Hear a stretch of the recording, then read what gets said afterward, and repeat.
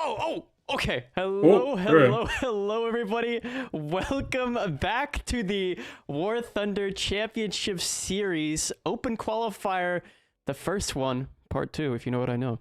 But yeah, welcome everybody to the Pro League part of, well, the Pro League. It's the second major. So yeah, we're happy to be here. If you don't know anything about these Pro Series, we are going to get into the nitty gritty and explain it all to you. I want to thank firstly our partner Logitech. Thank you very much. I'm your host today, Mr. Jodo, also with my lovely co-host, Mr. I'm Joe Fafa. How are you doing today, Joe Fafa?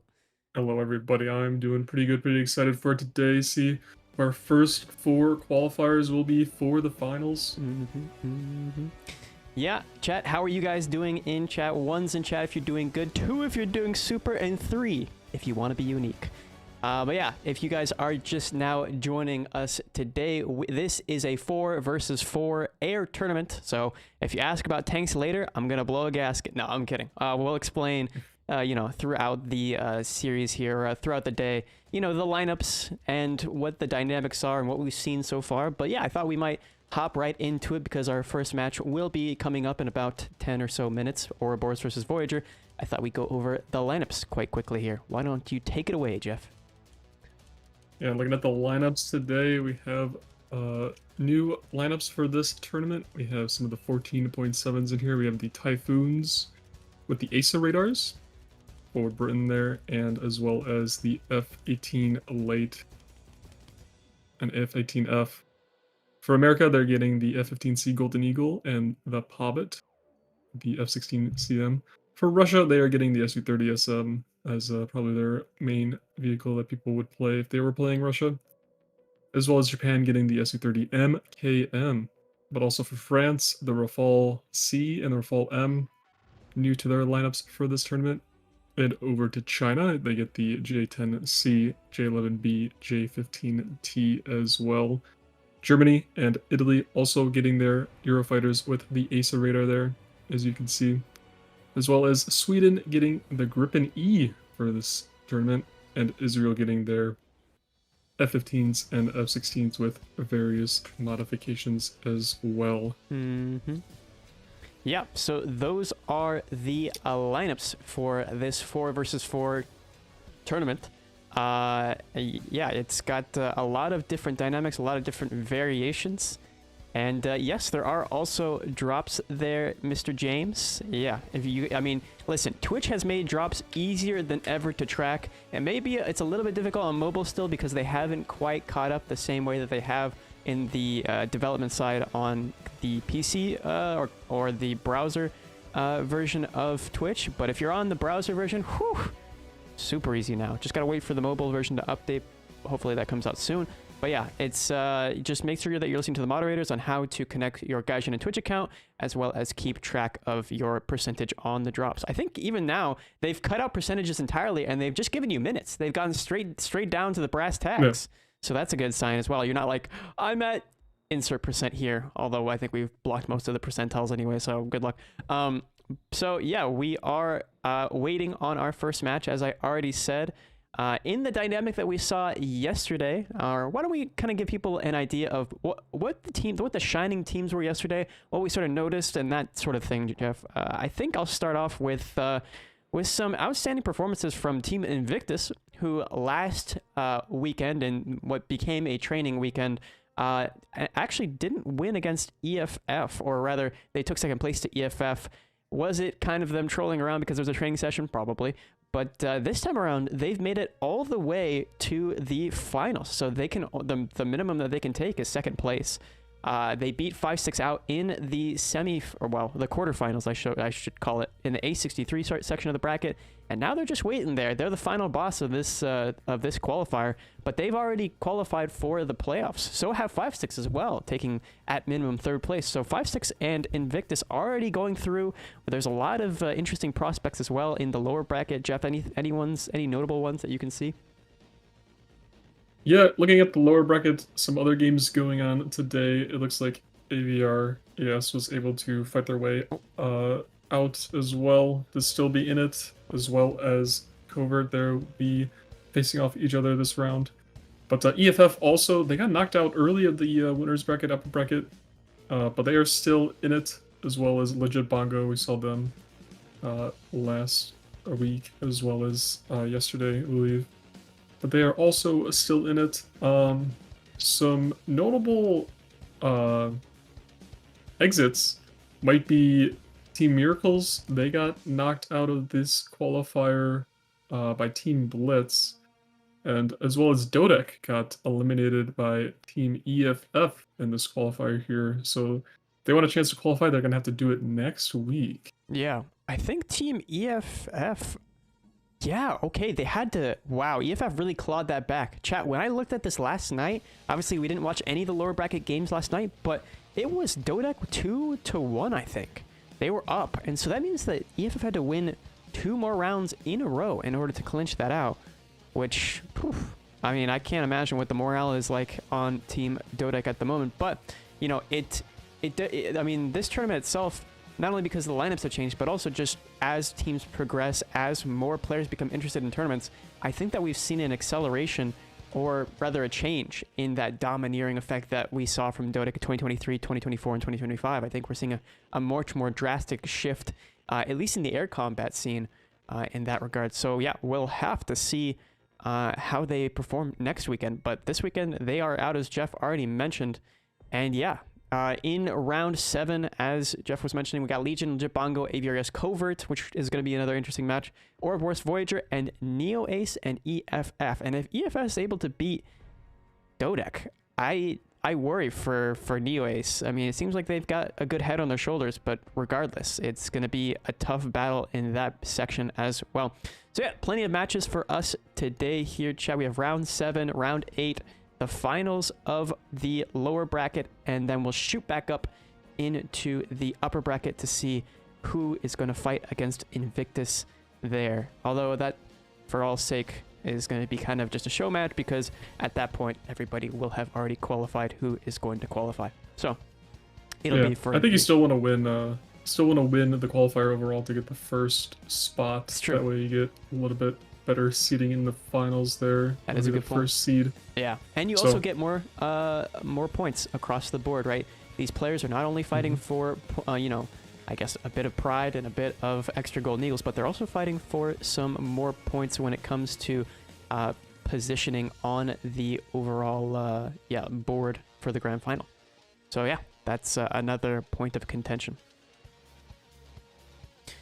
In any case, waiting on the match to start. Obviously, yesterday, Jeff, we saw a lot of rafals, maybe too many rafals, if I'm being honest. The Mika missile, it was quite a lot. being as strong as it is, means that you're going to find a lot of people utilizing the rafal, but we got a little bit of Gripen, a little bit of F-18 in there as well. And I would say the second most played aircraft throughout, hands down. Definitely the Eurofighter coming into play with its well, it's not only its maneuverability and you know, having AIM-9 allies, but also the Yankee with no brimstones. The brimstones coming in as a very prominent missile, being utilized as a missile countering missile type strategy, right? So once if the Typhoon, which to a certain extent is going to be a little bit more awkward, more precarious than the Rafale, gets into a position where it cannot notch a missile, or the players don't think that they have enough time to get to that 90-degree angle to defeat the missile, they can simply throw it head on into the missile and try proxying said missile with brimstones.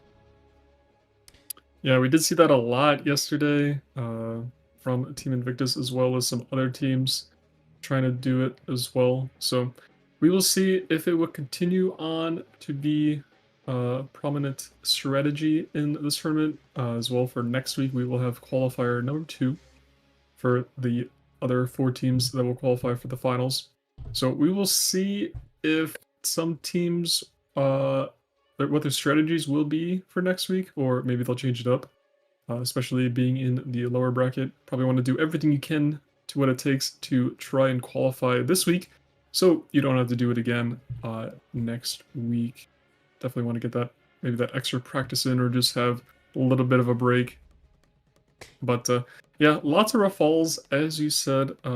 Did learn some information about why people may not be picking the Su-30 SM, and it's just because it comes down to, even though you can basically fire missiles in a notch. The Rafale can also do it, as well as when it gets down to it, if all your missiles are gone, a Eurofighter or Rafale pretty much going to beat out the Su-30 in a 1v1 situation there.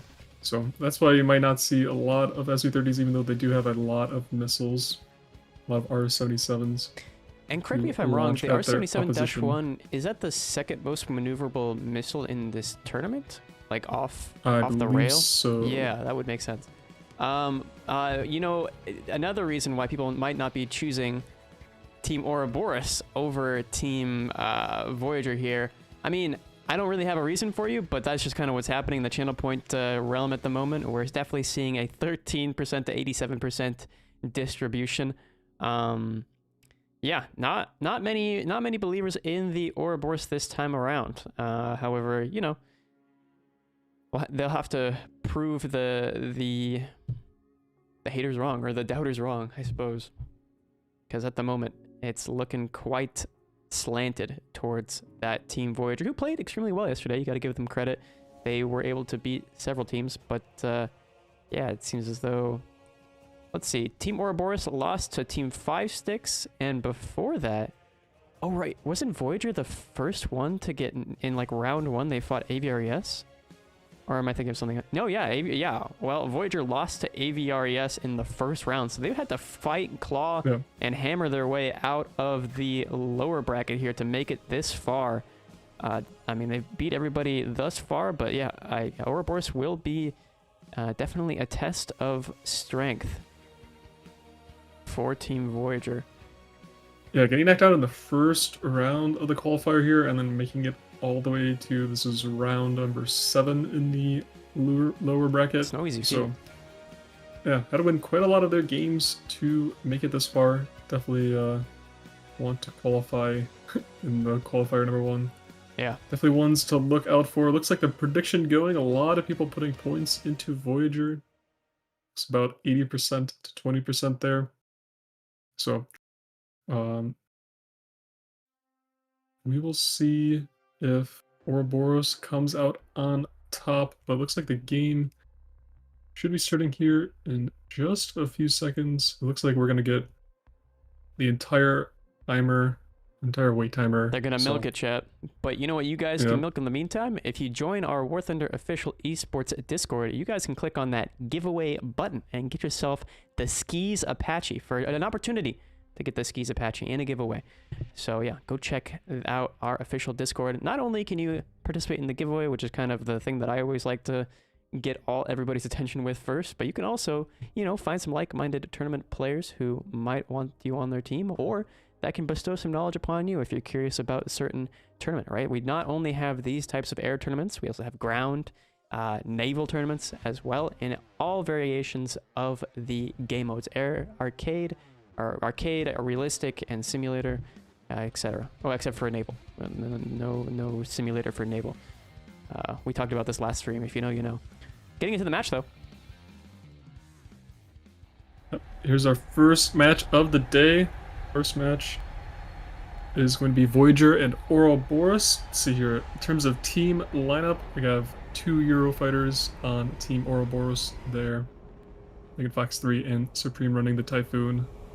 Sabasis and Takian in the Rafales. Over on the side of Team Voyager, just one Rafale, Ionscute in the Rafale. Or not the Rafale, sorry. The Typhoon there, the British one. And the other 3 members of Team Voyager running the Rafale.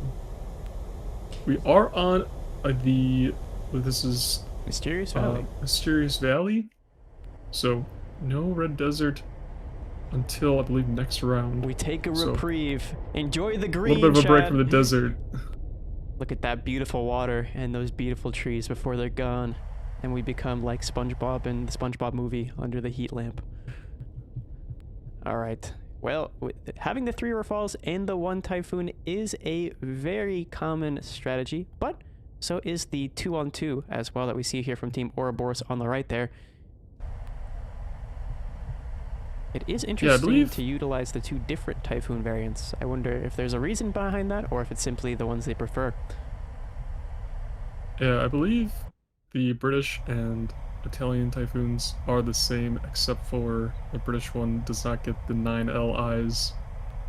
But the reason we might not be seeing the German one is because the radar has less of an angle that it can traverse. It is 90 degrees versus the British and Italian ones 100 degrees. Mm-hmm. Tachyon launching off some Mikas there. We'll see if they can hit right off the bat, get an early kill here. Yeah, we haven't seen Team a super Ouroboros. early kill all in, I mean, for most of the matches. I think we got maybe one round where it was a surprising early pick, but because these missiles are being launched at such far distances, it gives the opponent time to either, as we see there in the kill feed, use another missile to shoot that missile out of the sky like Sabasis did, or to simply notch it. And I will say, last week, even though it did turn into the training, we only saw Mysterious Valley once, and we did see some teams just forego the A point, and because it is kind of a little bit out of the way if you wanted to go down the middle of the map there.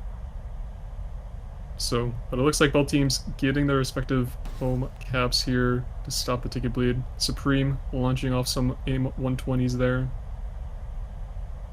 Yeah, launching up these AIM-120s is going to put some pressure on the enemy, as we all know, but as well as it allows the Typhoon player to get a little bit closer to increase that pressure that they desperately need to take out a Rafale. Right, the Rafale in the close quarter situation definitely has the upper hand unless the Typhoon is using its brimstones, because it can just keep really close to the notch, right? Really close to that 90-degree angle while still launching off its Mikas with that nasty thrust vectoring. It's a very lethal close quarter machine, but you can't count it out at the long range either, as we see there, 25-kilometer missile launch. In the meantime, still a lot of passivity from both sides. Obviously, we knew we were in for the long haul when we saw Sabasis with the MCM there. Missile countering missile. Unless the 9M fakey from Supreme takes out that Voyager player, and the Ouroboros team has a breath of fresh air and might have just put a little bit of pressure on the chatters, who seem to be heavily favoring Team Voyager here. The 4v3 is coming out. Yeah, Voyager losing their player there. Rafale in the Rafale. Not too great. They do not also have the cap, so we'll see. They'll have to go for the D point there. Oh, but and looks like Van Darkholm also going down. gonna go down. It's a Sabasis there. This feels extremely calculated, very methodical here from Team Ouroboros in the first round. We do see Sabis going down, so it's a 3 on Sabasis going down. But now it's a 1 on 3 regardless. IceCube, last player left alive here for his team. Yeah, just looking at the map there, you can see IceCube kind of cornered in the corner of the map here. Yeah, he's going to be relegated to that C9 position for sure. Yeah, Ouroboros has all 3 members basically kind of in a triangle there. In the just keeping IceCube in this section of the map. IceCube gonna have to defend against the missiles incoming. Looks like he is able to stay alive, but those tickets are gonna drain pretty fast with IceCube being the last one alive. And we are going to see Ouroboros take round number 1 here. Yeah, undoubtedly. I don't think there's any sort of position nor play that IceCube could do here to save himself. Yo!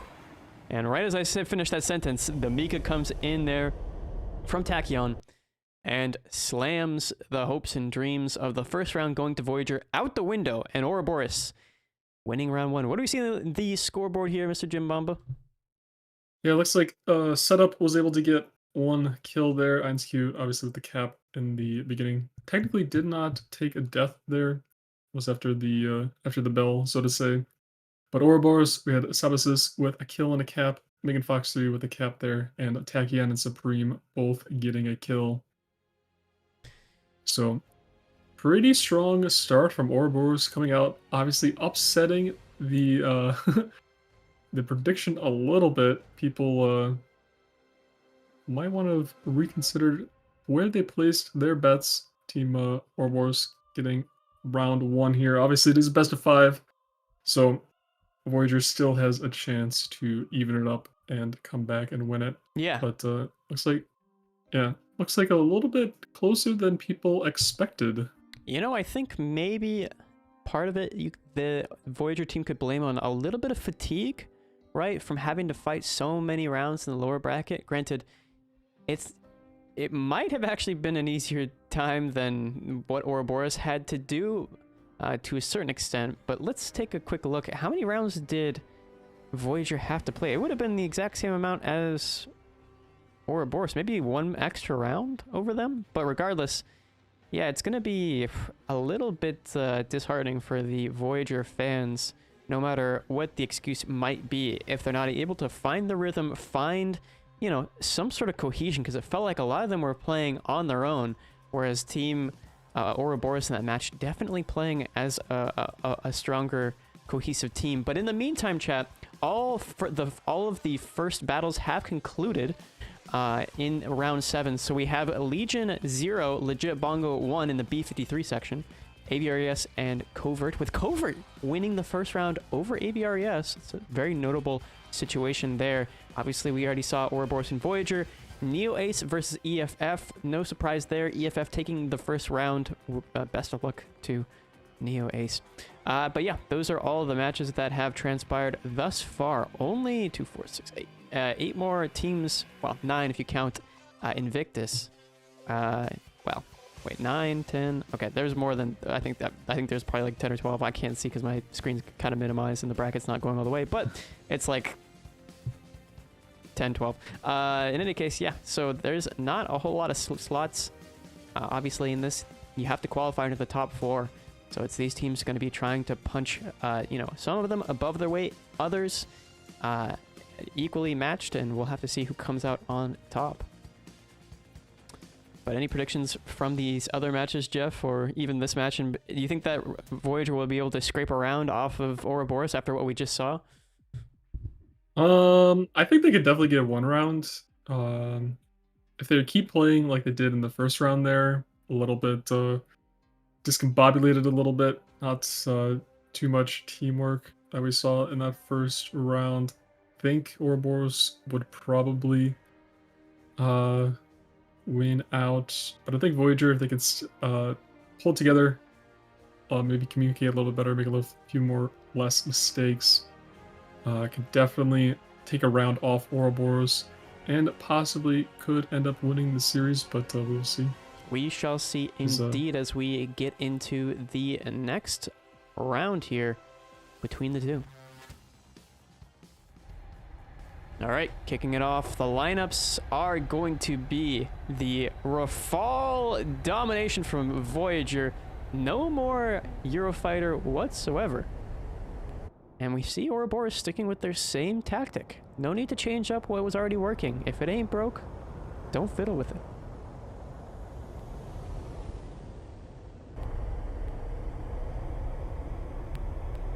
Yeah, definitely don't want to do anything that you're uncomfortable with. Obviously, a lot of players choosing the Rafale.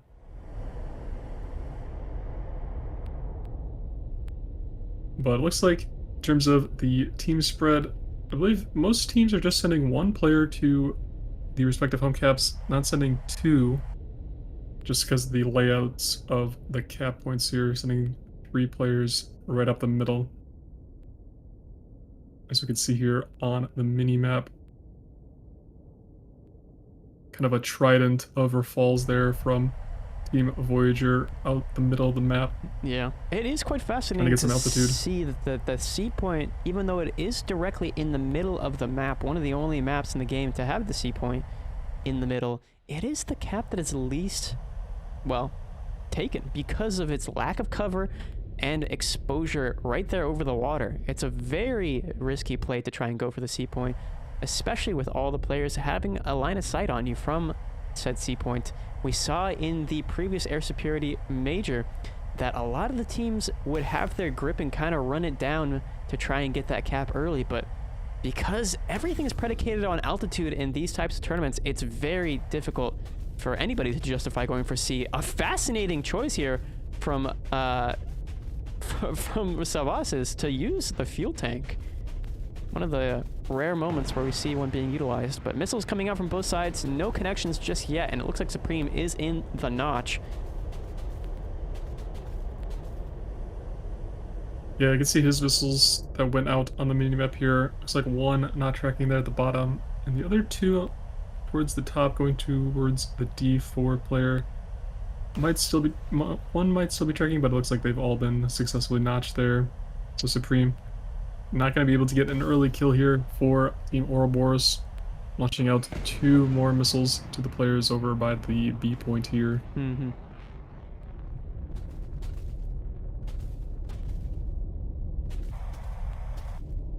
Yeah, the missiles you see on the minimap will be the missiles launched by the player we are spectating, if you were wondering about that as well.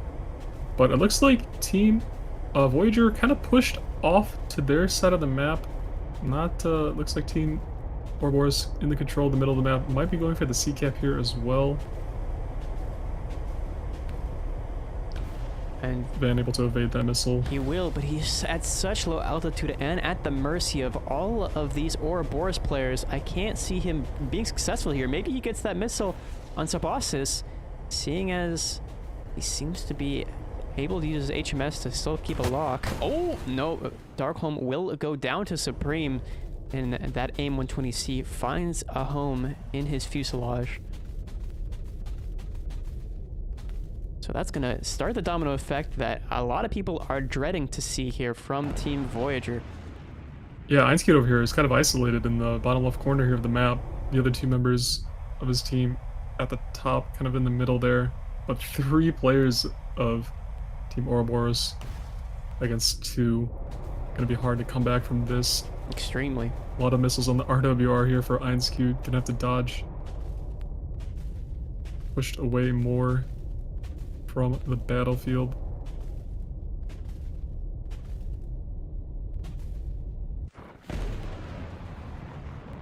Yeah, looks like Tachyon has 4 missiles left here.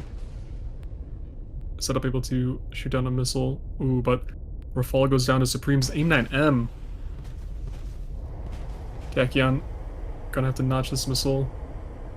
See if he can get his Mika onto setup. Cannot. Subassist though right below him as well. Not sure if he has any missiles left.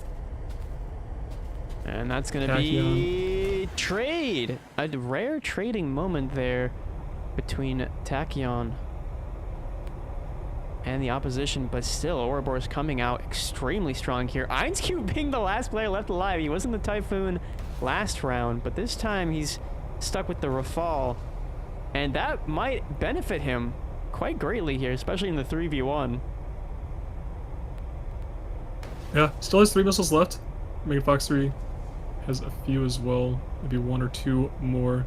Able to dodge that AIM-120 there. But at the end of the day, I think that Megan's gonna have the disadvantage if Einskid can utilize these 2 Mikas he has left correctly, and it looks like he will.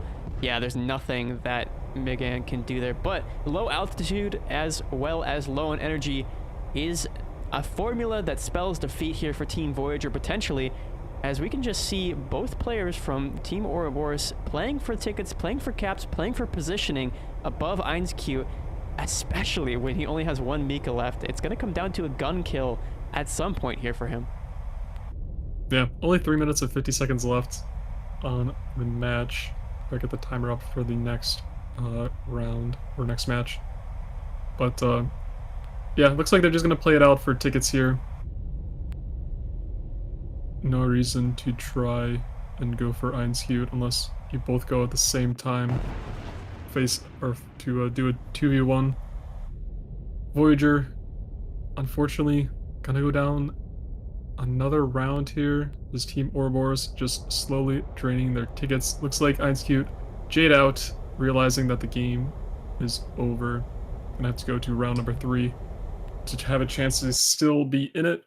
But looking at the scoreboard here, let's see with well, Supreme getting 2 kills that round. Yeah. And a cap. And a cap. Megan Fox 3 with the cap there, and Tachyon with a kill. Cute and a setup, the only two players on Team Voyager to get a kill that round. So definitely a lot better showing from Team Voyager, but unfortunately in the end, unable to win the round. Let's see if they can stay alive in round number 3 here. Is a best of 5, so Ouroboros only needs one more win to clinch this match, but and move on in the qualifier. But even if Voyager do get knocked out, they do have next week qualify as well. So we will see what it comes down to. People who bet on Voyager, are you guys sweating a little bit right now? Yeah, let's see. One's in chat if you guys still have faith in Voyager, and two's in chat if you think that Ouroboros is just going to clinch this one out with a 3-0 victory. I mean, it's looking grim.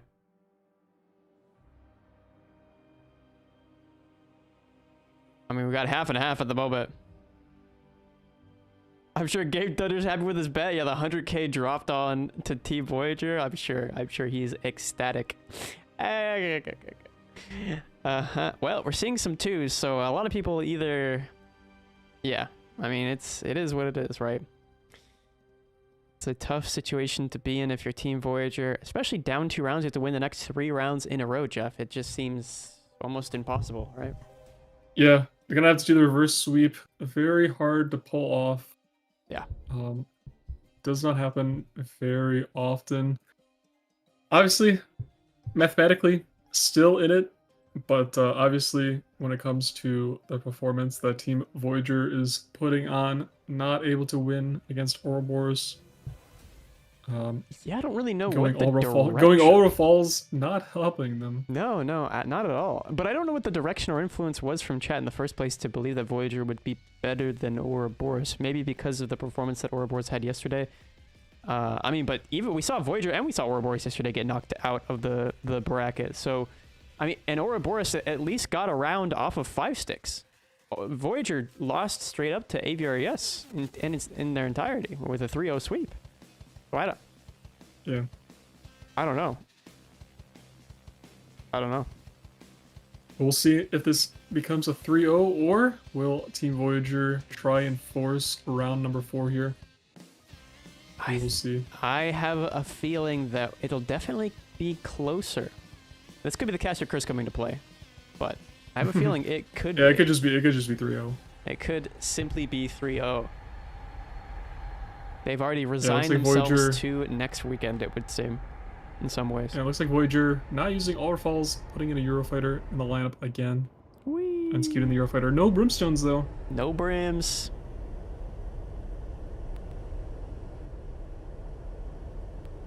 But, I mean, if you don't want to use the Brimstones to shoot down missiles, the Eurofighter definitely has the airframe performance to just notch anything coming your way. But it looks like Ouroboros still running the same team composition over on the other side of the map. And we will have pretty much the same team spread. It looks like Einskeet's going to go for the A cap for Team Voyager. Let's see, who is it for Team Ouroboros? Looks like Megan Fox 3 going for the B point there. Tachyon kind of pointed in the direction of the A cap, actually, not straight down the middle of the map like we saw last round. So might be trying to get a lock onto look, it's Einskeet going towards A over there. Maybe to force them off the cap, since they will have to dodge a missile. Looks like Tachyon not able to pick up anyone on radar. Yeah, and having Einskeet once again go for that A point is a very I mean, that's not unfortunate, but it's a situation where you're going to be down a player for, you know, a not so insignificant amount of time, right? Him being so far back there on the map. Granted, you do have the player there for Team Ouroboros as well getting that B point, but it feels as though the way that they've formed a line is much more succinct than their opposition. Yeah, you can see the synchronized notching there, everyone going towards the left. You can. With the contrails there. But it looks like Team Voyager has a little bit more altitude, especially over Supreme. But they are notching in the direction of their teammate that went to cap A, so maybe that will help them out. be a little bit more close together to help each other out if the need arises. But Ouroboros, pretty spread out on their side of the map. Quite spread out, but they're definitely, with the swath or with the, you know, amount of ground that they're covering, it seems as though they've already quite defiantly pigeonholed Team Voyager here in the bottom. Right? They're all kind of relegated to the bottom of the map. Yeah, if the two people on the C and D line continue on, they can just force Voyager to the bottom half of the map there.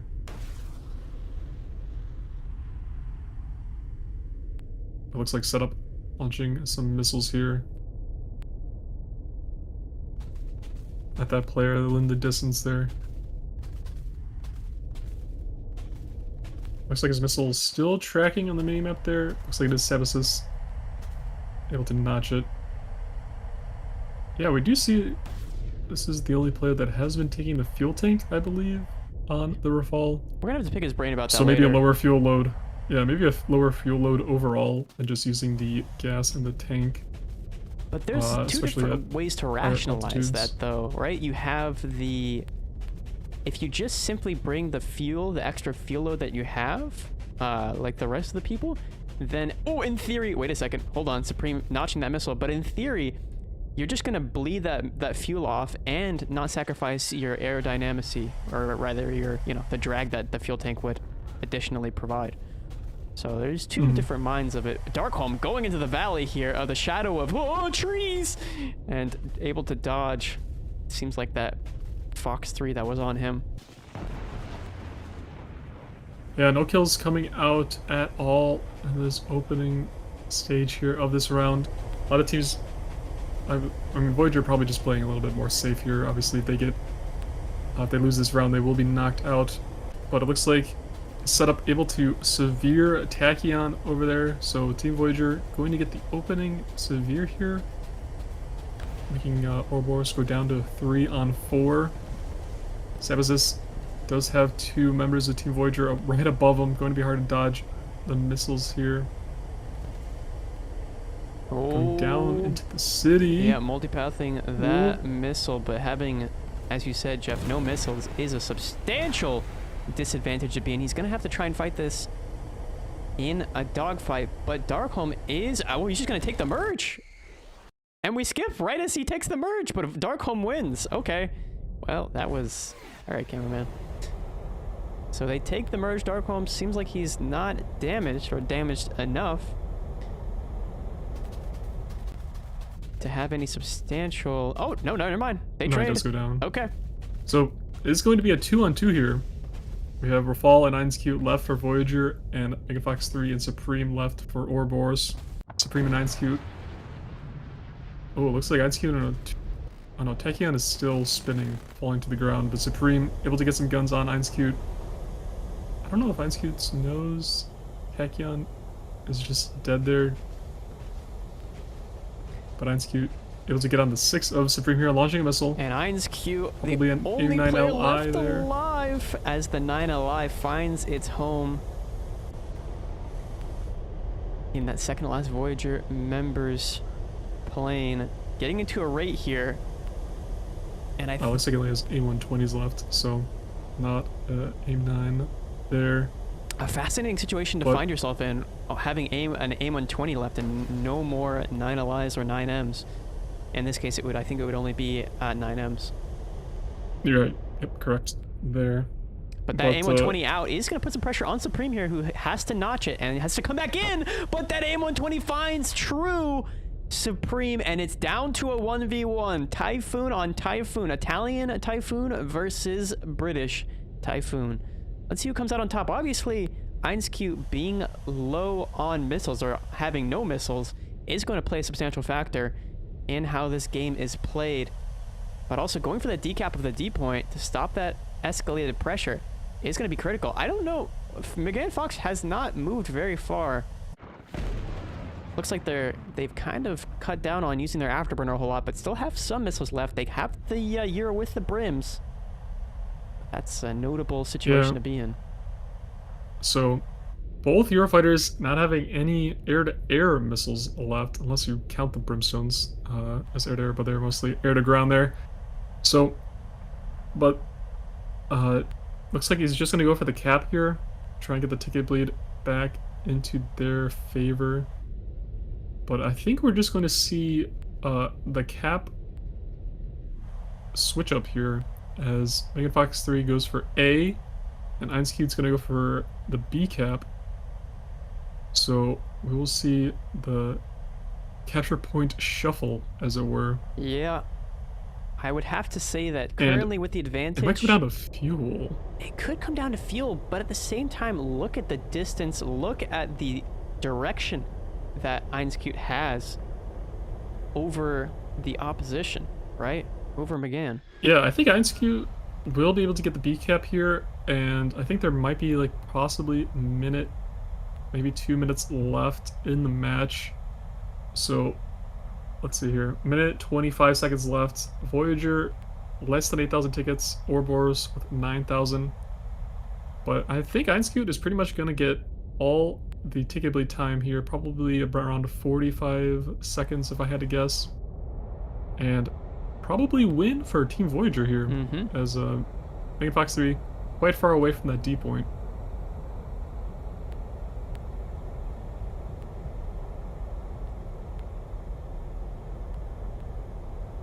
Yep, 55 seconds for this ticket bleed.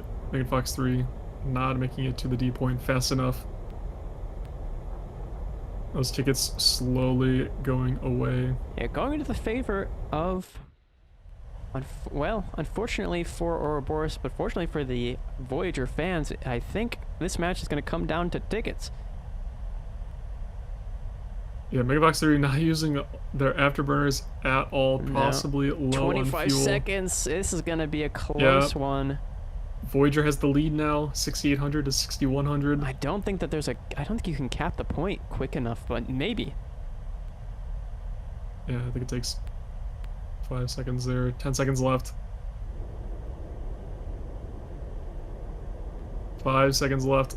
Team Voyager are going to get the victory here. Wow. In round number 3. Look, it's not the victory you want to see from Team Voyager, but it keeps them in the game, and that's only 2 more rounds in a row that they have to win in order to move on, in order to defeat Ouroboros. So, it's a little bit of cope, but hey, there's still a chance. Looking at the scoreboard here, however, we do see an even distribution across the board from Team Voyager. Kill for Einskeud, kill for Darkholm, and a kill for their lovely Cyrillic Enjoyer friend there, who I can't still read the name of. I don't remember his name. I believe that one's set up. Set up. All right, set up with a kill. McGann Fox 1 kill. Supreme with a kill. And Sabasis. Okay, Sabasis with a kill. That name is going to be the death of me. Yeah, so that's where the current standings are. Chat, Team Voyager getting their first round on the board. Not disappointing the fans too much, but definitely some work still to be done in order to they will have to redeem themselves. We'll have to win the next 2 rounds here if they want to not disappoint the 80% of voters that did predict that they would win. But looking at the other tournaments, the other rounds going on in the tournament, Team EFF able to win against Neo Ace 3-0, so they will move on and face whoever wins here, Ouroboros or Voyager. Looks like Legion and Lojambongo are going to Game 5 as well. And Covert is up 2-1 on AVRS. So a little bit of an update there on the rest of the bracket. If you want to see the bracket yourself, you can do ! bracket, I believe. Should give you the link to that if you want to watch along. Refresh it every 10 minutes or so. See who won their rounds. So, but yeah. The matches themselves are delayed by 3 minutes, chat, but the way we have it set up is the cameraman is delayed by 3 minutes for us. However, we are not delayed at all for you, so we can keep in contact and talk with chat instantaneously, which is a lovely feature that we have now. Or, well, that's been going on for more than half a year at this point. But regardless, still a lovely time with you here today on this lovely Sunday. Hopefully you all are having a good time watching it. Obviously, there's a lot of Voyager fans that are a little bit disappointed, but hey, there's a breath of hope that has just been breathed into the lungs of the Voyager team. And we'll see if they're able to really make some moves off of said opportunities. Or if maybe it'll fall flat. I mean, winning a match based off of tickets is not an ideal situation by any means. But yeah, we'll have to see. Yeah, I mean, Voyager definitely took that round a little bit slow there. Definitely a lot more passive. We saw Sebasis able to launch off all of his missiles and unfortunately not have any left to fight against, I believe it was Van and someone else there, getting in a little bit of a 2v1, but without missiles. So maybe Voyager want to take it slow again, try and get Team Ouroboros to launch off all of their missiles, and then just come in later and clean up the kills. But yeah, I mean, getting down to the, I mean, it was a pretty close ticket. I believe it was only like 700 tickets or something down at the end, so pretty close game.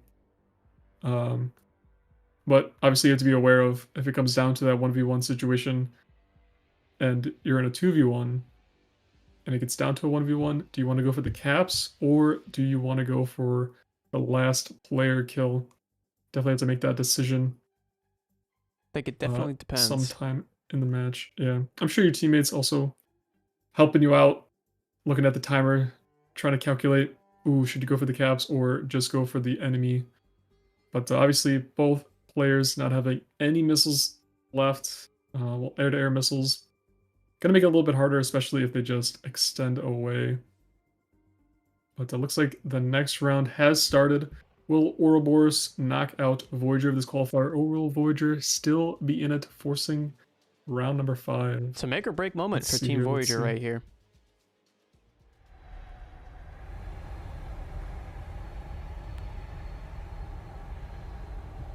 It looks like same lineups as last round here. 1 Typhoon for Voyager, 2 for Ouroboros, the rest were falls. Seems though there's some hindsight 2020 situation going on, as Hungry says in chat that they made an L decision as Megan still had missiles left and they weren't sure if Ainz had any. So they played it safer. Obviously, you know, as I said, hindsight being 2020, playing it safe didn't pan out there, but still being up around against Team Voyager here gives them a bit of breathing room, even if they have to take it to round 5.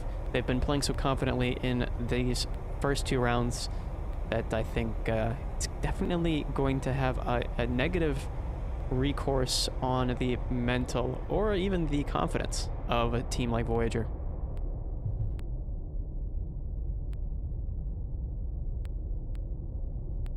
But yeah, looking at the map here in terms of formations, we do see a pretty decent spread across here from Team Ouroboros, whereas on the other side with Team Voyager, it's a bit more condensed. A lot of pushing right towards that C point with a 3 stack, and then having Einscube be the sort of the one that goes all the way to that point, all the way to that home cap once again to kind of launch missiles. Ouroboros also only sending 2 to the middle.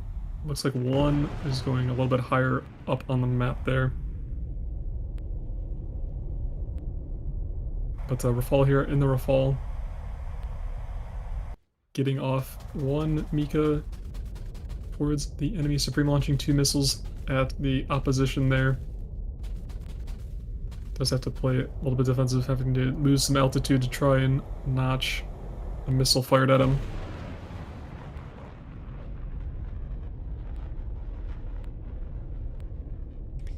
Do see a lot of passivity from both sides here, but the spread from Ouroboros just seems to be the effect, or at least one of the strategies that really comes into play here. The wider your swath on a map, or the more positions that you're playing, the more area you're covering, the more angles that your opponents have to dodge from. And that type of situation is not where you want to be in if you have a Fox 3 coming from 2 separate directions, as potentially could be the case here for Team Voyager. But now they're starting to spread themselves out as well. They definitely have a bit of a wall going, or like the start of a an H maybe. I don't know. But we do see the cap being taken there by Ouroboros. And so that ticket bleed will force action from Voyager, force the hand of Voyager, as they need to do something in order to either get to that point or wipe the Ouroboros team off the map. Yeah, seems pretty even in terms of team spread currently in the map, but looks like because the D point comes out after capping C, Voyager is going to be right above it. So it looks like Van Darkholm is going to go for the D cap on the D point and cap it in their favor. Does have his teammate above him covering him as he does that, but Supreme here and his wingman there to the left. Kind of a two isolated 2v2s here. Ouroboros in the middle of the map. Voyager kind of in the top right and bottom left of the map. Yeah, See who comes out on top. Supreme having to dodge. He will be dodging. Another missile incoming. Being this close to the enemy or falls is going to be an awkward situation for him if he's not able to utilize his missiles. But wait a second. Oh, we do see another merge coming in here between the Rafales. Looks like an easy notch. Oh my goodness, the relock there. The relock attempt was very palpable onto Sabasis. We saw the missile kind of waning. Sabasis out of missiles as well. And out of time and out of life. He's got to multipath this missile here, and he will. One more Mika left for this Rafale, and going into the merge, it's going to kill Sabasis. No problem. He had to force that head on. There was really no other option for him there, so he tried his best, but in the end, it seems as though this is going to be a Voyager wipe this round. It's going to go to round 5, undoubtedly, unless Megan Fox can play the play of their life. Still have the Brimstone, still have the 9 M's, or the 9 LIs rather, but that's a far cry from any sort of munitions you can expect to win a 1v3 with. Yeah, unfortunately, Mega Fox 3 being the last one alive on the team, the ticket bleed is going to be going by pretty fast, as Voyager did get that D point over there. But Mega Fox 3 here, last one for Team Ouroboros. Going to be launching on a setup over there, 1 LI. He thinks it's an A120. Missile but out. Able to use some flares too. Oh yeah, no chance that missile was going to pull. We do see Einskute coming from top down here, but it's already too late. Too little too late, as the Mika slams into Megan Fox and continues to be a lovely sight for all of the Voyager fans, as it's now going to go to round 5 here. An unexpected turn of events here, as we've seen Ouroboros drop the ball twice in a row after getting quite a substantial lead. But in the scoreboard, looking at the scoreboard, everyone on Team Voyager able to get a kill. Van Darkholm with 2 caps there, and Einski with the cap over on Ouroboros. Unfortunately, only Megan Fox 3 able to get a kill there, and Supreme with a cap. So definitely need to see Sabasis try not to lose every single missile there and get down to a 1v1 against someone with 3. So, but yeah, it looks like they're probably going to take their time here to ready up for the next round. Yeah, definitely want to get their plan in order. It's going to be a very high stakes next round. Obviously, the further you get in this tournament, the closer you get to that top 4 position. And a lot of these teams don't want to have to come back next weekend to try and do so. So yeah, that's another situation to consider. But as Jeff was talking about earlier, a lot of these matches have cleared themselves up. Legion beat out Legit Bongo, knocking Legit Bongo out of this open qualifier weekend. AVRS beating Covert. Okay. 3-2. Both of these matches being 3-2. Ouroboros Voyager, we already know what that situation's looking like. And as Jeff said earlier, Neo Ace losing to EFF. So at the moment, it's going to be Legion versus AVRS in the next round in round 8, and EFF versus either Ouroboros or Voyager. It's going to be coming down to the 5th and final match, down to the wire here. And most shockingly, I have to say, or most impressively, I guess, a testament to the skill of all of these teams, except for the B56 section of the bracket.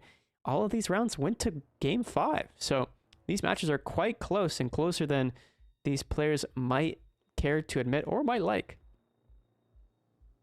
Yeah, I mean, as you get further and further along the bracket, unless you face them in the first couple of rounds, the competition just gets harder and harder as these teams are fighting to qualify for the finals for the major number 2 here. Yeah, they practiced, they know their strategies, they have good team cohesion, and it really just comes down to sometimes the luck of the draw, and other times who put in that extra hour of work in the training sessions.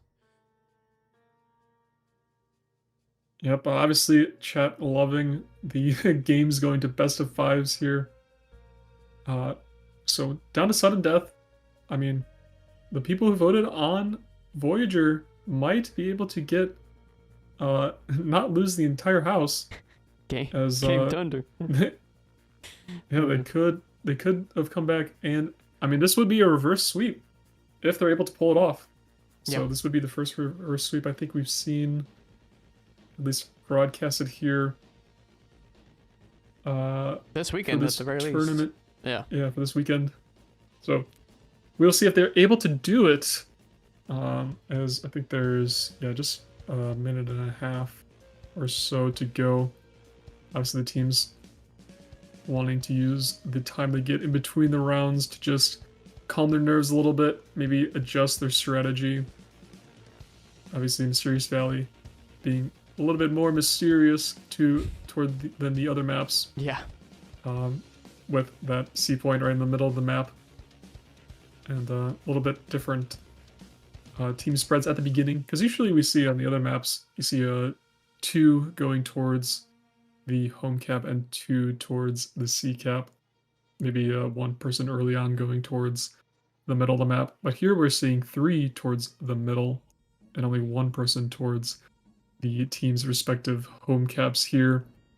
Right, we'll have to see if that flank, yeah. or rather, if the formations stay the same, or if maybe instead of seeing that 3-on-3 go right into the merge, we might see a little bit more passivity. As even in last round, we noticed a bit of passivity, but this time around, with the stakes being as high as they are, Jeff, I think we're going to be seeing a lot of late game picks and not a whole lot of early game mistakes. Hopefully, remains to be seen. Yep. Let's see who will move on in this qualifier, who will be knocked out. Looks like both teams running the same lanes as last rounds. Obviously, Voyager having a lot more luck with using the single Typhoon. Able to win those 2 rounds with it. Looks like Tachyon going to be climbing pretty early on here. Looks like Megan Fox 3 again going to go for the B cap for Team Ouroboros.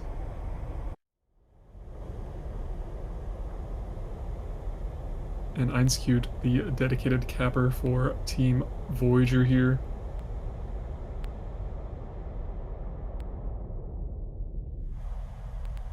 Yeah, I mean, looks like sticking to Ouroboros their on the same roles. setup as yeah, Ouroboros gonna have the same setup here as the last time they were on this side. Tachyon going towards the A point a little bit more in the middle.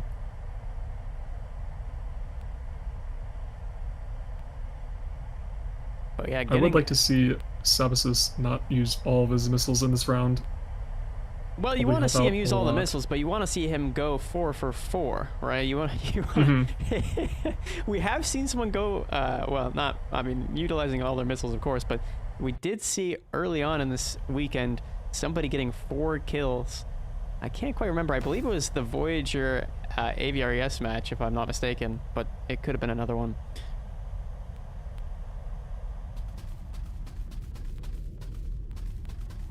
All right, already seeing a lot of passivity here from both sides. A very normal situation, especially with the MCM coming out here. Van Darkholm knocking an AIM-120C out of the sky. Obviously, the AIM-120C having that longer battery life, the ability to travel farther, but still the ability to get slammed out of the sky by the thrust vectoring Rafale missile, especially at these distances where, yeah, it's really no skin in the game at all. Yeah, I would say Voyager kind of backed themselves into a corner, possibly. A lot of the members in the bottom right of the map. Team Ouroboros definitely in a tighter formation here. Tachyon launching a missile out onto the that one player at the top of the map there for Team Voyager might feel the brunt of all 4 planes launching missiles at them. Might have to be a little bit careful. There's a considerable gap between those players there from Team Voyager. My guess is it's probably gonna be Darkholm, potentially. I'm not entirely sure who is in that corner, but yeah, you can see that they keep getting edged out further and further into the corner of this map. They're already in the C9 position, and it's only gonna get worse. Yeah, looking at the minimap here, Supreme's all of his missiles launched. Only has one 9M left, so Ouroboros gonna have to be careful here. Launching a lot of their missiles. I'm not sure Voyager has sent too many. Goodness. Tachyon. Ooh, kill coming out. Getting the Tachyon kill. taking down setup. He got set up for the kill. So yeah, that's going to start a potential domino effect. We have seen Team Voyager bring it back from this point, but it's not going to be an easy feat whatsoever. Now there's one player loose on the map to start isolating and maybe even fighting in a 2 versus 1. Yeah, Ouroboros able to get the C-cap here as well. But it looks like the D point is going to be spawned right underneath one member of Team Voyager. Let's see if they go for it or try and go for some kills here. Tachyon. Look at that. Gonna have to dodge that missile. Tachyon able to notch that missile. Obviously, there was no relock there from Darkholm as he was entirely playing the evasive game there. No data link. And yeah, it was all based on that missile just being able to follow through with Tachyon's positioning, but slammed out of the sky. Darkholm will go down to Tachyon. I mean, obviously, it was a very disproportionate battle there, or disadvantageous battle for him to take, considering his altitude difference. Down goes, I believe that was one of the, yeah, it was Migan Fox, I believe, got taken out by... Nope, he's still alive. Oh, he's still alive. Samus shot down 9's cubes okay. over on the bottom of the map there. Sorry, his marker. Looks like Rafale here in the Rafale. Yeah, gonna be the last one alive. I believe Mega Fox 3 tried to kill the Mika with the brimstones, but he might be I think he got a little bit of splash damage there. I think now maybe there's a realization that he can't actually pull any maneuvers, or maybe he's just flying a straight line for the sake of it. Regardless, it's pushing it's pushing the Voyager team back towards their airfield, which is something we really have not seen in this tournament yet. But with the mounting pressure, it is looking impossible. And with the tickets ticking away, it's impossible to bring this back for Team Voyager. The brimstone's coming out in the guns from Supreme. But I think if that dogfight had extended out, it probably would have been the Typhoon winning out there. Regardless, looking at the scoreboard as we see Ouroboros clinching it out in the round 5 and swiping away all of your channel points for the Voyager believers. On the side of Team Voyager itself, we see no kills. 1 cap though from 9's, so hey, that's a plus. Tachyon with 2 kills, and Migan Fox with a cap, Supreme with a cap, and Sabazis with a kill. Yeah, quite the upset for the prediction goers. Ultimately. Team Voyager, Team Voyager going down to Ouroboros there. Will be knocked out of the open qualifier number 1, but they will still have a chance to qualify for the finals next week if they want to still go for it. Obviously, maybe take the week to do a little bit more training, a little bit more scrimming. But yeah, we will see Ouroboros versus EFF in this next round, as well as Legion versus AVRES. I believe we're going to be watching Legion versus AVRES. Legion. Yes. Yep. Yes. I don't believe... Do we see Legion? I don't think we saw Legion yesterday, so we will have them here. Tune in for the first if you guys are wondering, yep, Team Legion consisting of Red Arrow X, the commander, Velociraptor, Dr. Joe, Orange C, and Mike 03. And on the side of And just a refresher. I saw Just a refresher you for run away. Team AVRS. Take it away, Jodo. Captain of the team, I saw you run away. Russian Shark, Tanyolo, Darth Maul, Sloba, and Shimada. But last and certainly not least, Rastafari, who I'm not sure that we'll see play. I don't think we've seen Rastafari or Shimada come out, but it has been Tanyolo, Russian Shark, I saw you run away, and I believe Sloba for the majority of the time. Strangely enough, they also have the highest rating, so there might just be they might just have the reserves as some cheerleading support, if you will. So yeah, that's what we're waiting on here and now.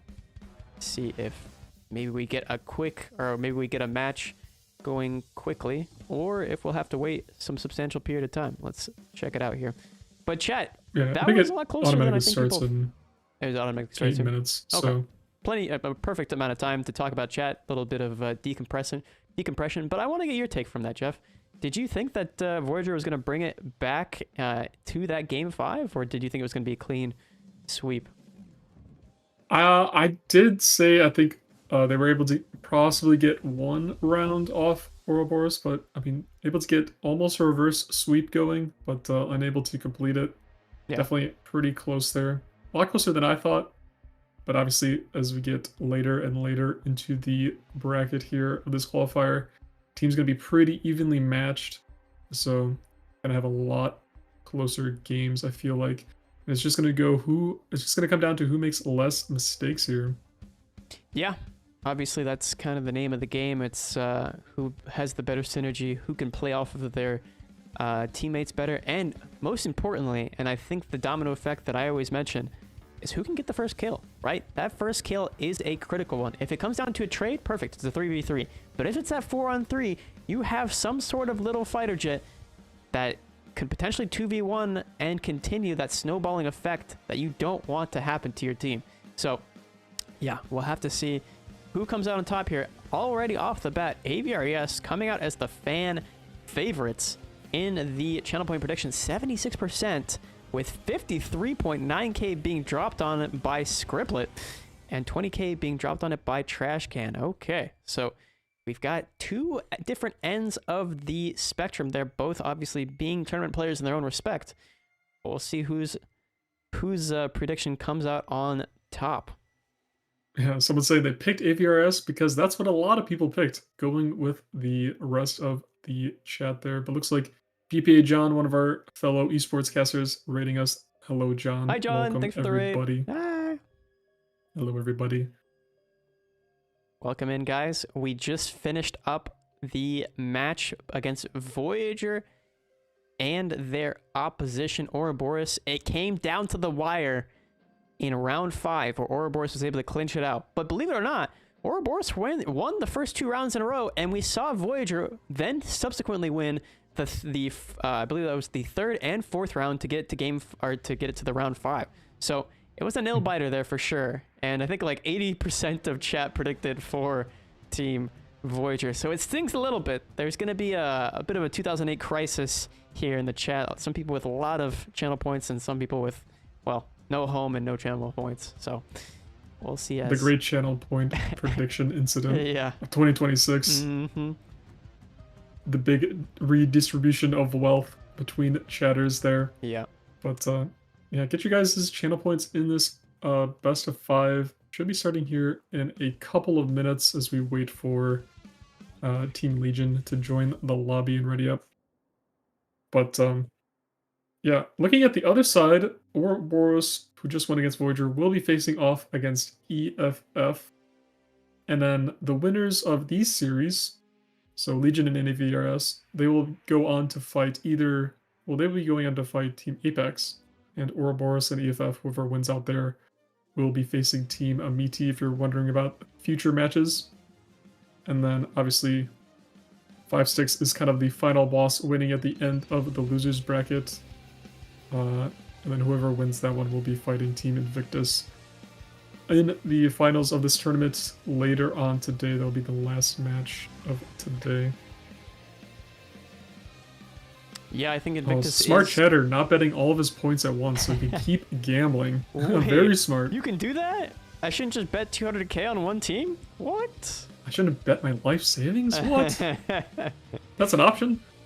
All on black, chat? Am I hearing all on black? Okay. My goodness. That's what I'm hearing. All right, well, at the moment, yeah, looking a little rough for the Legion believers, but we shall see who, in fact, comes out on top.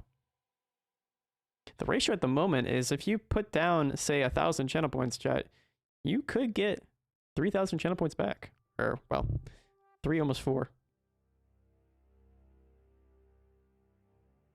Trashcan doubling down on his prediction. I think he had 20k at the beginning, but now he's put down 45k.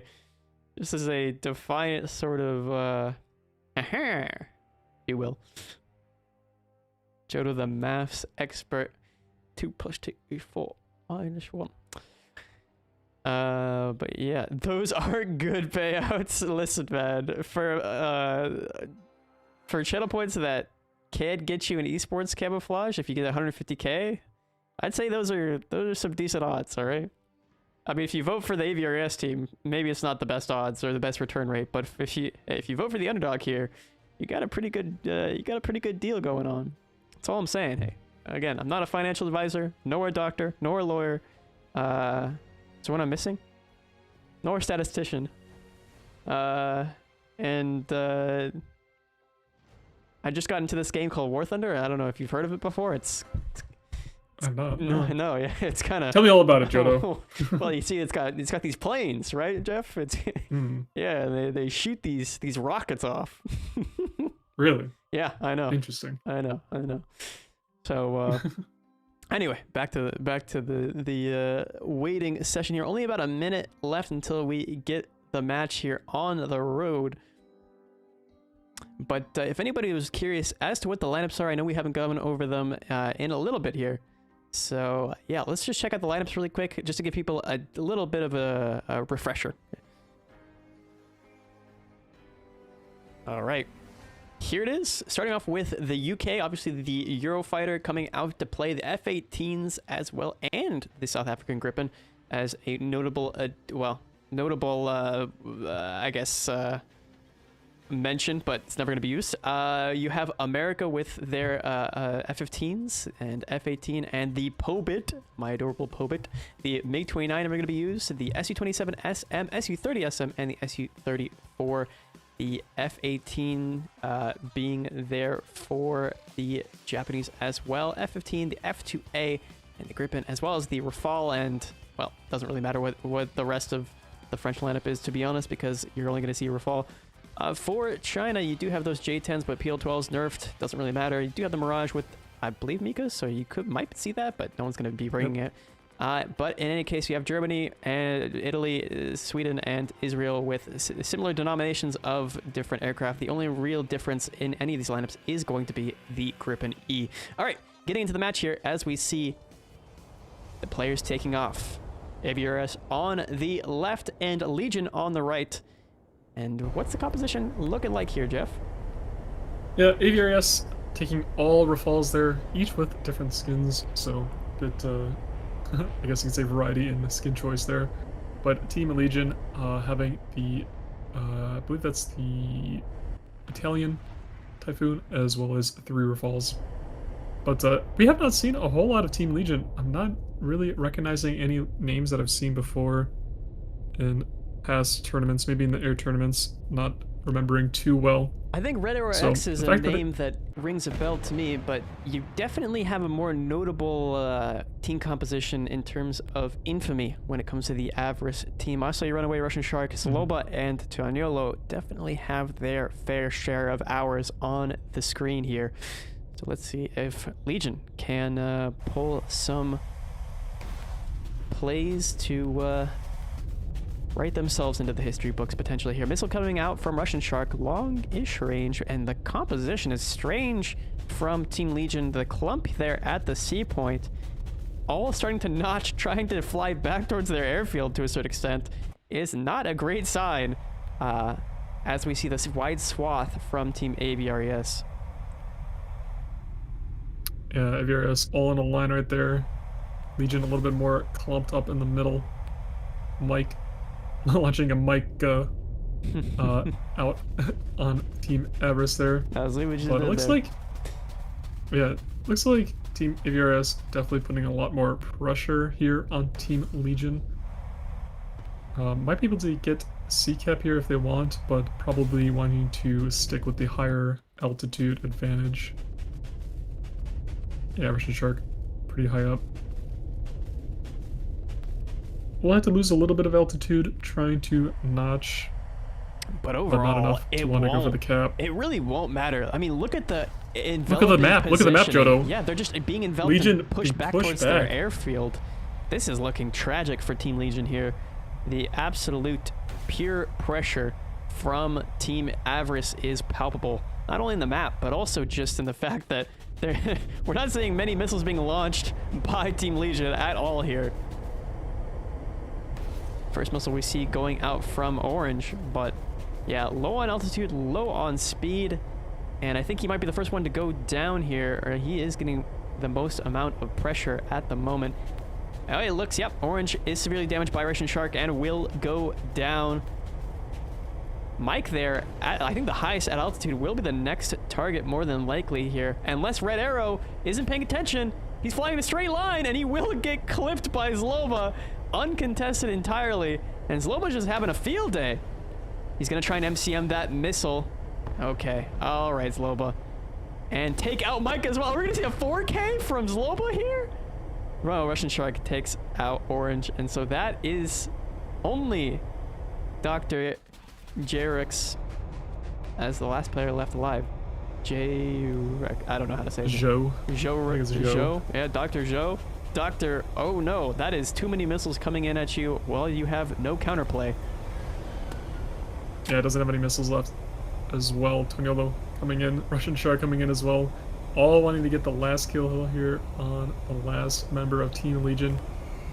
He's gotta be careful he doesn't hit the ground here. Oh, pretty close. But I saw you run away on his 6. Does have some missiles coming in. The funny button Dr. is Zhou. pressed.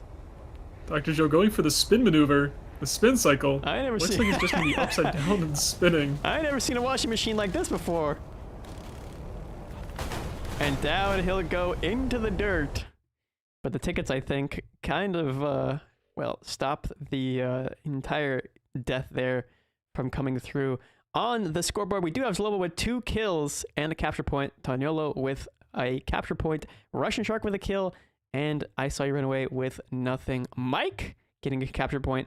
And that's pretty much it for Team Legion this time around. They really did just get pressed into a corner by the true might of Team Avarice this round. I mean, that is not what you want to see if you put channel points down onto Team Legion. But I digress. I guess, you know, you have faith. But yeah, any thoughts from that match? Anything that you, any sort of advice or saving grace you might bestow upon a Team Legion at this point, Jeff? Yeah, I'm just surprised Team Legion just got wiped like that, not giving up. I mean, they just lost all of their map control, considering they beat yesterday. They beat Team EFF 3-0, as well as able to take off a round off Invictus, and even beating out Legit Bongo in the last round. So I expected a little bit more of a fight from Team Legion here. Obviously, we have not seen them before. But yeah, Team Aviarius definitely showing that they are not playing around, coming out strong and hard, winning round number 1 here. Yeah, they're not here to play, they're here to play. And that's what they've shown as they completely enveloped Team Legion. I mean, I'm just trying to run this through my head, but it was so obvious right off rip after all 3 players from Team Legion trying to go for the C point instantly started notching after having several missiles launched at them and then just being pushed right back into their airfield. It's a true tragedy, true travesty. Yeah, they were pushed basically all the way back to like the A-B line there, towards the end, and then just fell one by one. Mostly to Sloba there. So, and Russian Shark getting the opening kill on Orange C. So, It, yeah, definitely might see some changes for Team Legion here. Looking at the lobby, Johto, you could see something, but we'll have to wait for the round to start if it does come true. Hey, there it is. But looks Kicking like off it's the starting. match. It seems as though Team Legion knows what they need to do and are willing to rectify it in some hopefully substantial way. But yes, also in the meantime, coffee table, if you could respond to our mod Optical Illusion as he's trying to get your attention. I believe you probably requested a camouflage or an esports camouflage of your choice.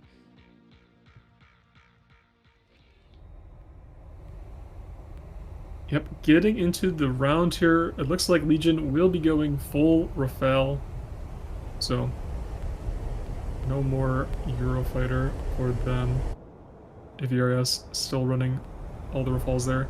But hey, at least they got different skins on, so you can tell them apart. But we are back on everyone's favorite map, Red Desert, for this round. But don't worry, I think this is the only round that will have Red Desert, if I saw correctly. I think we go to Mysterious Valley 3 times in a row after this. It's not so mysterious if you get it 3 times in a row, I gotta say. Very true, very true. All right, well, composition is going to be full Rafales once again for Team Avarice, and full Rafales for Legion. No Typhoons this time around. It makes me cry. Yeah, we are seeing a little bit more of the regular team spread here. 2 players going towards the cap, 2 players going towards the C point here. Dr. Zhou Just some opening launching missiles. some missiles off early game, yeah. Yeah, when it did come down to it, I believe Legion definitely had a lot more planes with 0 missiles at the end of the match versus Team AVRS, so AVR just holding off on launching missiles. Maybe going for possibly more higher chance of kills. Manolo, though, does have a missile launched on him. We'll have to defend from that one. Mike turning out, having to fall back towards the A point here. Yeah, I mean, positioning-wise, it seems as though both sides are a bit... Well, I would say that Legion's a bit more comfortable, and this time around, Avarice having a bit more of a rough time trying to not only encircle, but just handle the situation. I saw you run away, though, going to be in a very weird situation early match with Orange. I don't think we've seen players this close to each other at the 7-minute mark before, but I saw you run away is going to have a lot more difficulty counter-firing here as he was lower on altitude, yeah, and he will go down to Orange. That altitude insurance can be a great benefit. However, Orange is out of missiles, but hey, he got his, and that's what matters. Yeah, he might have to be relegated to cap duty here, but it looks like over on the right side of the map, I believe Slobo went down to Mike. So AVR not looking too great this round, down to 2 players left. Team Legion having all 4 players still up. Oh, but it looks like that missile is going to connect onto Mike there. So not the sweep that Avarice was maybe expecting coming into this. Down with the 3-2, 2-on-2 now. The caster curse coming out. Obviously, Orange having no missiles is going to be a substantial factor in this. However, if you look at that F2 line, there is the Miracles player Avarice player heavily isolated into the corner, and Taniolo launching a missile that is able to re-lock her. I don't even think that Dr. Zhou even tried to notch it, really. I think he just kind of fed himself right to the grinding machine that is Avarice at this point, and Russian Shark. Yeah, I mean, with all of that cards in his hand. It did come down to it. Oh, no. Legion did launch all of their missiles. They do not have any missiles left. No, Russian Shark man, still has 1 more It's cooked. as well. Orange is about to become part of the desert, the orange desert below, or I guess the red desert, as he gets slammed by Russian Shark, and that's gonna send us into game 3 with Avarice having a 2-0 Legion lead. Yeah, I mean, it just came down again, like I said, they were just spending all their missiles pretty early on, just spamming out their missiles. Team AVRS being a little bit more conservative with their missile launches, able to take out Orange Sea and Dr. Zhou there. And those two not having any missiles versus the two players, Toniolo and Russian Shark, having a couple more missiles left. But Toniolo and Russian Shark both getting 2 kills apiece. Toniolo also with 2 caps there. Pretty strong comeback from AVRS there. Orange Sea able to get a kill, and Mike able to get a kill and a cap as well. Red Arrow and Dr. Zhou going down. Only 135 score there. Yeah, it's kind of a rough one there from the Legion team. I think they're progressively getting more comfortable. They're shaking the nerves off. But again, as you mentioned, Jeff, I think the nerves are coming into play quite substantially, especially with those missiles that we saw being launched somewhat willy-nilly, if you will bear with me with that phrasing. Yeah, it just seems as though they need to preserve their missiles a little bit better in order to have, well, any chance of playing the mid to late game with any success. Someone's asking what aircraft are allowed today. We could show the lineup screen for you to peruse. Looking at the lineups here for you. All nations are allowed. However, they have a limited amount of aircraft, at most 5 to any nation, any given nation. At minimum, I think it's 4 across the board is the minimum. I don't think there's any with 3. I believe Germany and Italy both have 3. Oh, is it Germany and Italy with 3? Mistaken. Well, we'll see here momentarily, but those are, we got the UK, America, USSR or Russia, Japan, and France on the first screen. And on the second, we have China, Germany, yeah, you're right, 3 at Italy, as well as Sweden, and last, Israel. Obviously, not many people are going to be opting to play the Chinese, most notably because of that PL12 change that they recently had. I guess you could play with the PL12As, but regardless, it's an unfortunate situation where it's simply the Rafale being the better platform, the Eurofighter being the better platform, and China and basically every other nation being kind of pushed to the wayside. We did see some Grip and E-gaming, but that was somewhat niche, I have to say. Yeah, we did see some F-18Es as well, some Golden Eagles as well earlier in the qualifier. But no Israel spotting yet. Obviously, their planes, if you compare them to the US planes, less missiles there. So a lot of people opting to go for America over Israel. But it looks like round number 3 is starting up here. It's getting underway so we'll get momentarily. To that. But yeah, thinking on what Legion might be able to do in this next round, even if they don't necessarily win, they can take a lot of lessons from these matches, of course, but also just trying to calm the nerves a slight amount, because it seems as though they're really kind of overthinking these types of situations where you know, they're playing against a very prolific team. Avarice is no slouch by any means, but launching all your missiles early on is not going to be the way to help you at all. Yeah, definitely want to be a little bit more conservative with the missile launches here for Team Legion. See if they can knock a round off AVRS here, or will they get the clean 3-0 victory to move on to the next round? Time will tell.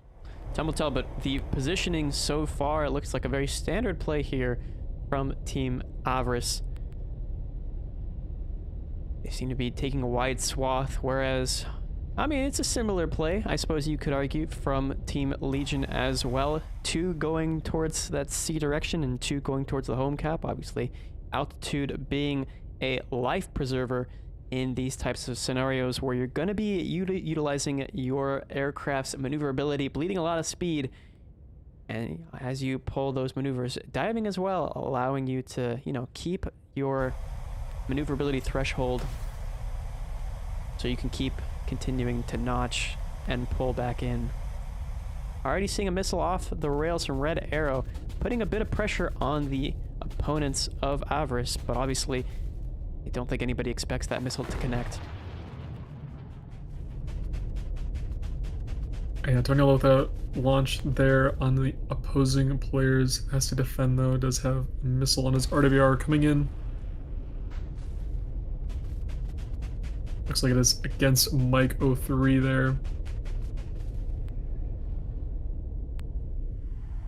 Mike able to counter both missiles. Launching another one onto Mike there. Mm-hmm. Having to defend as well. This missile is looking pretty good. Oh, And takes him out. Going down. So the first pick being from Legion. This is the best that we've seen them thus far. Yeah, and Orange Sea still has all of his missiles 3 minutes in. So I think maybe one down. So and Rush Chuck down to his last two position. Mikas actually already.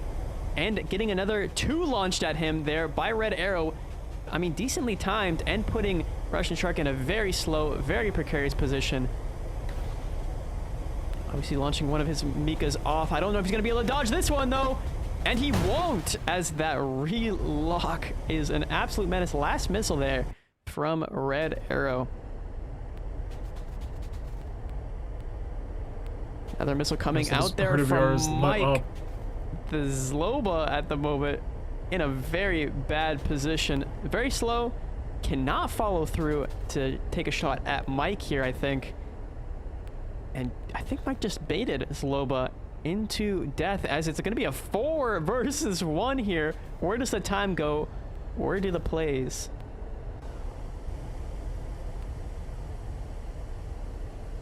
Yeah, Mike still has a missile left as well. He doesn't necessarily need to use it, as he's already pretty much got Zloba by the rudder here. But bringing this able to get the guns on there. It looks like Dr. Zhou's coming in. Down into a spiral. And blowing him up. Mike gets his satisfaction. And we see the first win from Legion. Yeah, definitely a lot better for this round for Legion. Yeah. Obviously saw Orange not have 0 missiles left there 3 minutes into the match. Able to get kill as well. And for the scoreboard, everyone on team everyone on Team Legion getting a kill, like getting an extra one there. Wait a second, 5 kills. Assisting on a severe there. Yeah.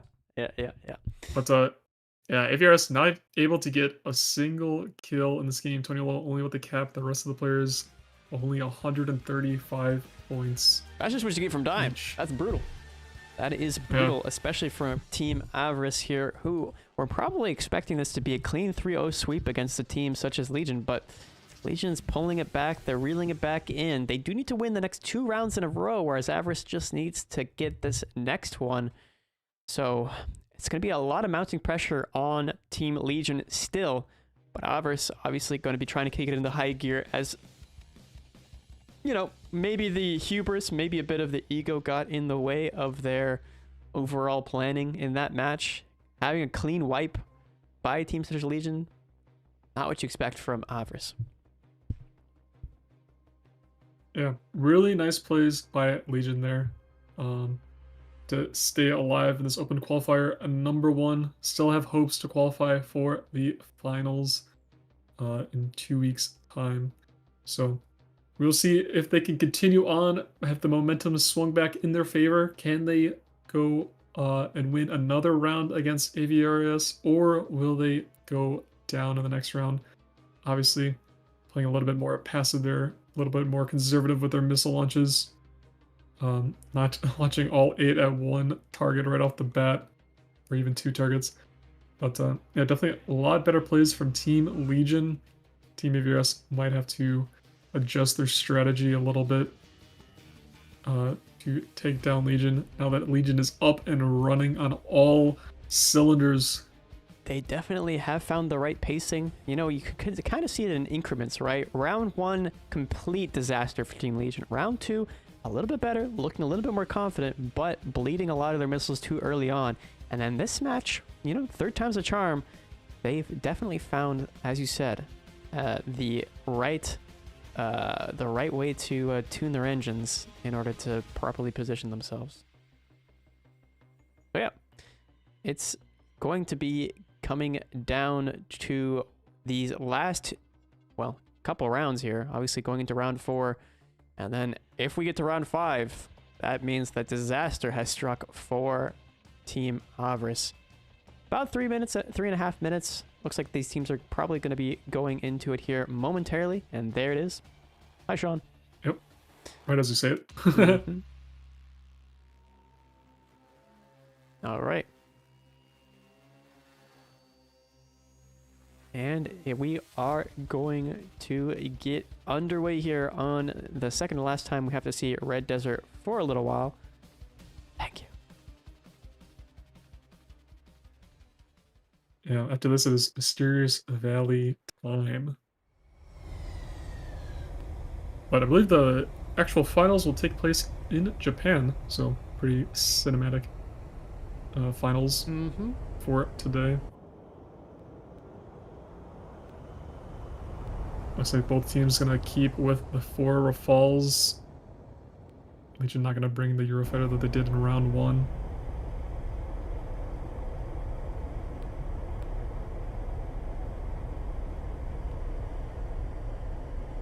Looks like same team spread as last time. Gonna be sending the 2 players to the closest cap points, 2 towards the C point over there. Looks like Toniolo is going to be the one to cap as he is staying quite low. Yeah, playing quite low. Maybe a little bit of confusion. I see someone maybe potentially sarcastically asking if they have to pay their own travel costs. He means the Japanese port map there. The final is not being hosted in the country of Japan, simply on the map of Japan in War Thunder. But regardless, getting both capture points here, the A and B point, getting a stalemate in the tickets department.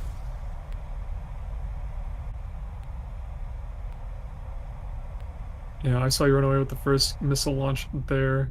We'll have to defend up from the incoming missile. You can see it there, 3 kilometers. Coming in. Able to notch it. Does lose a lot of his altitude though. Coming down to 2,000 meters. We do see a little bit of missile counter missile from Red Arrow X taking out one of the Avarice Mikas. Yeah, Orange Sea quite far off on the left side of the map there. Might want to turn back in. And look at the low altitude that he's playing at as well. Or that the Avarice player is playing. I mean, launching that Mika off. We do see a Red Shark trying to relieve some pressure off of his teammate there and putting a substantial amount of pressure on Red Arrow X, who is going to be able to notch that successfully. But I think Red Arrow is between 2 enemy players at the moment. He's sandwiched himself, and this will be the first person to go down, I have a feeling. Yeah. For Team Legion. So that's a terrible domino in the wrong direction if you're a Legion fan at the moment. Over here, we do see Toniolo going to be launching a Mika off at Mike. Yeah, Mike firing back as well. Toniolo able to notch it, however. And we do see Mike going low, trying to utilize his energy to pull away from that missile, and he will successfully, but he gives his 6 o'clock to Toniolo, and he's going to get slammed out. And that's going to be the win for Avarice here, as Orange, the last player left alive, is going to get taken out. No, wait a second! But before he gets taken out, Orange Sea going to put up quite a fight here. Still has 3 Mikas left. Does take down Russian Shark. Yeah, still has 3 Mikas. But I saw you run away, pressuring him here.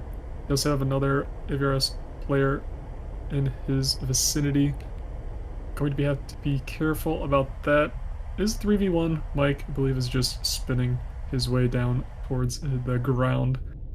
Might be able to launch off a Mika, but it looks like unable to, as the one member of Team AVRS able to decap A there, starting the ticket bleed for Team AVRS in their favor. Orange Sea still has 3 Mikas though. Is being launched on by I saw you run away down there. Able to dodge the missile, firing off one of his own. Not sure where that one is going, but he is pretty much near the enemy airfield here. but no anti-air on the airfields in tournaments, so it does not have to worry about that. Gonna go for a Mika launch here on I Saw You Run Away. But that was Unable to kind of pull a in. sloppy missile, I have to say. And I Saw You Run Away is going to just bleed all the speed off of Orange here, setting him up for either a reversal or a very easy kill for his teammate. Regardless, not what you want from Team Legion. Yeah, AVRs have all the caps, so the tickets are just going to slowly bleed away as Orange C and I Saw You Run Away. A little bit of a 1v1 here.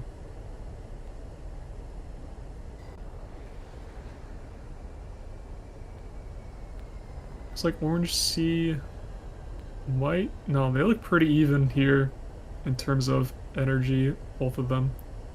Just looping around each other as the time ticks away, the tickets tick away from Team Legion.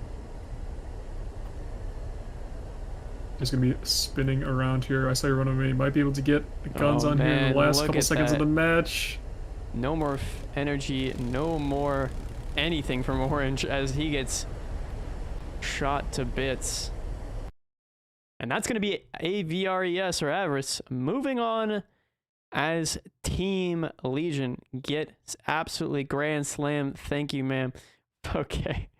Foxy going right for the throat there, man. Okay. But yeah, in the scoreboard here, we see Taniolo with 1 kill, 2 caps. Zlobo with 1 kill and 1 cap. And Russian Shark with 1 kill. Only a kill for Orange C and Mike with the capture point. And that's pretty much it for Team Legion in that match. A very sad moment for a team such as Legion, who showed great promise in that 3rd round. Could not find that same momentum in round 4, however. And so we'll be moving on. Obviously, there's not very many matches left to choose from. We do see Ouroboros fighting against EFF.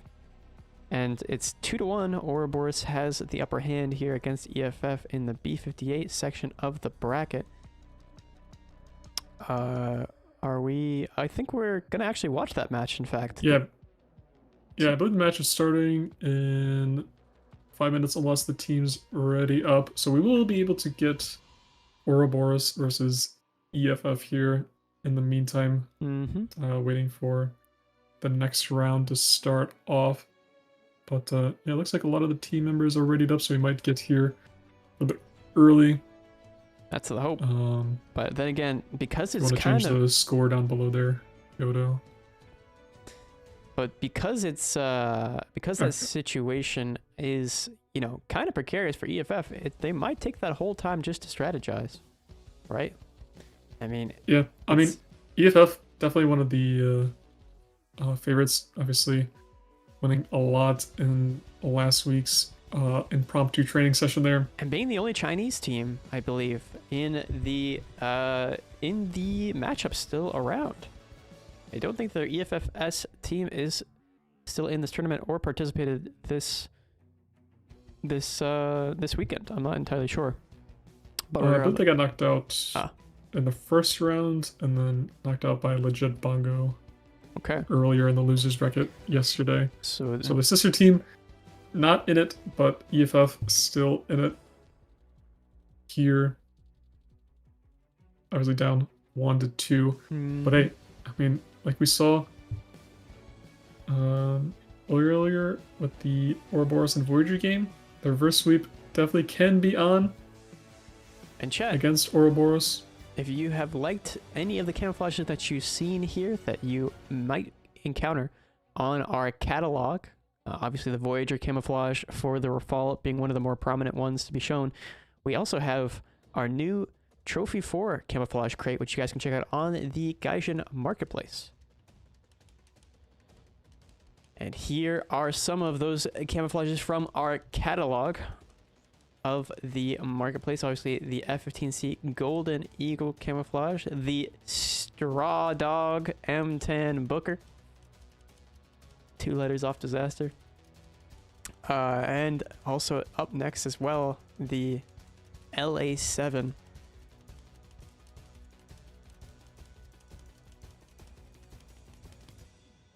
Yeah, very nice skins in this box number 4 here.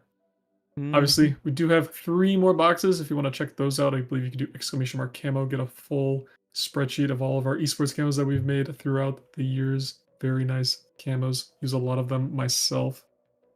How do you get the box? You can either get it as a random reward after a match, or you can get them on the Gaijin Marketplace. But you will need a key to open them. Or if you just want one specific camo, you can always look it up on the Marketplace and buy them individually if you so choose. But looks like the next round has started here, so we'll get into that here in a few seconds. Team Ouroboros up 2-1 against Team EFF, as you guys see here. Will be the last time we see Red Desert today. Good riddance, I saw it a lot yesterday. Now look at the Rafal stack here from Team EFF. We have Volker, Avi Physica, Kato Megumi, as well as Jong in all Rafals until the world falls. On the other side, though, we do have Ouroboros that we saw earlier today, and they seem to be continuing on with their strategy of 2 Eurofighters and 2 Rafals.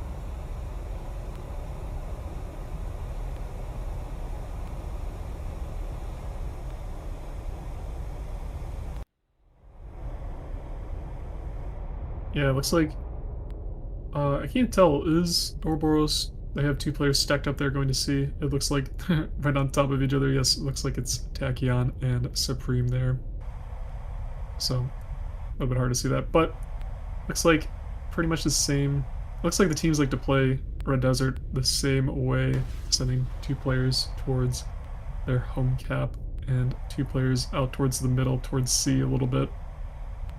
But Ouroboros definitely a bit tighter grouping there, as Tachyon and Supreme right on top of each other, pretty much under a kilometer away from each other. EFF, on the other hand, are now clumped up in the middle of the map there after getting their cap. All 4 players there in 2 grid squares. So we'll see them, they spread out a little bit. Yeah, we do see Jung launching off a Mika there, but there's 2 players grouped up on the Ouroboros side playing for that C point, which is kind of an interesting situation because you do, at the B point at the very least, leave an opponent kind of loose to, you know, pick and choose who they want to fight, who they might want to isolate. But everybody now starting to sort of group up around that C point and seeing a bit more mirrored action between both sides on the map. Obviously, Avi Physico kind of running it down in between the players here on Team Ouroboros. It's gonna be a very awkward position soon if they can't escape between this sort of rock and hard place, or well, 2 players being on either side, yeah, especially splitting with Fox the 1 threes. player there. Yeah. It looks like Tachyon launching a missile at the enemy over there at the C point. Does have a missile incoming on RWR. Sees the diamond for it. Able to notch it. Oh, just flew by the screen there. Looks like launching another missile out. Yeah. Another missile coming in from Jong. Jong there, somewhat successful in notching. Now playing much more aggressively. Gonna be going right towards Tachyon to sort of close that gap. And another missile out from Tachyon, and it looks like it's quite strong here. I don't know if it's going to be notched. Jong unable to notch that missile from Tachyon. And down goes the first player in this match. EFF looking a little rocky here. They're going to need a quick retake. Oh my goodness, Avi Physica in the thick of it. Everybody does in fact know. And Sabit, oh, clean kill there from from Ouroboros, excuse me. Yeah, not looking too great from EFF here. Are kind of in a 1v, well, 1.5 versus 3 here. Yeah. Megumi only having 3 missiles left. Gonna be quite hard for them to clinch it out. Let's see if they can do it. Launching 1 missile there, have to defend against The missile launched by Megan Fox 3. Oh my goodness. Those look pretty good though. And able to dodge Ooh. both Megami. Outplaying Megan Fox there. And now it's down to 0 missile. Yeah, into the 2v1 0 missiles. It's gonna be hard. Not the situation you want to find yourself in. They obviously still have Tachyon with 2 Mikas left. And that's 2 Mikas too many if you are Megami in this situation. Yeah, Subasys not having any though, so might be a little bit easier to go for him, but he can just extend pretty much. Able to get the decap on B, but Megumi might be able to. No, deciding not to go for the head-on. They don't go for the merge, but Subasys going in for a deflection shot. Can't quite connect it. 37 rounds left in the chamber. And, okay, shoots all of his rounds off. All right, so he is going to be going for a Fox 4, I repeat, Fox 4 maneuver. Or he's going to be playing for the capture point just to stop and wait for his team to simply clean up the kill here with a Mika. Close range Mika. Can try and multipath it, but practically impossible to dodge. And down goes Megami.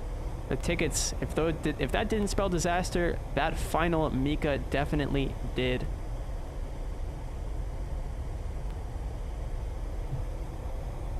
Yeah, very nice by EFF to try and keep it going, but Ouroboros coming out on top, winning 3-1 in this series here. Ouroboros looking at the scoreboard, all Subasys able to get a kill and 2 caps there. Tachyon with 2 kills, including the one right at the end on Megumi. And Megan Fox 3 able to get a kill, Supreme with an assist. And then Megumi able to get a kill and a cap, and Avi Fizika able to get a kill for Team EFF. But unfortunately, unable to take down Ouroboros. Ouroboros will move on to fight Team Amiti. And as we saw earlier, AVRS will move on to fight Team Apex. I believe we'll be watching Apex and Avarice. Apex. Yes. Yes. So we will see. Yes, and then obviously those 2 teams from these 2 series will 2 winners will face off for fighting 5 sticks, and then we also have whoever wins that match in the finals versus Invictus for our first 4 qualifiers for this second major here.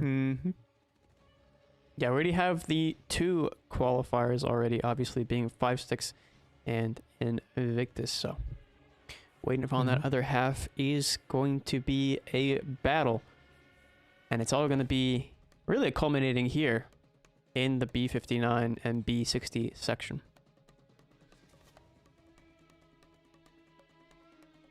So, chat, as we were saying earlier, we do have these lovely camouflages that you guys can check out.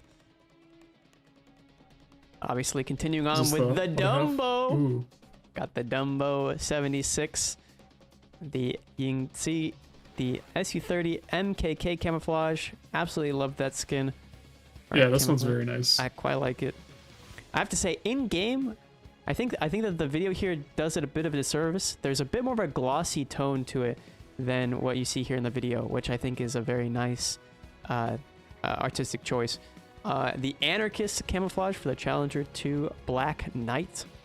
Definitely giving, as we said yesterday, a little bit of an homage maybe to the Leopard camouflage with the carpets. Having a bit of a, maybe not the same physical theme, however, having an aesthetic theme that I find is somewhat similar.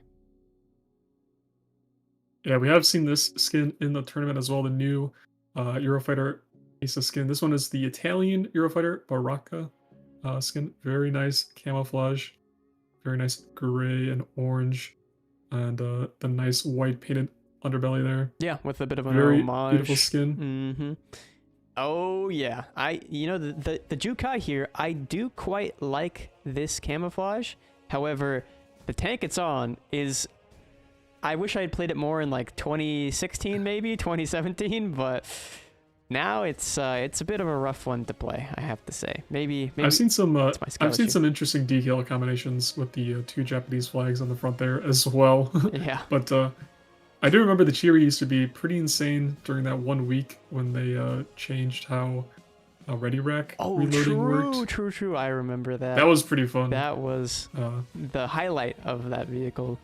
But yeah, we still have the Forest Eagle there, camouflage, and the Booker. So why don't we move over to the other set of camouflages that we have for you guys, so we can do a little bit of talking about those. The prediction is up if you guys want to put your channel points in. Apex versus AVR ES there as well.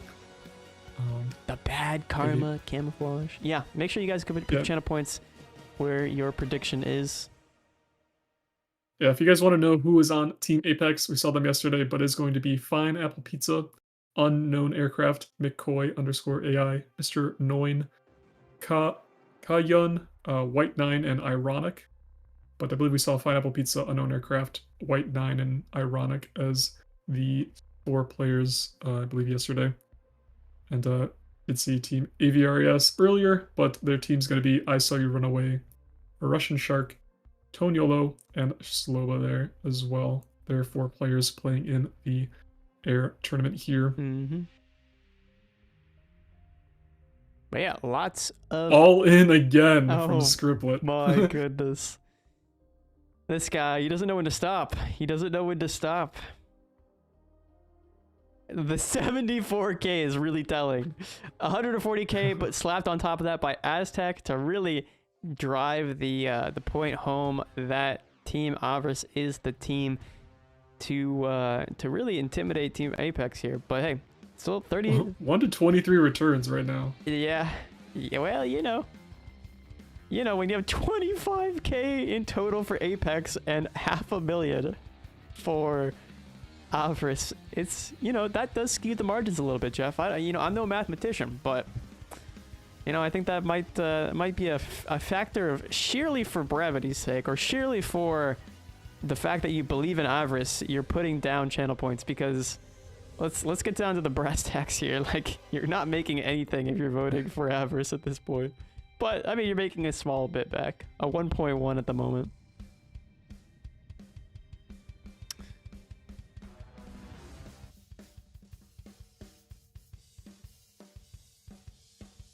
But yeah, do have a little bit of time before the match starts here. Shall we take a little bit of a break, you think? Do a small break, maybe like 10 minutes or so. Okay. Possibly. Sounds reasonable. Chat, there's a decent amount of time until the next match pops off. So what we'll do is we'll take a small break and we'll come back to you when the matches have started. Don't go anywhere, but if you do, make sure that you get something from the fridge, and most importantly, make sure that you're hydrating. It's important. All right, we'll be back in a small 10-minute break here. See you in 10. All right, we're good.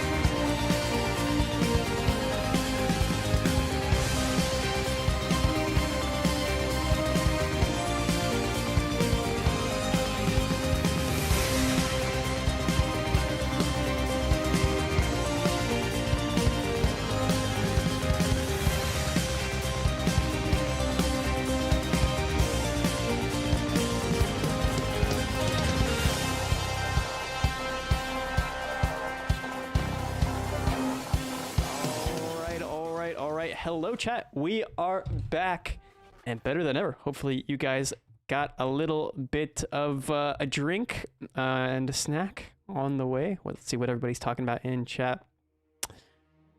Hopefully you guys you missed us a little bit, maybe just a smidgen. But regardless, we are still waiting on that Apex Avarice matchup. When does the stream end? It's a great question. We still have plenty of time left. We're only at the 2-hour, 18-minute mark. Generally, it averages anywhere from like 4 hours, 45 minutes to 6 hours, somewhere in that window. So at the moment, we're a little over or under halfway. So you still have plenty of time to get the drops. Still have plenty of time if you want to get those drops. So make sure that you are voting in the channel point prediction. Some people will be asking, what can you get with the channel points? Well, if you accrue 150k of said channel points, you can check out, or you can ask one of our mods for one of these lovely camouflages. Well, really you have to claim the reward first, then ask the mods. It's kind of a process, but make sure that you are not just leaving your computer after claiming the 150k channel points, because then we'll just have to give them back to you. Do not get sucked into the void after claiming him. Guys, what's a good British top tier jet? Well, if we're talking about what we've seen thus far, it's definitely been the Typhoon. The Eurofighter has been the best of the top tier jets. However, if we're talking about maybe a premium to grind with, I mean, you can't go wrong with the, I believe it's the Canadian F-18. It's not a bad option. Maybe it's not as strong as some of its contemporaries or counterparts at the BR you will most likely be fighting in. However, it is a pretty strong vehicle. So. Yeah, I believe the Bison was just on sale, but I believe it is now no longer available. It was an okay plane. I'm sure it'll come back for Golden Eagles, like a lot of removed premiums in the future. Maybe on MiG-21 first flight day. But in terms of what we got going on now, we have Team Apex and Team AVRES head-to-head here in open qualifier number 1. So we will see them duke it out for their for one of the qualifying positions for the finals in this second major here in the War Thunder Championship Series. As everyone has readied up and we get into the game here. Looks like we're going to be on Mysterious Valley for the next 3 rounds. So, not too mysterious. Not too mysterious. But, I think the strategy's truly been found out between these teams. I don't think there's much of a mystery within it, but getting into it. Yeah, a lot of teams like sending 3 towards the middle, towards that C cap, and just 1 player over to the closest cap. In terms of team lineups, what do we got, Jodo? In terms of the team lineups, we have the right side with Avarice and left side with Apex. Avarice starting off with the all Rafales, and on the left side, Apex bringing out also Rafale. So not much of a mystery there. The Rafale CF3 being the one to play. Obviously, the naval variant is just a heavier version, less efficient, and a bit more cumbersome. But that gear leg. Any case, it's extra beefy. It truly is. But if you're just now joining us and you're wondering why so much Rafale, it has the best flight model and missile combination. Obviously, there's the Typhoon is an argument in there, being a bit more of a long-range jousting mobile, coupled with the fact that you can bring brimstones to counter those sweet Mika launches at close range. However, it seems as though these two teams are a bit more comfortable in the meta of metas, the Rafale. So we're going to be seeing a lot of Mikas. I can guarantee you 100%, unless someone brings the magic here, that's the only caveat, that no one will probably not die to a Mika. Unless they maybe get hit by guns, but remains to be seen.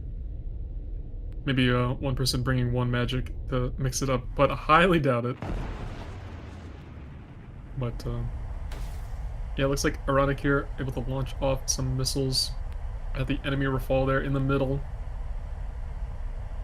It looks like pretty much the teams are pretty even. 3 people in the middle there. The other players still at the caps after controlling both of their respective caps. But it looks like someone calling out where they want one of their team members to go on the map there. But looks like Team AVRS definitely in the lower right corner of the map right now, all clumped up. Not too much map control in their favor. Apex might be able to get the C point here.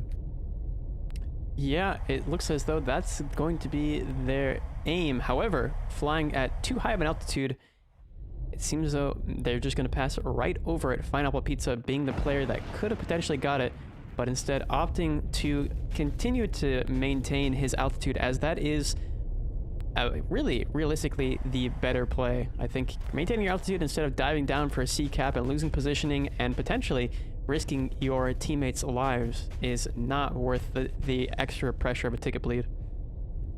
Yeah, altitude is key here for Mhm. sure. Being able to use it as kind of a life jacket, as you said before, to dodge missiles coming in. Yeah. Just going straight down to notch them. We do see a lock there on one of the players here from Team Avarice that is going to be running it to that C cap. And it looks like he's just above the altitude the altitude threshold of the C cap as well. So nobody, we've seen both teams fly over the cap, but neither having an opportunity to cap it. Russian Shark dodging those missiles, and Pineapple Pizza himself also dodging, but being put in a more drastic position. Russian Shark now dipping and diving back towards that C cap.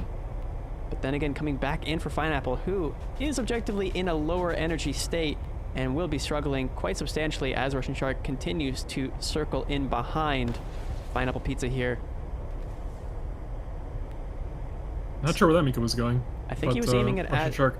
I think he was aiming it at Sloba, but yeah, that's a far cry from reality, 10 kilometers away. And Pineapple Pizza will be the second person, excuse me, to get knocked out here for Team Apex. Yeah, it looks like White 9 went down to I Saw You Run Away from the other side of the map there. But Sloba also going down to Ironic, but Russian Shark getting kill credit on Pineapple Pizza there. Thank you, Screen, for the gift sub to Panda.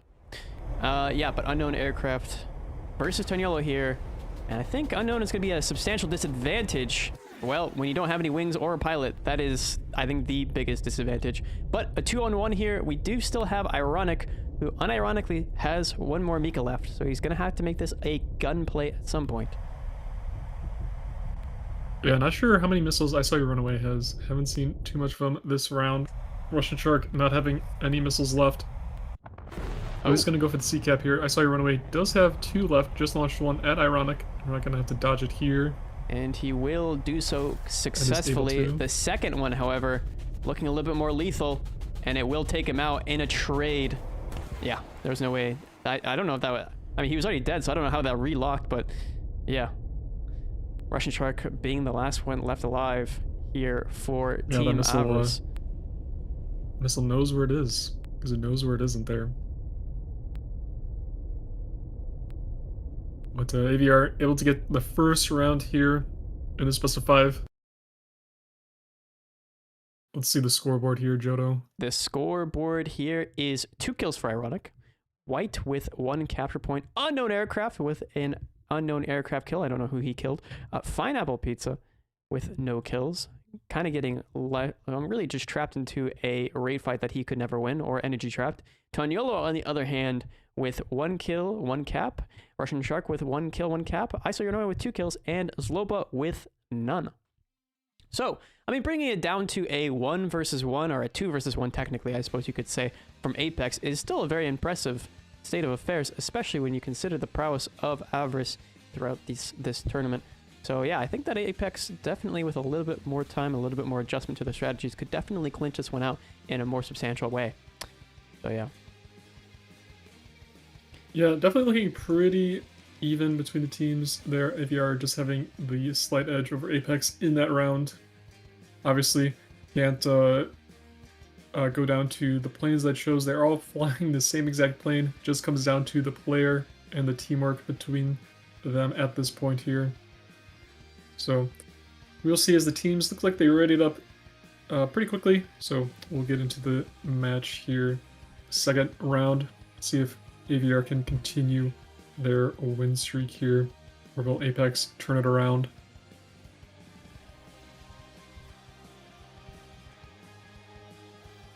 Yeah, looks like players are spawning in, so we'll get over to them here. Mm-hmm.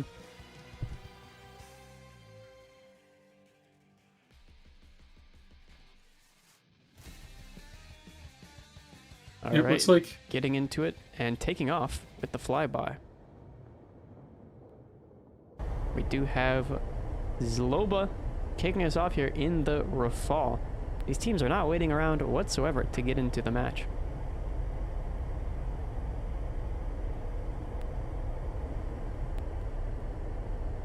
Yep, seem to want it, get it over with.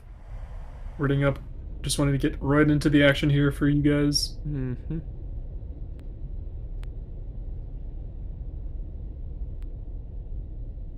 Let's see if the team spreads are the same as the last round. Looks like EVR possibly sending 2 towards B, 2 up the middle.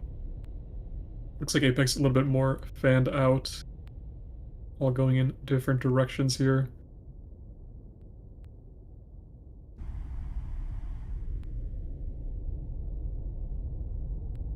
Both teams gonna get their respective home caps. Pineapple Pizza flying pretty high to the top of the map. Maybe wanting to get a pick on whoever went to go cap B here, but White 9 nice and low, able to cap A here. Yeah, and still this ever-insistent push from the Avarice team towards that C point, but obviously both of those players being altitude will somewhat negate any possibility. I suppose the defense at altitude ensures that even if someone's multipathing, it's very unlikely they'll be able to successfully get the capture point. So it's sort of a it's sort of an insurance policy more than anything, so that neither team decides to run it down main for that extra edge and forcing the opposition to play more aggressively, wasting more missiles and potentially, you know, jeopardizing their chances at a late game play. Yeah, it looks like Team Iverios definitely on the top part of the map, kind of the top left corner there. But definitely a lot more map control from Team Apex. We did see that last round though, but Ivier able to get an early kill and unlock a lot more map control. See what happens here. It is kind of a 3v4 as the one member of Team Apex kind of further back, hanging back a little bit. Currently, with Russian Shark having to defend against a missile launched at him here. Boom! Sloba as well, going down goes though. Down. To Pineapple Pizza in the opening couple minutes here. Apex gonna have the upper hand.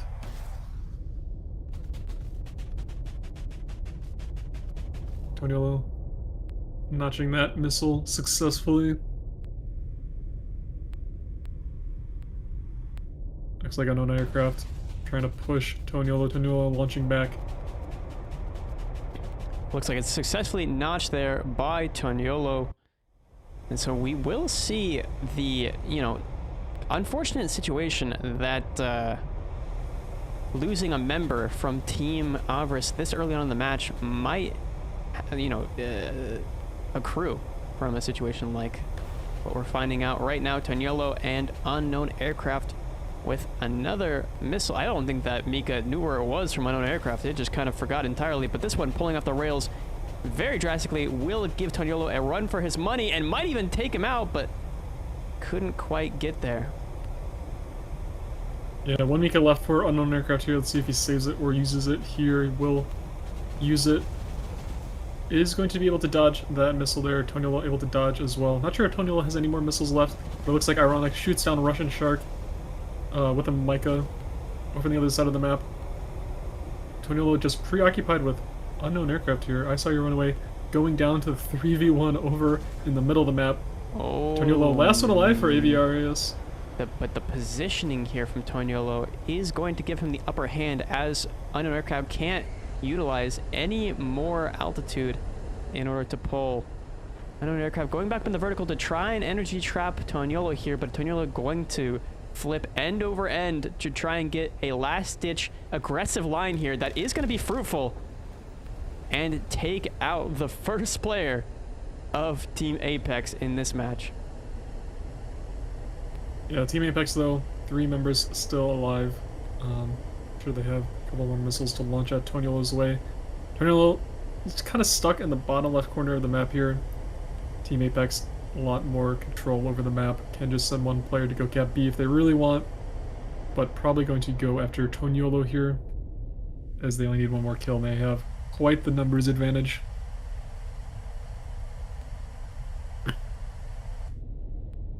Let's see, not seeing... Yeah, one missile launched on Toniolo from top down. Oh, and not going to be able to dodge. No chance. Yeah, White 9 going to get the credit for that kill. Pineapple Pizza taking out his friendly teammates there. But thankfully the game ends before then, so no team kills today from Pineapple Pizza. It's kind of like a pat on the back if you think about it to his teammates. Good job. Here's a Mika. But looking at the scoreboard, Ironic and White 9 both with a kill and a cap. Pineapple Pizza with 2 kills there. And over on team AVRS, Toniolo, the only one with a kill. And I saw you run away with a cap there. So evening up, Team Apex going to be having the momentum now in their favor as they just won the last round. Let's see if they can continue on. But just goes to show these two teams quite evenly matched, even though their prediction is heavily skewed. 80% in favor of Team AVR. Yes. Okay, so right now it's a 14. Okay, 14K is the highest that anybody voted on Apex's side. That's, well, you know, that's quite rough. Even though it's 105 people that actually voted for Team Apex and 160 that voted for Avarice, right? So only a 55-person difference. The high ballers, you know, the top 1% of channel point players here really did invest quite a substantial margin into Avarice. Yeah, it seems as though Team AVRS not looking as dominant as they were before in that Legion game, especially. Yeah. Coming out with quite a few pretty... I mean, that was looking pretty dominant in the last round here, but Apex able to even it up 1 apiece in this best of 5. Over on the other side of the bracket, Team Amiti currently winning 2-0 versus Ouroboros. If you're wondering about that as well. Yeah, I mean, Wasabi, if you just want to ban that guy, because he's just saying the dumbest things that I've ever read in Spanish. I mean, it's fine, but he just doesn't stop. All right, getting into round 3 here. We did see the dish, the antenna array, communicating.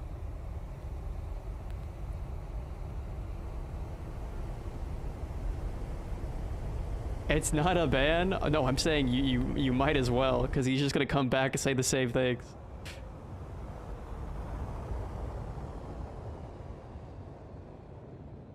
All right. Yeah, looking at the match here though. Looks like White 9 gonna go for the B cap here. B lining it for the B cap.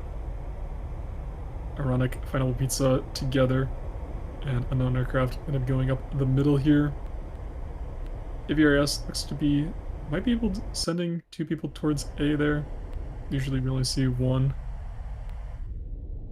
But I think the last round, Team AVR definitely let up a lot of their map control, kind of just relegating themselves to the top left corner of the map, allowing Apex to get around them. What's really interesting is AVRS has, it says they have 3 players, but I definitely see 4 players on the map. So, not sure what's going on there. Russian Shark. Oh, I think he disconnected, so is just flying in a straight line. Yeah, this is not a good situation for the Avarice team, obviously. You want all your team members connected, so we might see some, yeah, I mean, as we can see on the RWR there, I think he's probably going to die before he gets back to his computer, or before he is able to log back in. Yep, I saw you run away. is kind of running away from this Mika launched at him. Mm-hmm. Has to go towards the bottom of the map.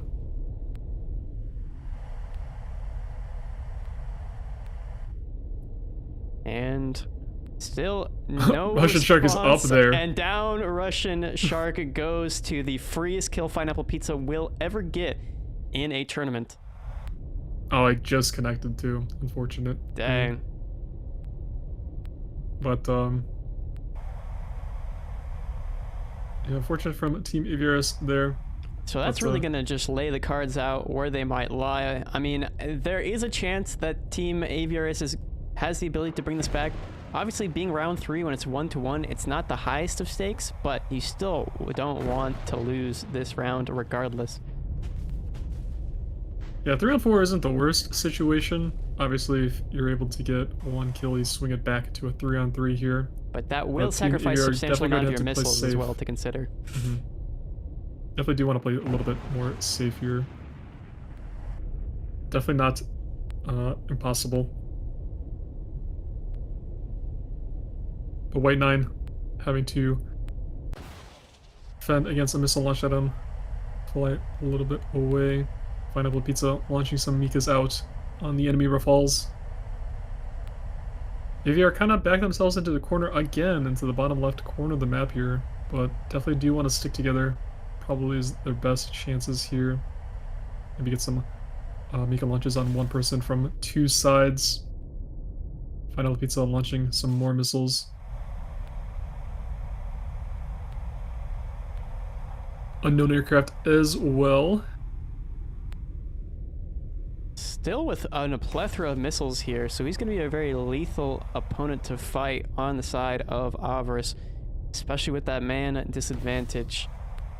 Having another Rafale up is a true substantial advantage. Loba getting overwhelmed here will more than likely go down. He's notching in several directions, but look at all of the missiles from every single direction that are coming in on the RWR. That spells doom and gloom potentially. Able to notch them surprisingly, but he's bleeding a lot of speed and a lot of altitude to do so. Gonna be getting a lock here onto Pineapple Pizza with his Mika, but I believe Pineapple Pizza easily going to be able to notch that. Yes, he does. But still having another missiles coming in from behind. We'll have to be careful of those. Launching another Mika at Pineapple Pizza. Pineapple Pizza launching one in return. Slowbut going to be unable to notch that missile. It was truly now inevitable. It's a 2-on-4, going to be a lot harder. But unknown aircraft going down. Antonio Lowe getting taken out by Ironic there. There's the third round here. Gonna go to Team Apex. Yeah, you know, round 3, I mean, with a chagrin, Team Apex winning that, making it 2-1 here. Whoa, whoa, friendly fire, friendly fire! Oh, hold on a second.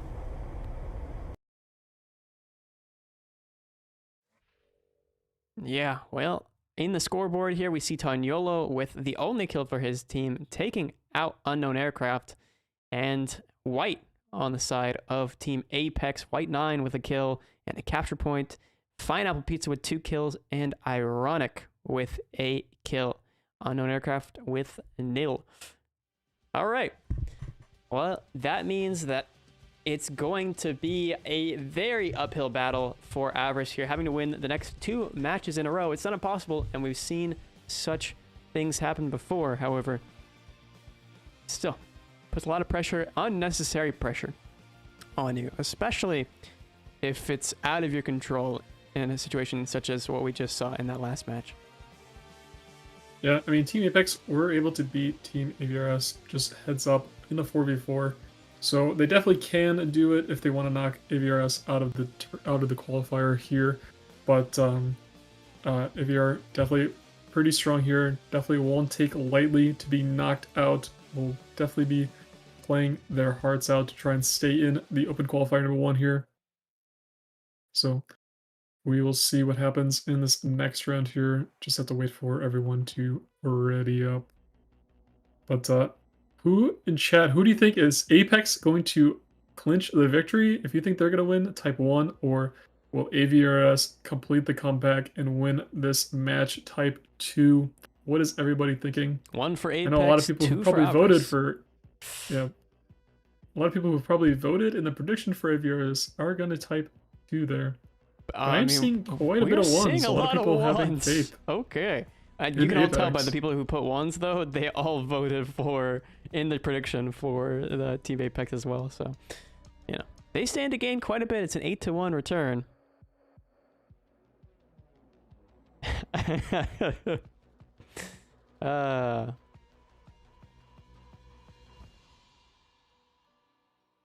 Yeah, but looks like everyone has readied up, so we will get into the match here in a little bit of time.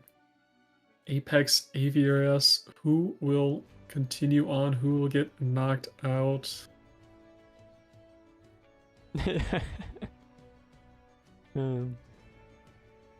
Yeah, and we are getting into that potential final match here and now.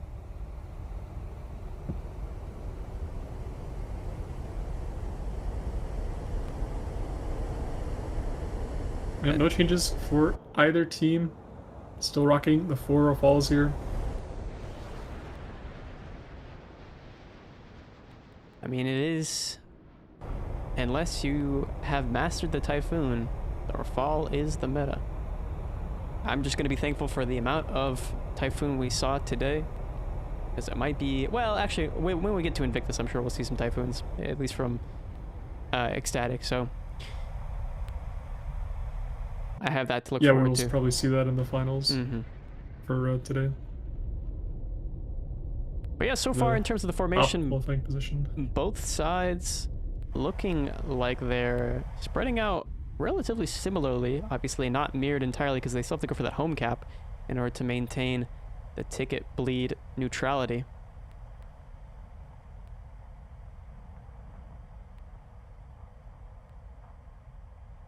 And in the minimap, obviously we see a slow push towards the middle of the map. That 6 and, well, you know the other number, line are both going to be where most of the action happens, or at least where most of the missiles cross.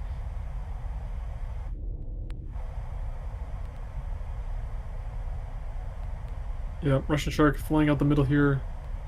We'll have a missile launched at him, so we'll have to try and defeat that missile. Not using any of his missiles, though, so playing it a little bit slow here. Obviously, AVRS on the threat of elimination from this qualifier here. Yeah. There's a lot of missiles launched at him. Going to be defending, popping chaff there. We do see Zloba here still at altitude, but he's turned away back into the corner with the rest of his team, who seem to be somewhat playing passive here, relegating themselves to a bit of a pigeonhole, if you will. Not a whole lot of opportunities. Yeah, every one of those members has passed the 7 line now, except for one here from Team Apex. Yeah, looks like someone's calling out the cap there, but Team Apex has one of the members pretty far back in the map, still in the 8 line over there. But Pineapple Pizza launching out some of his missiles, now having to defend. The missiles incoming. Still has 4 missiles left there as well.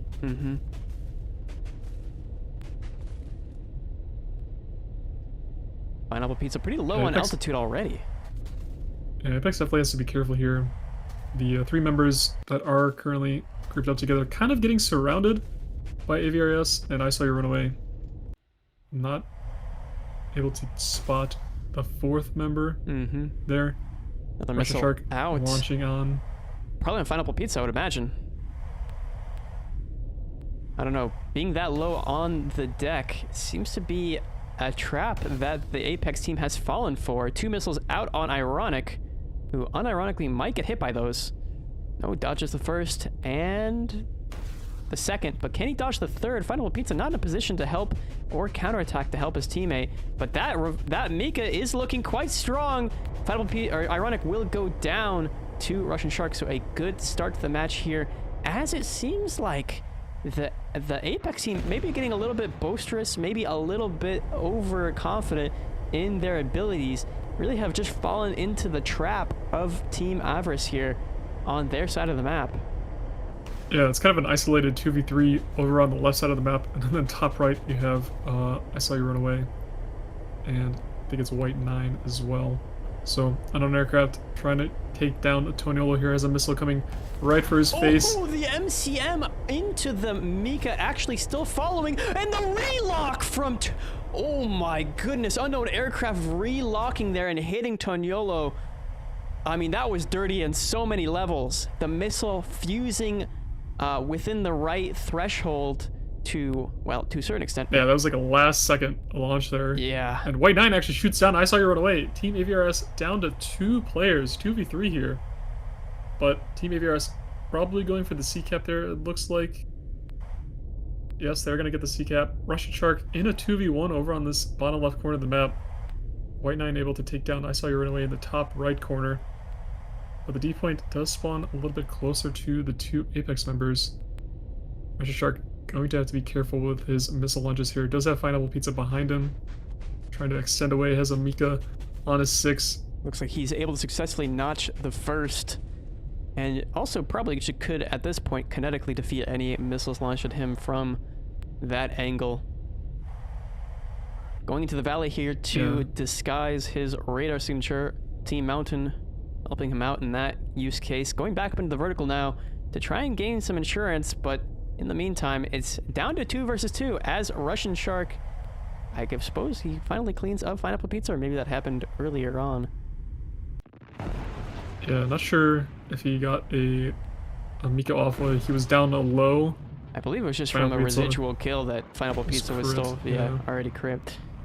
But yeah, 2-on-2, and it looks as though unknown aircraft trying to preserve some fuel here. The D point squarely in the favor of Team Avarice, and the tickets will be bleeding out of control. And also the A-cap about to be going to Team Avarice as well to continue that ticket bleed. So it looks as though Avarice is in a very nice position potentially to, at the very least, get it to Game 5. Yeah, it looks like Team AVR are gonna go for trying to win on tickets here. Saving fuel where they can as well, just in case. Looks like Sloba has 2 missiles left here. Not sure how many White 9 has left after his 1v1 there with I Saw You Run Away. Looks like Sloba able to spot White 9 coming in. Let's see, does he launch Mika his missiles out here? He onto does. White. Does he One have out. time to react? Oh, that Mika looks strong.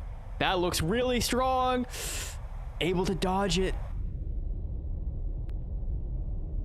But still, at the moment, Slobo with the altitude advantage and potentially with the missile advantage as well, is going to be able to cap the point and start that ticket bleed even further out of the hands of the Apex team. With 2 minutes and 30 seconds on the clock, it is a do or die situation. Decap coming out there, so it does stop the ticket bleed. However, Russian Shark looks like he's in a very good position to take out unknown aircraft. He's got 1 Mika left, and with that being at altitude, it will easily travel to take out unknown aircraft here and leave us in a 1 versus 2. White also going to die here to this Mika, undoubtedly. Yeah, and that's going to clean up from Avarice, bringing it to Game 5.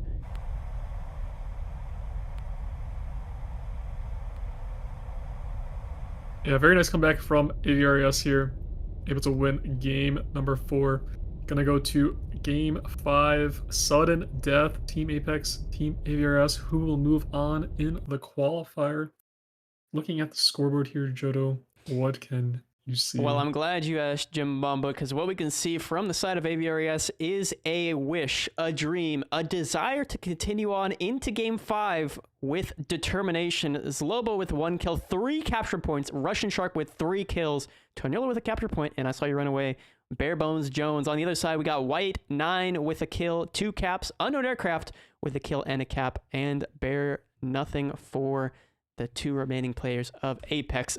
A little bit more needing to be pulled out of the skill tree there for the Apex team. Unfortunately, they just could not.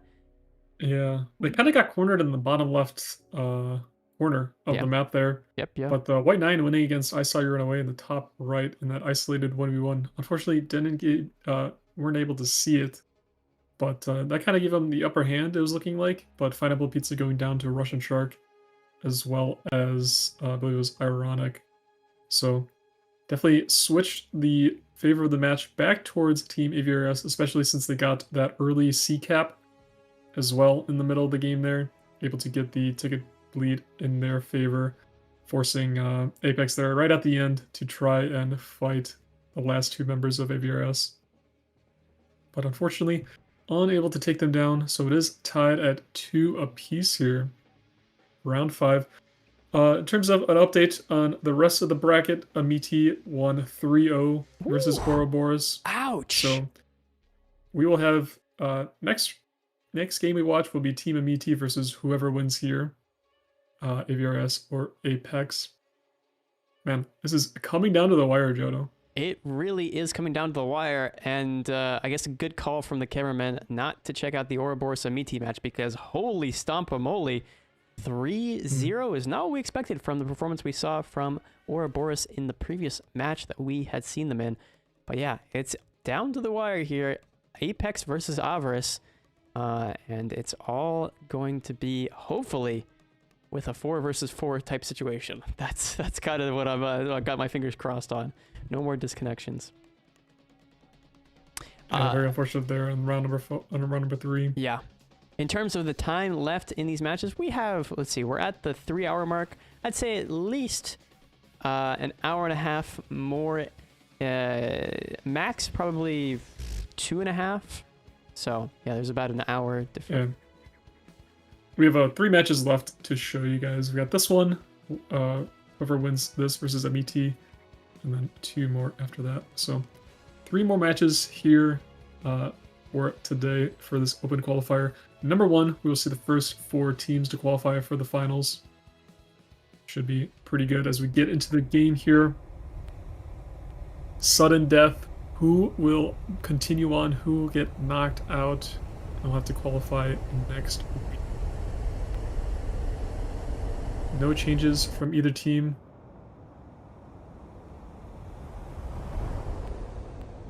Unknown aircraft flying off the runway there. Don't believe he will be the one going for the cap. Likes kind of playing low here, gathering speed and then climbing. Yeah, we have the duo Looks like over there, sending Ironic and Final Pizza, White. and they are in fact sending White 9 to go get that capture point.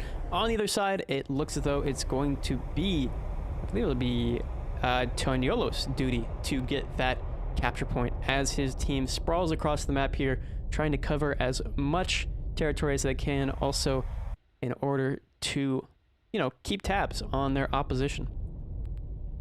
Climbing is not only a resource in terms of, you know, beneficial speed as you maneuver and dodge and notch later on, but it's also beneficial in finding out your opponent's positioning early on in the match. Obviously, you can see there on the right side, all these players utilizing their TWS radars in order to find their opponents before they can truly see them with the mechanic, or rather with the spotting mechanic that is provided by the game itself. Yeah, the 2 AVRS members going up the middle, definitely a lot closer together than the Apex members. Both teams getting their caps currently. But they are quite low, so we'll have to climb back up if they want some altitude advantage here. We do see unknown aircraft going straight in, and it looks as though a lot of hesitation coming out here initially from Team Avarice. I mean, just the way that they're clumped up, they're kind of falling back into the corner of the map. However, we did see this prior, and it was a good sort of, I want to say, trap for their opponents to fall into, right? So maybe yeah, kind of like a strength in numbers. Exactly. Well, it looks like they have regrouped here, flying in a line. Kind of flying out from the corner of the map here. Let's see if they spot each other. Russian Shark using his radar gimbal, able to spot one of the falls there. 26 kilometers away. Might not want to launch just yet. Want to get a little closer. Sees him kind of already notching.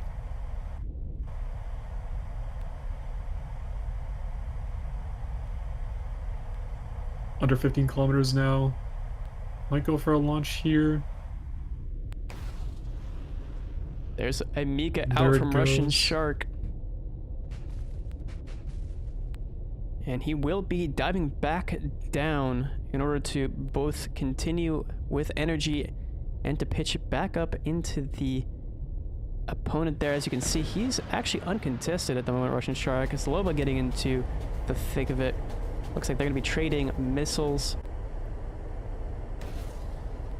Yeah, there's one member of Team EVRS all the way on the right side of the map there, almost in a 2v1, but I believe the one Apex member is coming back towards the middle of the map.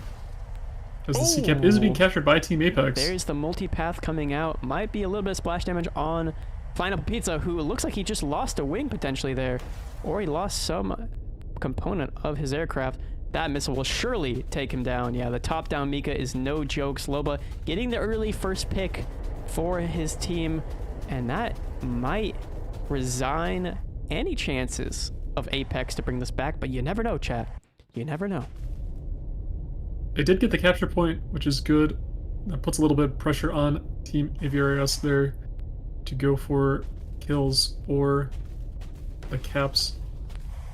A little bit easier to defend the caps as well. Looks like they're flying off the side of the map there, over on the right there. It does kind of look like that, doesn't it? Yeah, ironic and a little bit of a 2v1 here. There's Sloba behind him. Launching on him, pointing straight down, trying to defend. Another missile against out missiles launched at onto him. Zloba, but he's going to easily be able to notch that one.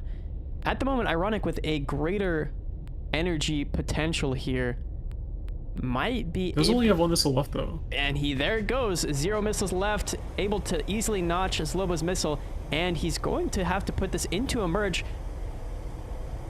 But Zloba, a little bit late on the draw there, is going to just easily fall into the guns of Ironic, bringing this into a 3 versus 3.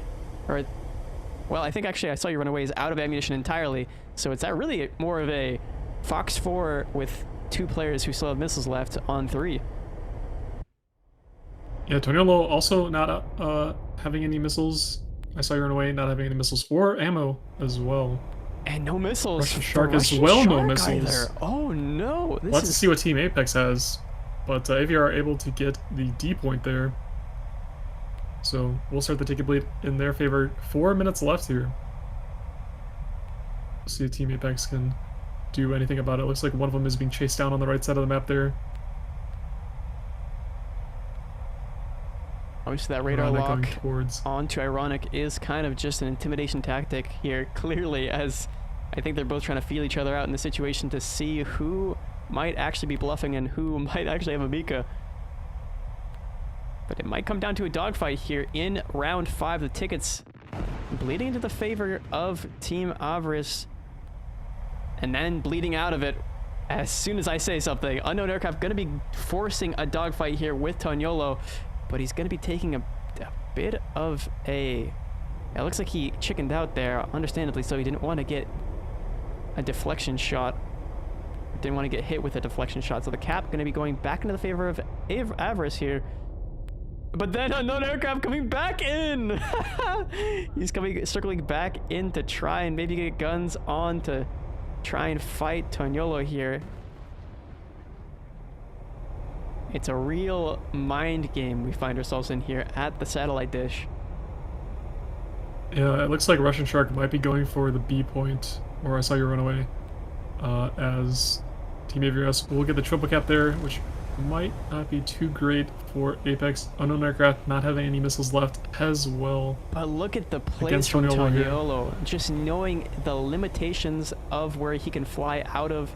And now he's gonna, as soon as he has a bit more space now that the beak has been taken, he's gonna start getting a little bit wider with his arcs. But here, the dogfight with Ironic and Russian Shark is culminating into a crash into the mountain, maybe, from Ironic. He's skidding down the mountain, and there he goes, Team Mountain, for the win.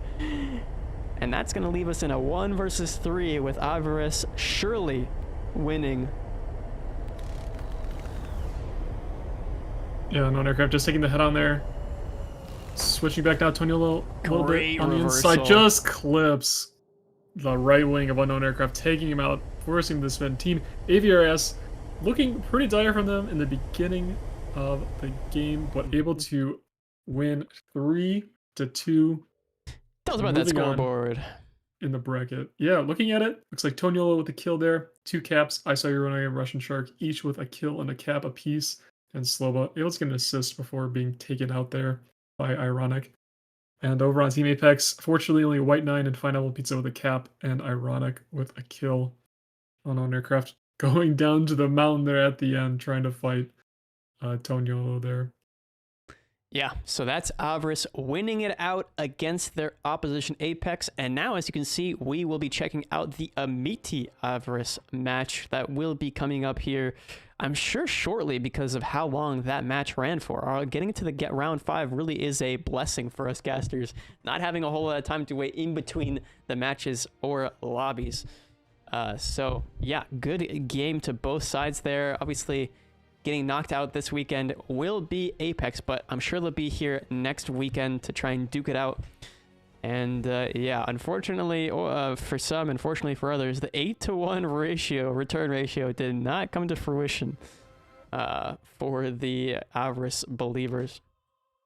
In terms of time left in the matches, we have 2 more rounds left. We are about to watch the last lower bracket match, and then after that, we'll be popping back up into the upper bracket to watch the final match between Invictus and either Avarice or Amiti, depending on who wins out here. We do have 5-6. Oh, we do have 5-6. So Right. Sorry, the second to last. This is we the have second to 3 last in the lower bracket. So it's still 3 more matches, which means 3 more matches to show.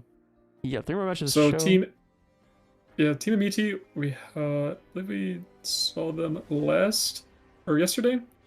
But to go over who they got on their team, they have Ian, they have Back in Black, Emori9, Evie Tradition. It was Kong, Bad Bird, and was their last player? Bad Bird and yeah, I've And Therapy, yes. okay. So yeah, we have the players that we're gonna be seeing today in the third to last matchup. Still anybody's game, so we'll have to see. The entirety of Team MBT is in the lobby. All right, players. They're ready to go, ready and roaring. We'll see who readies up. Yeah, I mean, if I was Amiti, I'd be pretty excited after. I mean, still be running or riding the high of the 3-0 against Ouroboros, for sure. But yeah, in terms of the channel points, it seems as though chat is very much so confident that Amiti is the team to look out for. 21 voters for Amiti and 27 for Avarice. And yet, substantially more channel points being put onto Amiti. Yeah, if you guys weren't here yesterday, Amiti did get knocked out by Team Invictus, and Team Invictus did go on to currently sitting in the final spot of the upper bracket. So they are no slouch. They did manage to get to Game 5 against Invictus, but unfortunately falling to them. So definitely a team to look out here, especially since AVRS did lose 2 games to Apex. AVR are looking to be a little bit stronger. Yeah.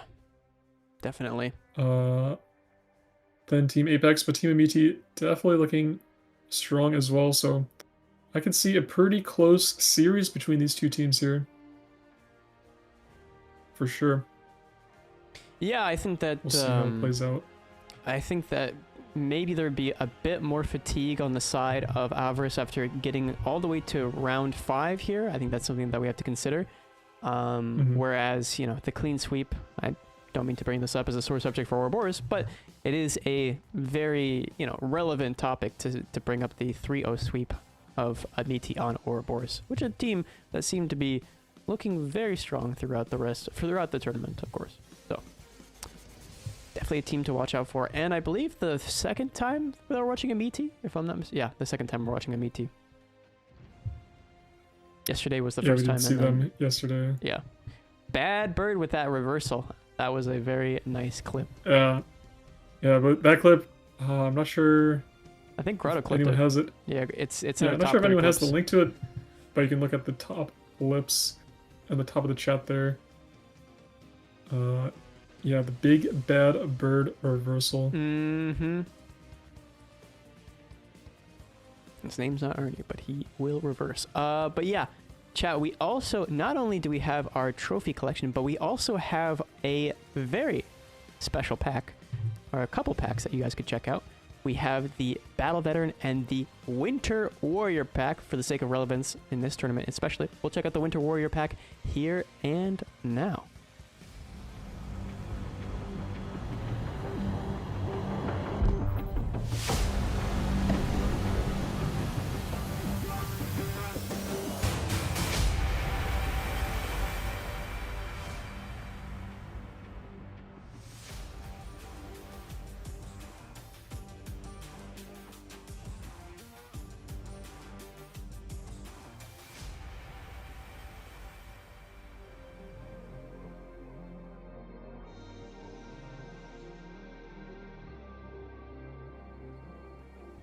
So that was the Winter Warrior pack, but we also have for you ground aficionados, for you ground gamers, we also have the Battle Veteran pack that you guys can check out with a lovely Chef's Kiss Tiger 2 camouflage that you can see right here, right now.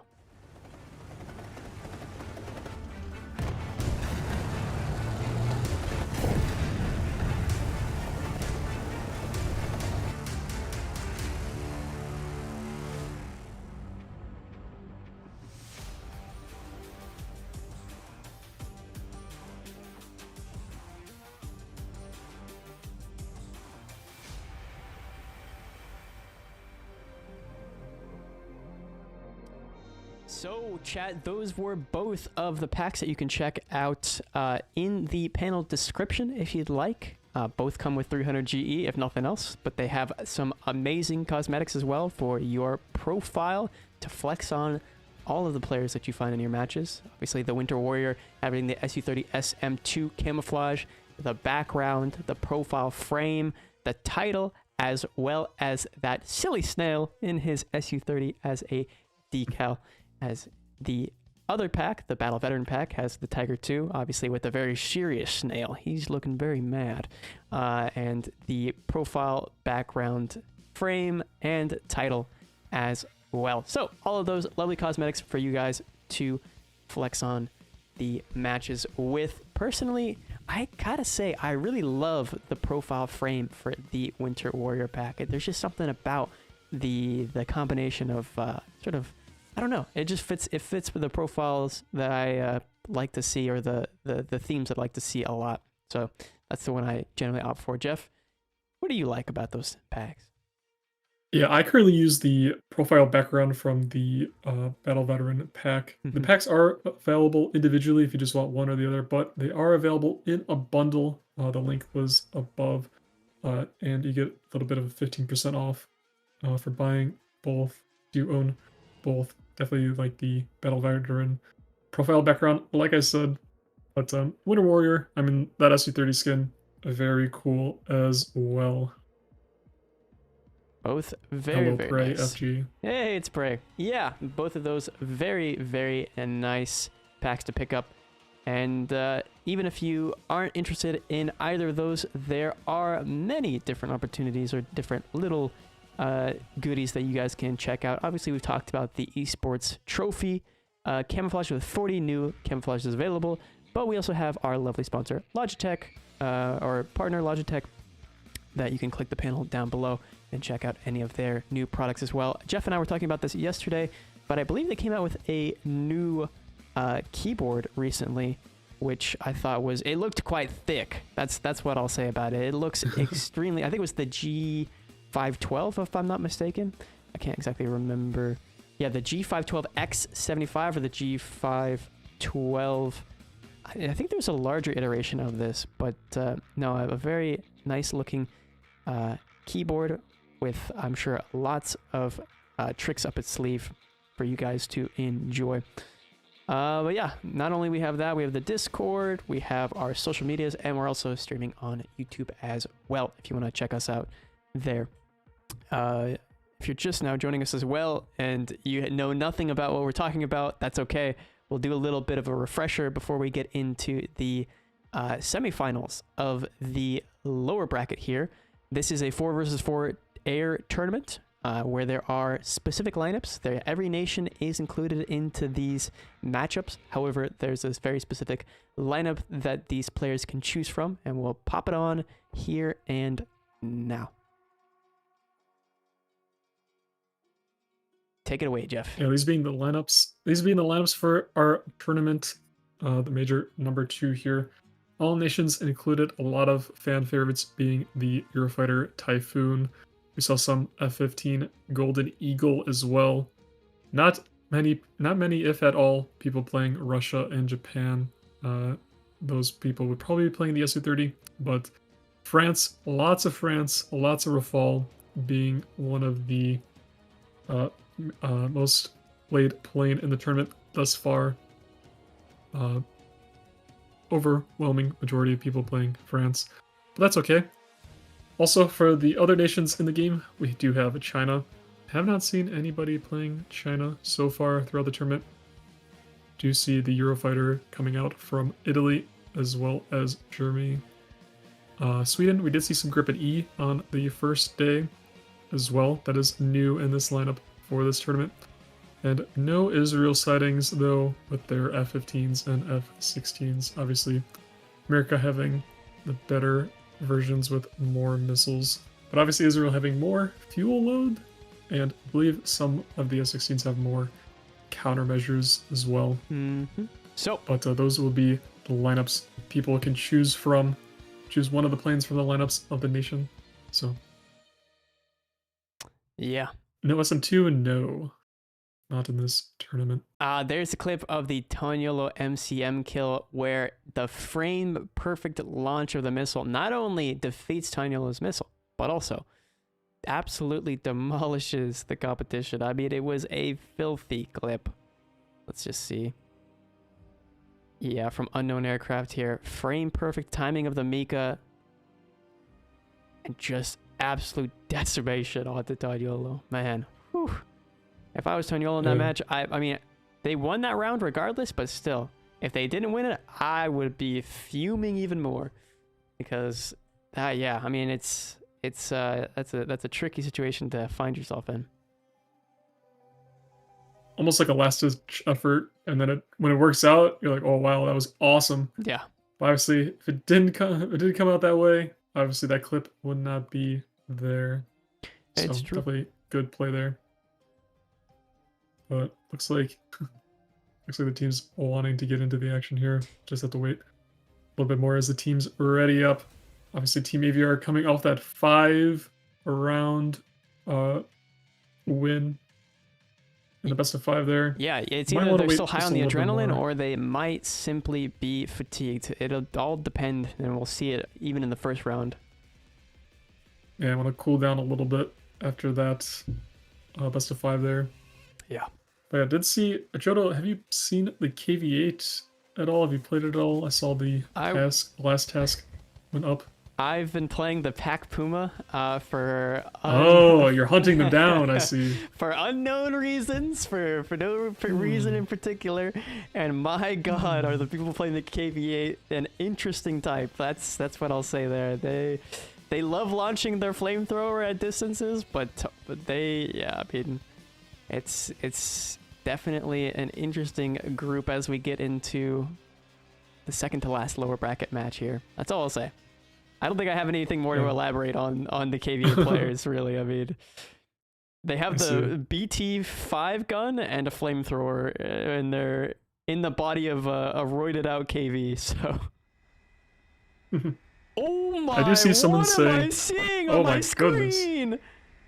It's all Russia and one Su-34 from Avi against Avris, who are just committed to the Rafale shenanigans. Look at that duck go. Look at that beak. I do see someone asking, can anyone be in a tournament, or is there some kind of rank requirement? As long as you have the planes or tanks in the lineup, you can play. So that is the only requirement there. That's the stipulation. But yeah, obviously going to be an interesting match considering we have not seen this many Russian aircraft all in the same space ever in this tournament. At least with this lineup or iteration. So bring out the Su-30s, and I don't know if you see that, but those are not R-77s on some of their wings. Those are in fact KH-38MTs, chat, and if you don't know what those are, they're the bane of existence of ground RB players at high tiers. It looks like May or Beautiful here is going to be bringing out that loadout. So yeah, not climbing, launching off some missiles already, launching off several missiles, but it looks like a meaty. Where are they going? They're destroying the satellites. Satellite down, satellite down. Oh my goodness. The satellite is getting demolished, chat. There's nothing left. I didn't even know that had a damage model. That's crazy. Holy macaroni. The satellite can no longer look at their Russian shark is just like, what is going on over there? He's just picking them up. Sees a lot of smoke. Yeah. He's getting laser warnings. Oh no. Not sure if anyone has the 38 mls. The satellite will in fact be taken out. No longer will information be reported back to the AVRES team. Surely that's how it works.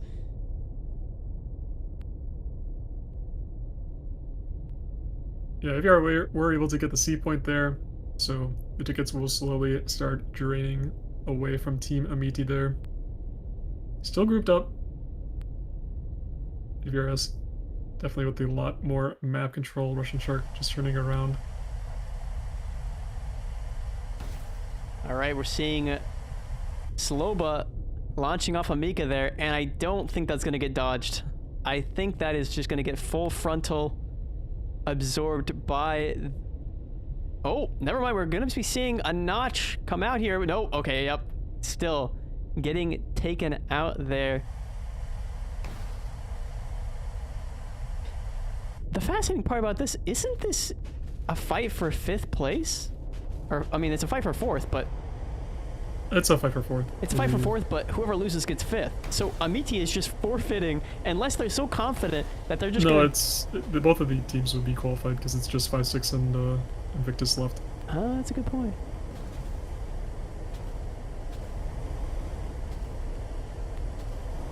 Well... It looks like Bedbird going down to Toniolo there.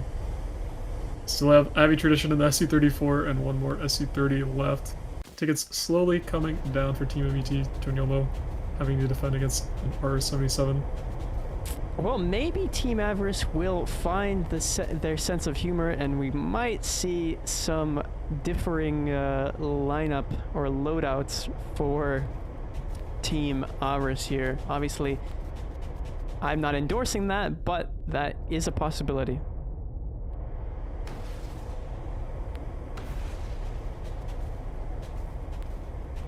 Yeah, Mika's out onto Avi Tradition there. R-77's coming back in on the Rafale. Avi Tradition able to notch. It looked like the one Mika fired at him.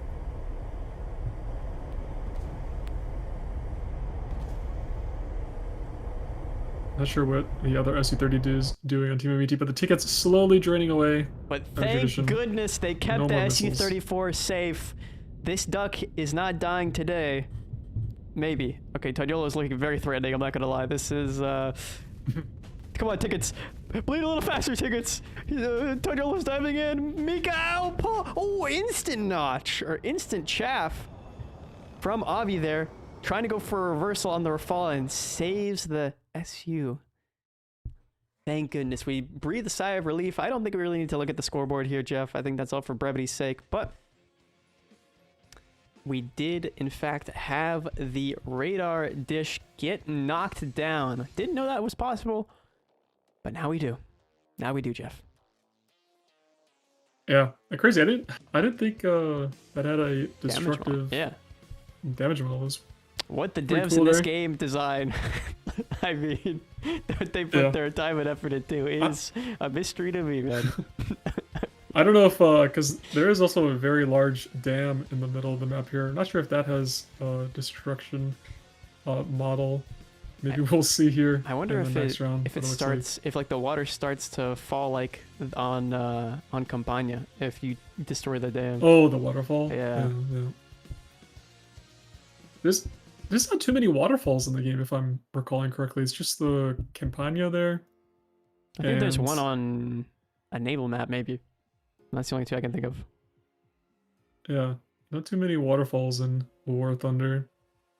W Amity Cell. No, L Amity Cell, man. Come on. Lock in, Amity. Rocky Pillars? Yeah. Oh, yeah. Or the Rocky Pillars waterfall. Holy jork with the deep cut. The sim player would know that. Yeah, so just now waiting on the next match to pop off. I don't know if what will happen. I saw you right away just asking if you know, if they're gonna troll. I think you know, it is what it is. It looks like Team Amity are readying up in some French planes here. What was the last map they played on? You're either talking about Mysterious Valley or Red Desert. Those are the two that we've seen today. I don't think we've seen Bourbon Island, and we haven't seen Japanese Port, but that's the last match for today, if I'm remembering. Yeah, that would be the last. That would be the last one.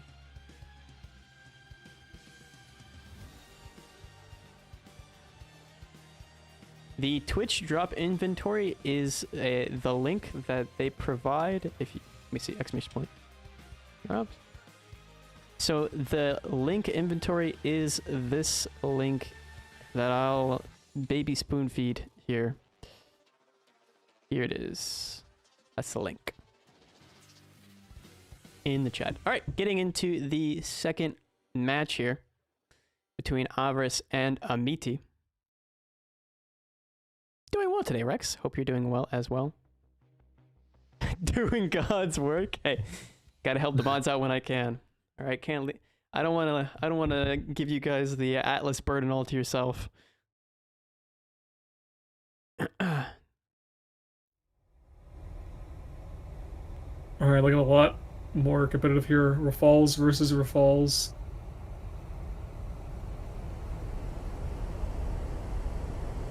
UMET going to be playing it a little bit more seriously, it seems, in this second round here. So we will see how they go head-to-head versus Team Aviarias here.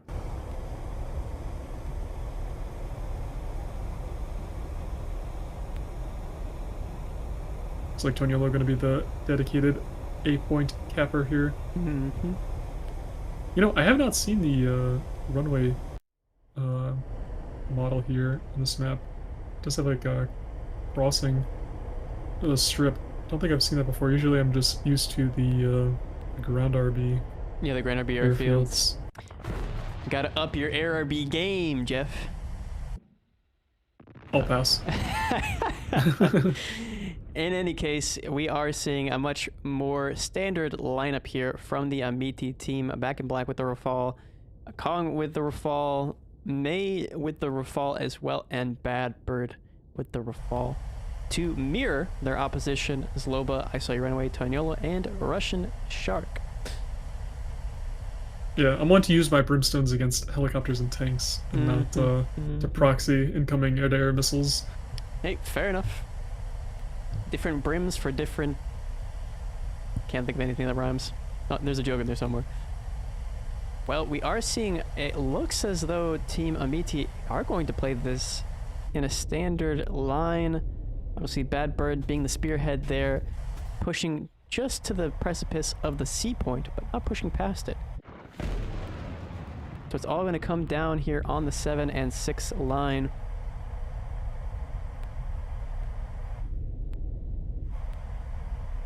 Yeah, it looks like the team's going to be emerging here in the middle of the map a little bit.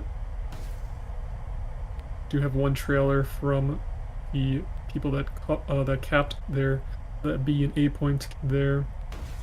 I saw you run away a little bit more forward position.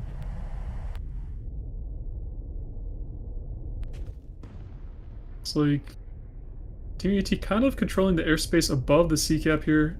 AVRS a little bit relegated to the bottom half of the map. Bit more spread out as well.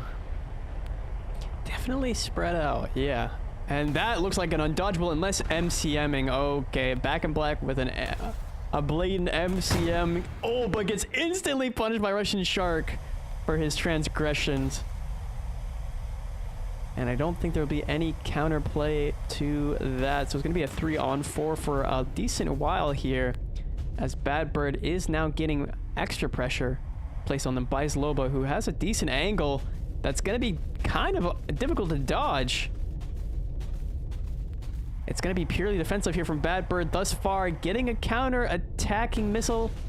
What is that angle? I don't think I've ever seen a Mika be launched at quite that trajectory, but in the meantime, Zloba will go down to May.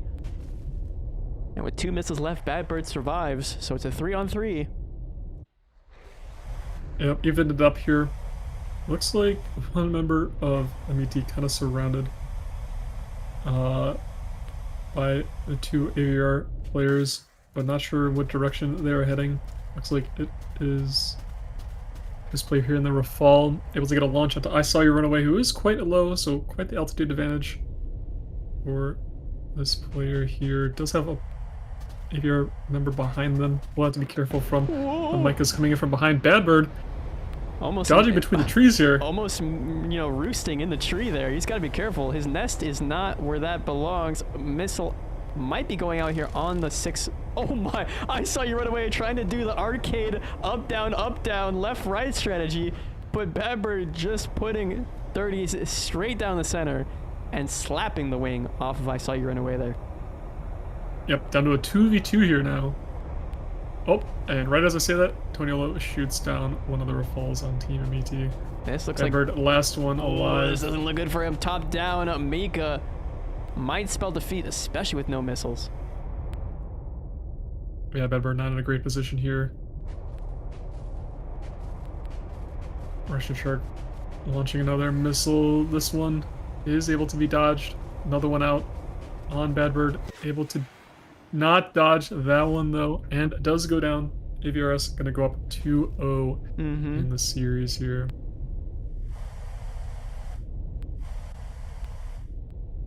That's the 2-0 that people were expecting, especially in the channel point department. However, actually, it did even itself out.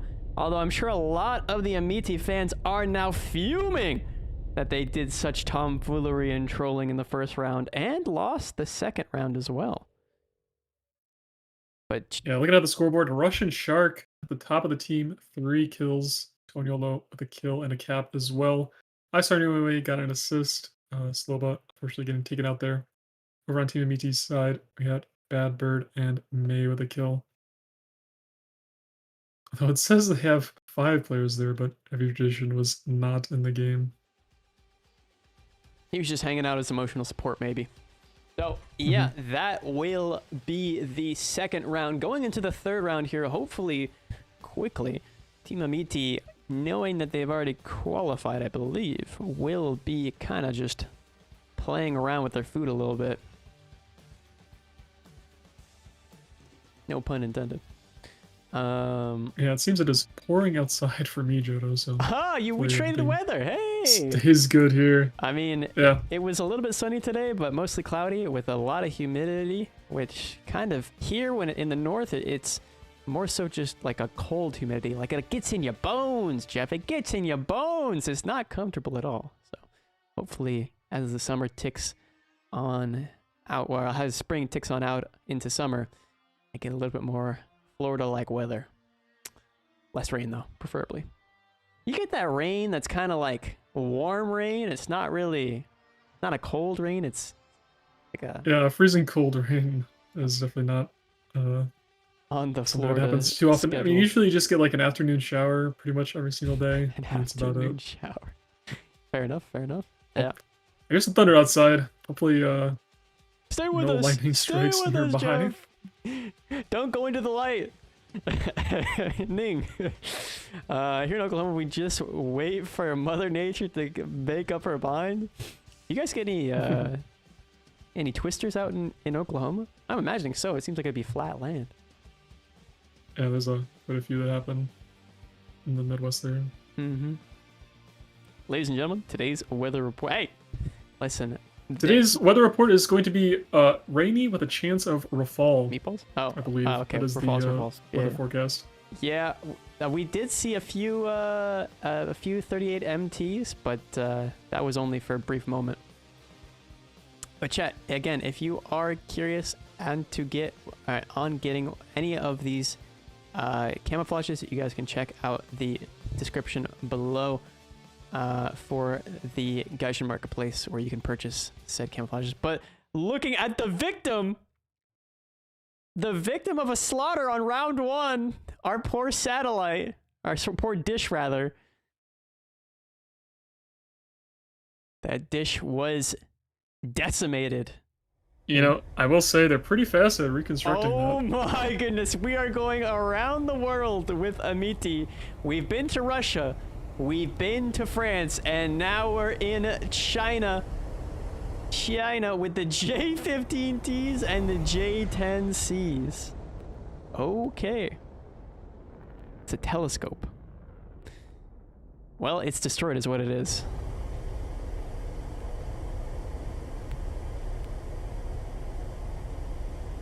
Well, actually, Jodo, it was completely fine, as we saw at the beginning of this game. So, You obviously, never know regenerative. with the J10, regenerative. J15. True, it is regenerative. Oh, you Now it can't. looks like they have all air-to-air missiles there. You can't break the dam. Okay. Well, the PL-12A is coming out here. Obviously not being as much of a victim of the nerf as their contemporaries. Or predecessors, rather.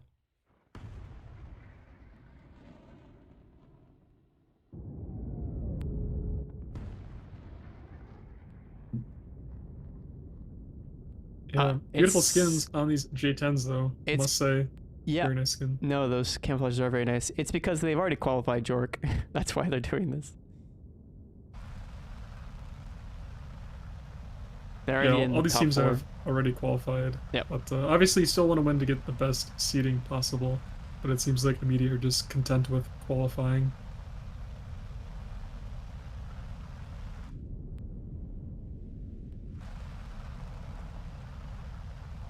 But yeah, it looks like Team MET not going to go for the ACAP. Probably going to play it very aggressive here. Bedbird launching first missiles out onto the Rafals there. Just have some missiles coming in. Gonna have to defend a little bit. Sees the missiles 10 kilometers away and approaching pretty fast. Looks like he's able to notch them successfully here. Back at black in the J15T. In that low visibility scheme here. And Mori as well in the J15. 35 kilometers, or sorry, 20, wait, no, was right, 30 kilometers away. One of the Rafals spots on radar, kind of over the B point. Mm-hmm. To see some closer Rafals able to launch some PL-12s in the direction. Bedbird is quite low, looks to be going for the C cap here. So we'll stop the ticket bleed. Mori gonna have to play defensive as the missiles coming in on his RWR. Obviously, those PL-12As are quite lethal at range.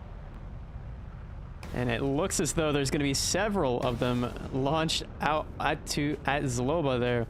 And it looks good, but it gets notched at the last minute there. Padbird just going straight vertical, does not care about positioning, does not care about energy. Simply wants to be a missile platform.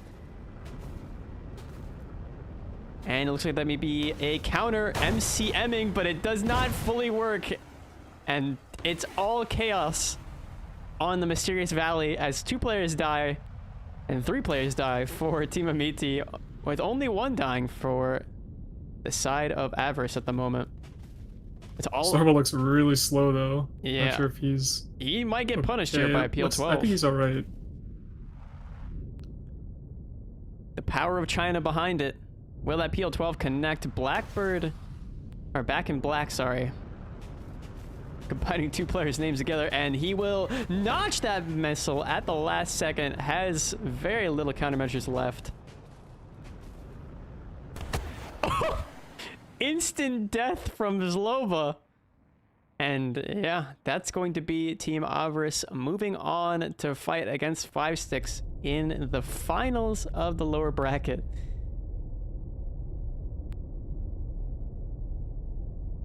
Did they run 4 J15s? No, they had 2 J10Cs, 2 J15Ts there in this round. But if you are, yes, we'll be moving on to fight 5-6 this next round. They will also in Mysterious Valley. So tell us about that scoreboard, Jeff. I mean, I know it's just for the sake of it, but what do we see? Yeah, we had I Saw You Run Away and Slow both getting 2 kills there, turning over the cap at the beginning of the match. Badbird able to cap the C point in the middle there, and Amori getting a kill, but Amiti going down to Team Aviarius, but still qualifying for the finals. Yeah, it seems though the next match is going to be in quite some time because of how quickly that previous match had ended. So, I mean, thanks, Amiti, I guess. We were on a great streak of getting to that round 5 or close to it, Jeff, but... Yeah, we were. That streak has been broken, unfortunately, so we will have quite a while to wait for the next round of 5-6 versus Aviarius. But you know, running through a couple interesting experiments here, I suppose, as to kind of explain through you know, trial and error, I suppose, why some of these lineups are not viable whatsoever, right? The Rafale just remains supreme. You can get a few picks off, but China as well as Russia definitely struggling to defy the niche that the Rafales seem to be so good at doing, which is, you know, being aggressive, being able to stay within a notch as well as still fire off your missile at the same time. Obviously, I don't think that Team Amiti was necessarily playing extremely well with their whole heart, shall I say. But regardless, I think they were in that second round. You think so? And it did get quite close, but yeah, just obviously being content with qualifying for the finals as well. But we will see if we will be able to move the matches up. If not, we will probably go to a break in a little bit. Yeah. As well.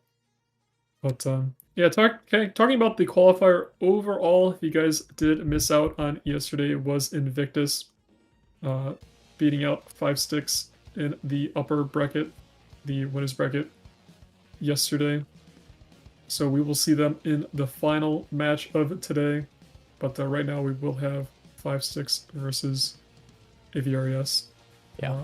Before then, as well as, if you guys are wondering, the other teams that qualified, it will be Team Invictus, Team 5-Sticks, Aviarius, and Amiti for the 4 teams to qualify. Obviously, their positions unknown until we get to the end of the day. We'll qualify first. But I believe Amiti will be the 4th place qualifier there. If they truly want to milk this out, Jimmy, it's going to take at least 40 minutes. Or at most 40 minutes. Yeah, I saw someone mentioning that they want to go eat dinner, so they might take that. I just want to take that time. Yeah.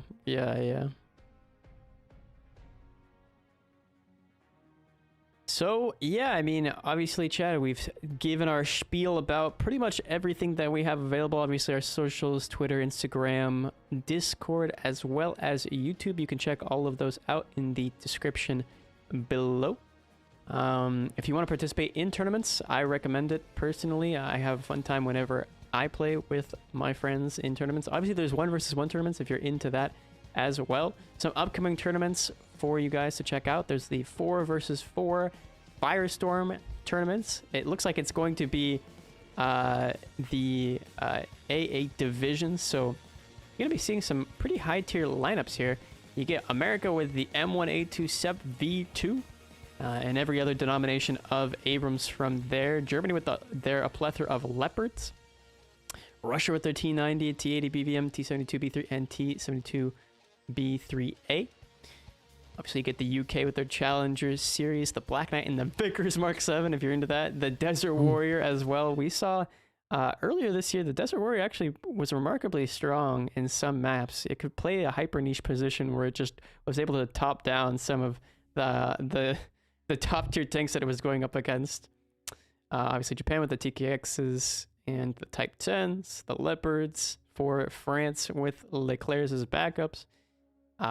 Italy with the best Leopard in the game, I would argue, although maybe having that many components on the top of the turret makes it a little bit of a downside. However, having the 50 cal, I would argue, makes it the best Leopard, the Leopard 2A7 Hungarian, along with the Ariete AMV, the Ariete, and the Ariete PSO. And that's just a few of the lineups that you guys can check out from the Firestorm 4v4 tournament that will be happening, I believe, actually today.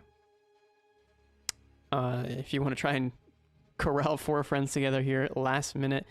But yeah, there's plenty of tournaments as well. There's experimental tournaments, the Labs 3v3 RB, where it seems as though we have our our TSS teams working on trying to experiment with new lineups and new situations for interesting matchups.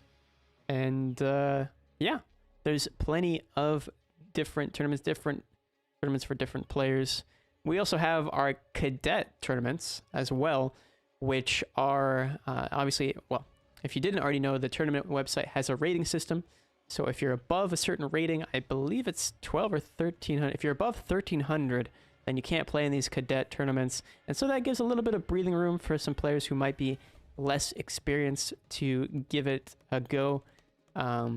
It's also at a nice mid-tier range as well, so you can play you know, your Panthers, your Ice Ones, your Charioteers, your STA 3s, your AMX 1390s, etc, etc. And that's a 2 versus 2 tournament, so if you want to get in on the ground floor, that tournament will be happening tomorrow at 1720 UTC.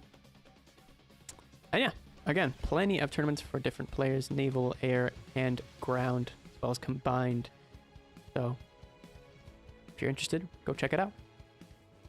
Yeah. I think that's pretty much. If you need players to join your team, you can always join the official War Thunder Esports Discord. Maybe find some players on there, like-minded players to create a team, join those tournaments, win some Golden Eagles and some boosters, some decals. Obviously, you can see all the prizes and whatnot in the information of the tournament that you are joining. Yeah, and just taking maybe a little bit more of an in-depth look at the Logitech website. Obviously, one of our Logitech being our partner, having a couple new releases. It seems as though it's the one I was thinking of is the G51298. So the 98% keyboard as well as the 75% keyboard being their latest releases in the keyboard department. They look quite sleek. I like the colors. What are you more of a white keyboard or a black keyboard type of guy, Jaffafa? I like black keyboards. Yeah. Obviously, a little bit easier to have to clean them a little bit more often. Yeah. But yeah, I think it's just better for like contrast if you have backlighting. A bit easier to see the keys. That's a good point. So yeah, they have both the black and white options. I've been in the market for a new keyboard, as mine is well, it's not on its last leg, but it's on its last leg. So yeah, that's what I get for buying you know, maybe not the highest of quality, but it is a Logitech keyboard. It's simply just been years and years of use. So I'm in the market for maybe one of these new Logitech keyboards. Maybe Just don't clean your keyboard. You gotta clean your keyboard at least. maybe Logitech will set Once me in a up. while. Surely, yeah, you gotta clean your keyboard, man. If you're not cleaning them, amen. I've seen some disgusting keyboards out there. You guys need to clean your keyboards. If you look down and it looks nasty, go clean your keyboard while we wait for the next round to start here. Let's get rid of that gunk, chat. Let's be anti-gunk. Usually it's hair, Is it? but yeah, Huh. and food. Hair and food. If you eat at your desk. Oh man, I remember I spilled a drink on my keyboard one time. No. It was never the same. Whenever you click a button, was it never had the like a same. little bit extra delay as it came back up because it was just kind of sticky. Oh Yeah. man. What is the best keyboard cleaning method? What I like to do, you get a keycap puller, you pull off all the keycaps, Mhm. and then you just use like a wet paper towel.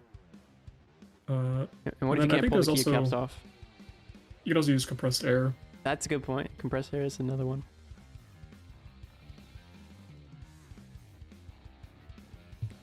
Garden hose power washer. I don't know about that. You know- I saw someone put their keyboard in the dishwasher one time. Oh no. Actually, Listen. Yeah. If you want to get in on these latest keyboards from Logitech, you know, maybe your older one might need a power washing. But if you don't want to have to buy a new keyboard, then I would recommend not utilizing that method.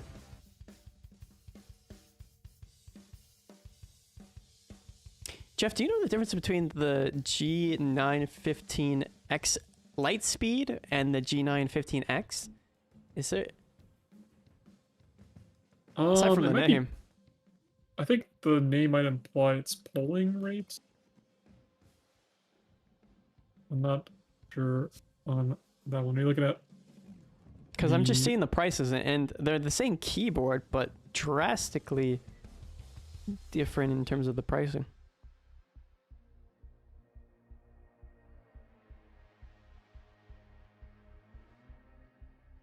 You guys know those rubbery, bendy keyboards? Can you wash them? I don't know about all that.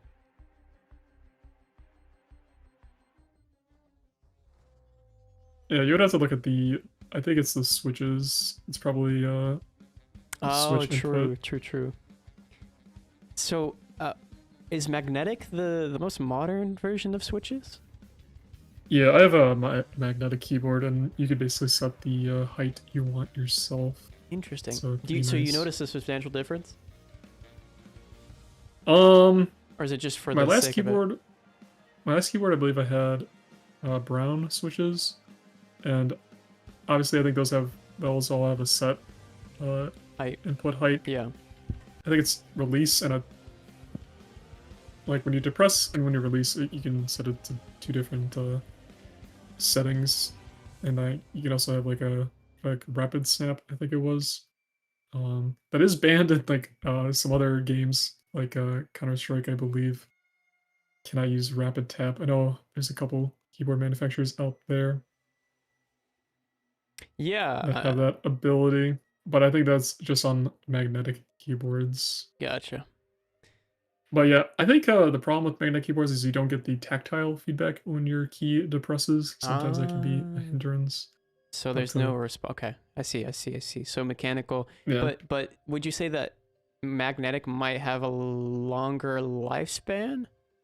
Yes, that and the customizability is Okay. pretty good as well. Glass keyboard. Oh, I don't know about That's that. gonna weigh a ton. I feel like one bad game in War Thunder, you smash your desk, cracks in no. half, goes everywhere. Oh no. As long as it's Glass Upper table, glass? glass keyboard. That would be a bad I'll tell recipe you with so. War Thunder. Oh, there's glass mouse pads. Oh, that's I've true. That's seen. true. That's I true. don't know about that. Yeah. I wonder. Let's see what the kind of mouse pads Logitech has.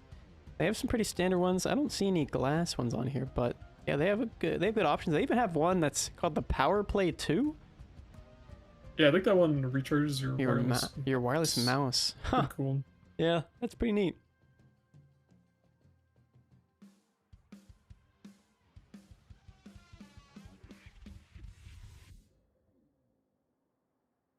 Oh yeah, obviously mice, mouse pads, keyboards, headsets, even some racing sim stuff, and microphones are all available there on the Logitech website. Still waiting on the match here to kick off between 5-6 and Avarice. There is one person in the lobby, and I don't know if it's a player. Yeah, I think chat, we've yapped our little yappers off, and so we'll probably take a 15 or so minute break as we wait for the next match to kick off. Hopefully it's a closer match than the Amiti and Avarice match, so we don't have to wait in a similar situation to the match that we just experienced. So, or the moments that we're just experiencing now. So yeah, we'll be back with you in about 15 or so. Don't go anywhere. Make sure that you grab something from the fridge or what have you, and we'll be back with you in 15 minutes. We'll see you in 15, chat. I'm gonna go play in the rain. All right.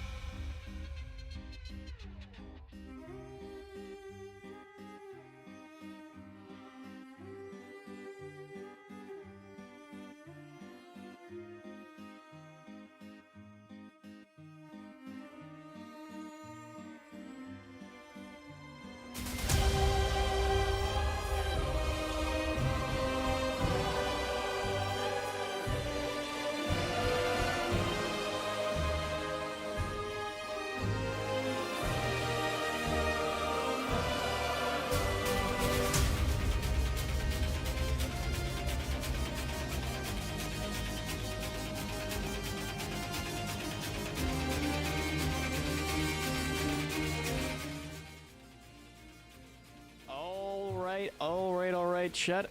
Maybe you missed us, maybe you didn't, but we are sure still missing several players from this lobby, as it's only one person in here.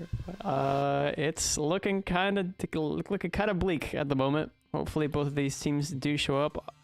Obviously 13 minutes left on the clock until the match auto starts, but yeah, I'm sure they'll all file in at some point here. Surely they wouldn't both be, I don't know, trying to potentially gerrymander. Okay. But yeah, we will see.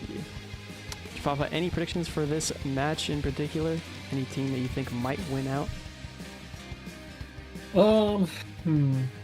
I think looking at 5 sticks, I think it might go 5 sticks sway, possibly. But AVRS obviously has been playing a lot more today. So I wouldn't be surprised if AVRS come out on top of 5-6, 5-6. This will be the first game today AVR has already played, I believe, 4. So they will definitely be ready for them. Yeah, I think we might see a bit more of a prepared Bardelis match in. Okay. Yeah, I mean, we could probably squeeze a Bardelis match in, but we won't because that's too far removed from the content that we're showing here for you today.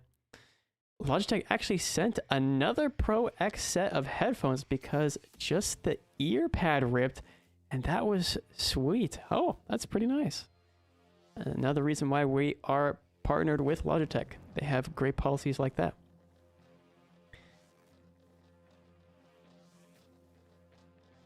But in terms of, yeah, waiting for this match, it is, it's looking kind of rough. Oh, Mr. Stin, we got some people joining in. Jono might Okay. not have to wait There's too hope. long. There's a hope.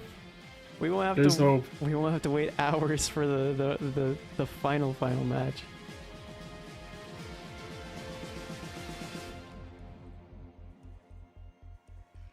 And we'll have to see what if Invictus is here on time as well, though, for the last match of the evening. Yeah, and we'll have to see if it seems as though the 3 players that have gotten into the match are in fact all in French vehicles. So, Chad, if you also Very surprising. yeah, Very extremely surprising. But if you guys also like French vehicles, you might be able to check out some of these camouflages. Dang it, I thought I would perfectly time it so it was on the Rafale camouflage, but it seems as though I was not correct at where it was. I think that's the other scene. Is it the other one? Oh yeah, you're right. Well, let's see if... Let's see. Oh, it's right there! Dang it, I just missed it by one. Oh, just missed it. Oh. Just missed it. But if you like French vehicles, right there, that Rafale camouflage for the naval Rafale might be right up your alley.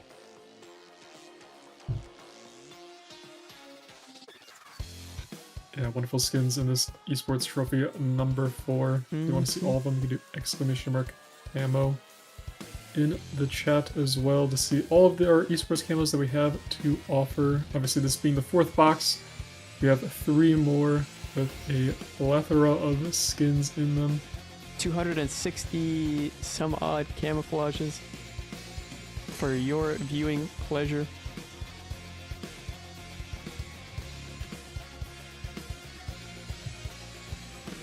The very nice ones in this box as well.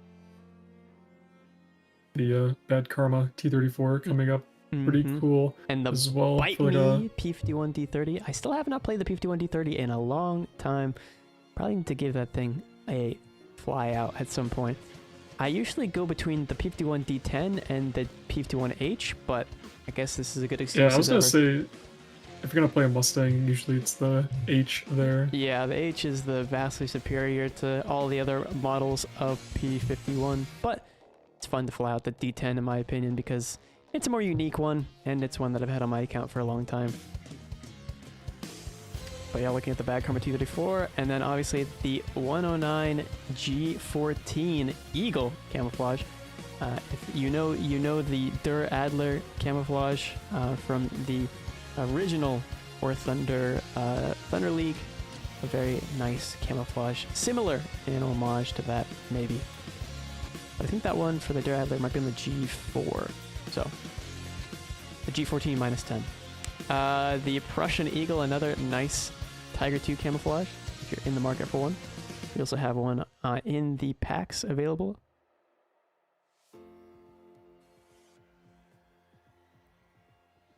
And yeah, there's several camouflages. The next one up being this AMX M4, but the one after, Jeff's favorite. Yeah, the VT4 skin coming up. Beautiful Chinese naval pattern.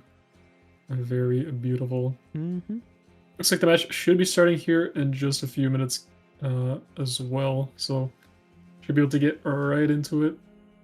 That is just the have to hope. wait for the match to start because we are delayed to the match, but obviously not delayed to all of our lovely esports chatters. We can respond to you right off the bat.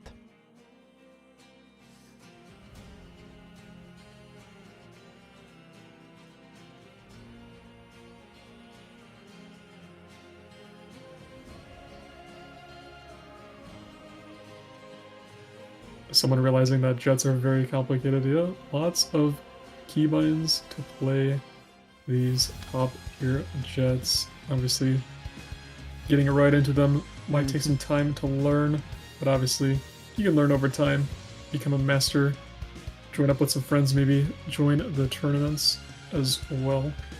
And we're getting into the first round here. All right. On Mysterious Valley. Ooh, so mysterious, Jeff.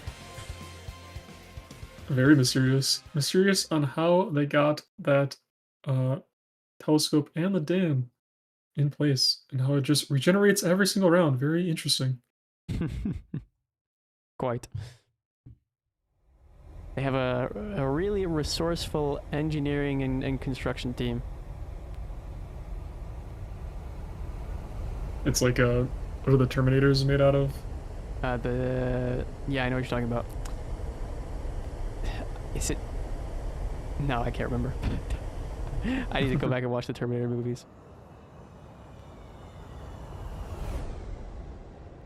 But looking at the match here, it looks like it's going to be Rafal v Rafal here. All 4 members of each team flying out the French Delta Wing here. Obviously, they have different camos on, so a little bit of variety there. Over on 5 sticks, we've got Coco Jambo, Opspan, 65, Elder Mountain, and Pouch as well. Over on AVRS, you've seen them before. Russian Shark, Toniolo, I Saw You Run Away, and Sloba. Mm-hmm. Looks like the team's going to be playing it quite mirroring each other. 3 towards the middle, 1 person towards the caps as well. Telch getting some altitude here in the beginning. Let's see how the prediction is looking. A lot of people voting for AVRS to win over 5-6. Let's see if those predictions come true here.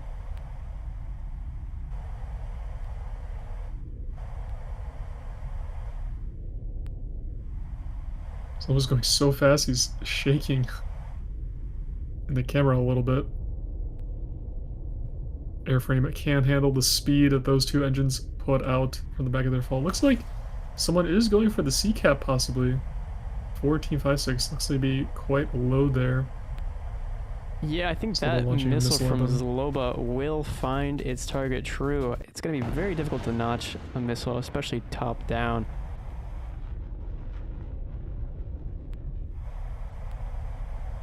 Yeah, it looks like it was Coco Jambo. Coco Jambo turned around. Okay, so he just entirely had to forfeit his positioning, although positioning yourself at the very bottom of the map might not be the best place to be in its entirety.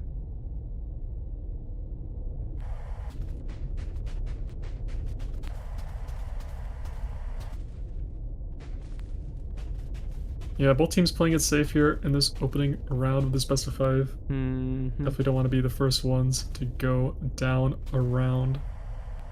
But looks like 5-6 able to get the C cap finally. And the first kill of the match will be Mika on Mika Violence. As I saw you run away, missile counters another missile.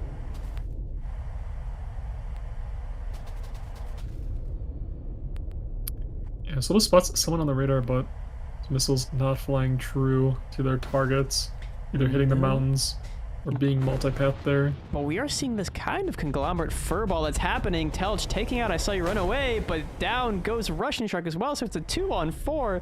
An absolute disastrous upset for Avarice here in the finals of the lower bracket. Yeah, it happened pretty fast there if you're going to be down 2 players. Might go down a third, but Slova is able to roll that missile. And then unable to roll that one from Obspan coming in. I believe that Micah came in from behind as he was trying to dodge Coco Jambos. Toniolo, last one alive for Team AVR here as well. So not looking too great in the opening round here for AVRS. Those people put 80% of their points on the prediction. Sweating a little bit. Toniolo still has 6 missiles left though. There are only 4 players left on Team 5-6, but those tickets slowly draining away here. Well, not really slowly, pretty quickly. Toniolo, the last one alive, launching off some of his missiles. But it looks like he's just getting swarmed here as the tickets slowly fade away. Yeah, and round number 1 gonna go to 5-6. Oh my goodness. They're not going to let anybody escape. Nobody back to report what happened to the rest of the team. And 5-6 winning out that first round. The score going to be Coco Jabba with 1 kill, 1 cap, Obspan with 1 kill, 1 cap, Telch with 1 kill, and Elder Mountain with none at the moment. Toniolo with a cap, but that's all she wrote for Avarice at the moment. Maybe their bellies are a little bit too full after they've had their dinner. Seems as though they're a little bit slow on the uptake when it comes to this initial match, but maybe they'll be able to recoup the mental here and start cooking once again in round 2. Yeah, pretty strong from 5-6. Obviously, this is their first game that they're playing today. Well, we're not sure if they played any practice leading up to this match, but AVRS, I mean, they've been in and out of some of the games here, a lot of them going to game 5. Maybe it's just fatigue setting in, but they did win against Amiti 3-0, so a little bit of a reprieve there. But 5-6 coming out to play right off the bat, winning the first round here in this best of 5. Yeah, I mean, they're playing in sim mode. Nope, it's air realistic. It is air realistic. So they have, I mean, it's entirely air realistic. I mean, obviously markers and air realistic, so that doesn't change much that you would already see. So yeah, that's where we're at currently. They are actually running it right back in, taking off in the next round here. You see, I Saw You Run Away with his very pretty, I was gonna say beautiful, but my brain wanted to say beautiful and pretty at the same time. Camouflage there. Prettyful. It's very prettyful. But these enemies, or rather not enemies, but this Avarice team might also be pretty full after dinner, so they gotta be a little bit more vigilant, I would say.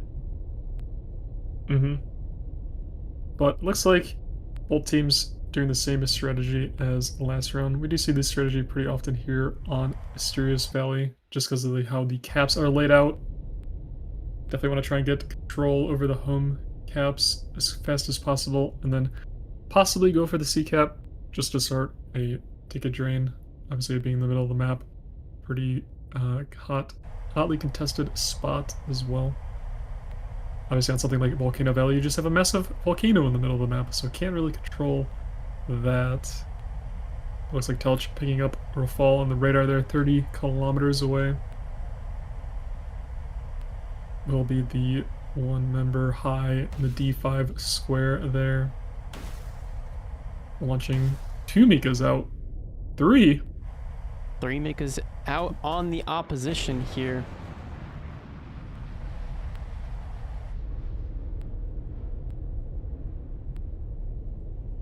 Yeah, it looks like they're just hovering around the sea cap there. Obviously, they have a lot of altitude. Don't want to give it up easily. AVRS, a little bit of a flying V formation there at high altitude. Looks like I saw your runaway is going to try and flank around. Meanwhile, 5-6 we see them go for the cap again in the middle of the map. So 5-6 is going to have the early good drain here. As the C point gets turned into the D point. Both teams pretty even with each other in terms of map control. All a couple of kilometers away from each other. I saw you run away, and Coco... Oh, wait a second. Coco Jambo being on the deck here, he seems to play the Rafale almost like a Gripen. Like, I'm getting... If you recall from last year, he was playing the Gripen quite extensively, and so to see him now playing it on the deck there seems like a bit of a reminiscent to his Gripen activities before. Yeah, Toniolo also getting a kill on Elder Mountain there, so 3v4 in favor of Team AVRS here. Telch going down as well to Russian Shark, but Telch shooting down I Saw You Run Away, or getting knocked out. Coco Jambo trying to notch this missile here. Able to. 2v4 now, another missile out. Still has 4 more, now 3. Able to notch that missile as well from Slova. Launching 2 more. Able to notch. Jambo still has 2 missiles left. Slova down to 1. Both of these players able to dodge everything fired at them so far. Let's see if they can do it again. And they do it again! They are both out of missiles at this point. It's gonna come down to a merge. Oh no, it's gonna be a trade? It's gonna be a trade! Oh my goodness. They bled everything off of each other and simply came down to that merge. Oh, it looks like 5-6 is not gonna be coming out of here with the victory.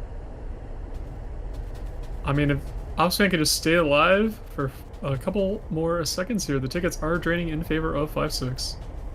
So all Opsman has to do is stay alive, but unfortunately he cannot as he goes down to Tone YOLO.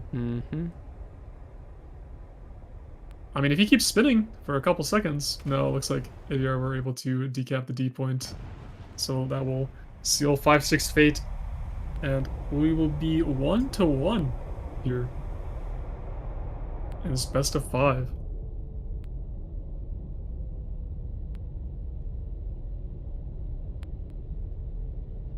Pretty interesting from AVRS. Looked like in that first round, not going their way, being able to turn it around in the second round here, tying it up. Looking at the scoreboard, Toniolo, 2 kills, 2 caps. Soba able to get a kill, as well as Russian Shark. Over on the side of 5-6, only Coco Jambo and Telch getting kills. Coco Jambo and Ospan getting the 2 caps there. I did like the play from 5-6 to go for that C cap to put pressure on AVRS, but unfortunately, because AVRS had to act because of the pressure, they were just able to come out on top, beating 5-6 in that round here. Yeah, I think that overall, AVRS having the altitude positioning and also just being able to win their 1v1s however they can, if it comes down to the merge, it seems to be the factor that really cinched that victory for them. But, you know, both teams have proven themselves that they can come out on top, so this might be another game where we see it all the way to round 5, as long as nobody makes substantial errors. Yeah, for sure. These two teams seem pretty evenly matched. I mean, we saw Coco Jambo and Toniolo firing basically every single missile at each other, dodging them back and forth there. Pretty amazing defensive flying from all of them. Toniolo just getting helped out by his teammates there, able to slow down the opposition and just distract him enough to take him out. Yeah. Or let his teammate take him out. and then pressing their advantage with the numbers advantage there being up 2 to 4 players in the end of the game there.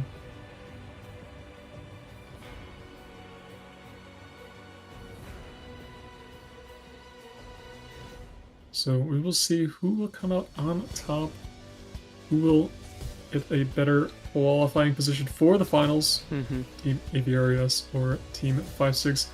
But the team that wins here will go on to face Team Invictus in the overall Open Qualifier #1 finals as well. Yeah, fighting for first place. Still have another match after this one. If you guys are worried about your drops progress, don't worry, still have one more match to show after this to see who will be the overall first qualifier. Oh yeah, just waiting for the teams to ready up here.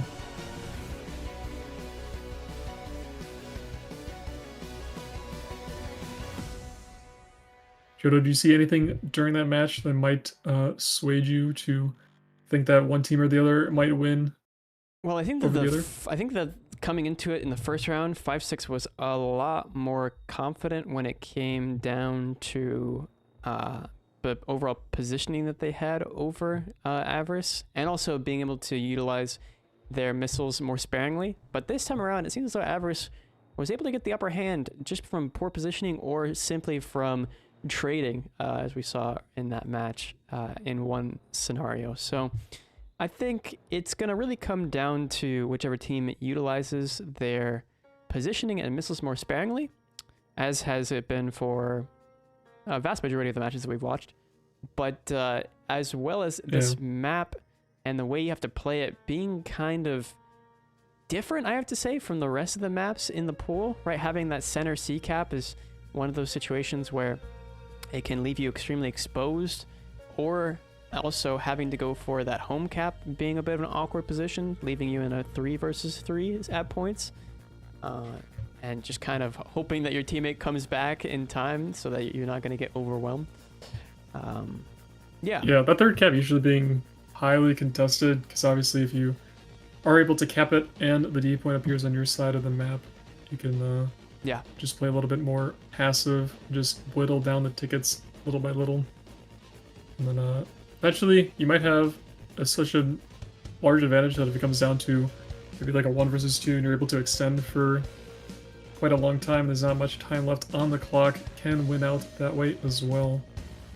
So teams definitely have to think about all the ways they can win a match, be it either kills or tickets or even time. So they have to worry about all scenarios there.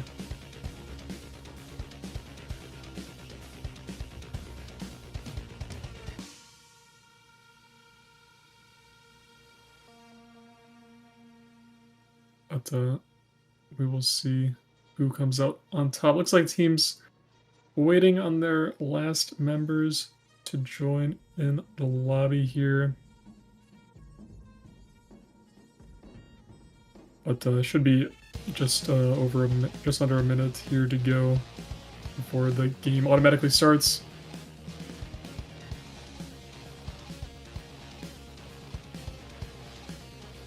Well, it looks like everybody's joining now, so should start pretty soon here. Yeah, I mean, that's generally the hope is, at least when we were round 3, they rated up almost instantaneously before. I don't know what the hesitation. Oh, there we go. Talk about them rating up, and they shall do so. Mm-hmm.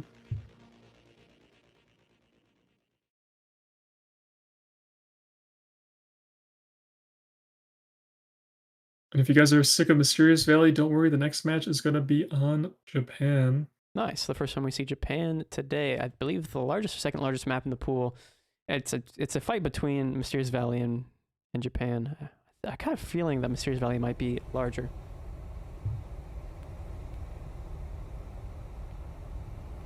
And we have to get out the rulers here. How many grid squares do you have, sir? Well, the grid squares also have their own scale usually. So to do some quick math there. But everyone able to take off successfully here. think it was last week we saw someone crash on takeoff. Don't really get that too often. No, but it it was looks like a rare Auspan. scenario. Yeah, Auspan looks to be the one going for the cap for 5-6 here. I believe it's Toniolo on the other side going for the A cap. The other three members of each team going towards the middle, towards C. Not sure if Coco Jumbo is flying low to try and cap C again, or is getting more altitude. He's flying quite low. Yeah, I mean, I'm not entirely sure what the strategy overall is to fly quite low. Obviously, you are going to be harder to detect on your opponent's radar, and you could also potentially spike a Mika in them from below, but they have all of the energy potential to really just slam you instead, so you have to play this extremely cautiously. Multipathing is kind of the way to go, but maybe they're just trying to make it towards that C cap and play for tickets. That's why they're playing so low. I think that's the play Yeah, here looks from like Coco that Jumbo. is their plan. Yeah. Does have a missile coming in though, so unable to cap the C point right away.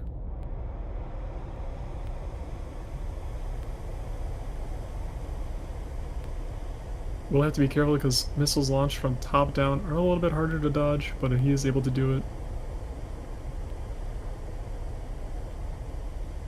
And is flying right back in to try and get that C cap here for his team early on. Looks like Aviarius kind of in the bottom half of the map there. 5-6 gonna get the early ticket bleed going in their favor here. And there's the D point on the side of 5-6 in their control.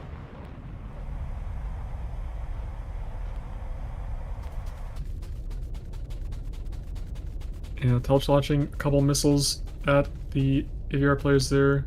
Looks like one closer to him was not. The second one might be tracking still on the minimap there. And it looks like it just got notched right as we will go to Shloba here.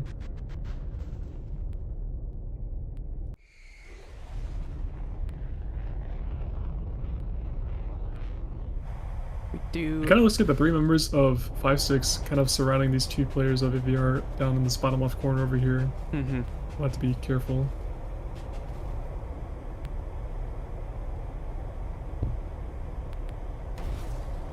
Missile out, top down, or not top down, excuse me. But it's going to be coming in from kind of an awkward angle, but I think it'll be easily notched there. I saw you run away, and Telch getting into a fight here, and Telch might go down to this missile. He will! Just not having enough reaction time. Another joust happening here, and Zloba looking like he gets away from that missile by the skin on his... Never mind, he's gonna go down here. There's no way he was gonna dodge that next one. Too low on altitude, too low on speed. A deadly combination. And so we're seeing a 1-to-1 death here. 3 versus 3 now. Yeah, I think this is just the play from 5-6 to go for that C cap. Now Aviar has to try and get in position to try and decap the D point here.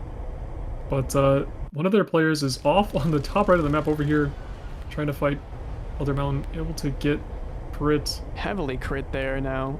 And so Taniolo is going to bring it up into the vertical to just entirely bleed Elder Mountain of speed. And yeah, he's just basically floating on hopes and dreams at this point. I saw you run away, and Taniolo gonna make this a 2 versus 2 here shortly. I mean, if as long as Taniolo hits his shots, no more missiles left to speak of, so I think Elder Mountain is gonna be limping along here. And this will be the final they're just pass. going for... It's kind of just a distraction because obviously the tickets for AV are not in their favor, but they are getting the decap on the D point. But both players of 5-6 trying to stop that from happening. But Toniolo is still so far away from the rest of the battlefield. Still trying to take out Elder Mountain. Finally sets him on fire. He's going to go down there. Coco Jumbo, and I saw you run away here. Locked in a little bit of a turn fight. Auspan also there as well. I saw you run away. He's going to have to try and dodge Auspan with his guns. Damage to the right wing, and he's wing. going to be drifting into Team Mountain. Pull, pull, pull, Team Mountain. takes another victim. And that's a 1-on-2 now. Toniolo is 50 kilometers away from those last two members there. I think of 5-6. he's resigned He's himself. not going to be fast enough. Yeah. Yeah. To try and decap B. So that will be Looks a like victory. 5-6 are Going to gonna win. 5-6. Yeah. I think Toniolo maybe should just land on the airfield so we get at least one airfield landing in this tournament, surely. Yeah, but 5-6, again, what they're going for the C cap there in the middle play, working out, having to force AVR to come and fight them to try and get an advantage to B cap points to stop the ticket bleed. Not sure if AVR can counter it. They obviously did in the second round, but not able to do it here in the third round. 5-6 is going to go up 2-1 on the series. Antonio looks like he just oversped a little bit trying to rush to the B point. But this game's going to go to 5-6. It will indeed. So that means 5-6 on the brink of victory here if they're able to win out the next round against Avarice. But if Avarice locks in, we could see a game 5. In terms of the scoreboard here, Jeff, we see Coco Jumbo with 3 kills, 2 caps. Opspan with 2 caps himself and 1 assist. Kind of a rare situation to get an assist. I saw you run away with 1 kill, 1 cap. Toniolo with that 1 kill and 1 cap getting flung out into the corner of the map by Elder Mountain in that dogfight. And then Russian, Shark, and Zloba getting no kills. Yeah, I think it was pretty smart by Elder Mountain to drag Toniolo away from the rest of the battlefield. Obviously, if he goes down, Toniolo is 50 kilometers away from the nearest capture points that they needed. Yeah. So just giving 5-6 another small advantage. But his other players on his team were able to take down a Russian Shark, going for the decap as well, cementing them the victory. Yeah, a lot of people who voted for 5-6 cheering them on now as a little bit of the underdogs. Yeah, I mean, naturally. You can't count Team Everest out either, having been in this position before. Able to claw back in the best of 5 here. And we're getting right back into the match. With the Toniolo taking off on the side, they're going to be going for that B point to capture it.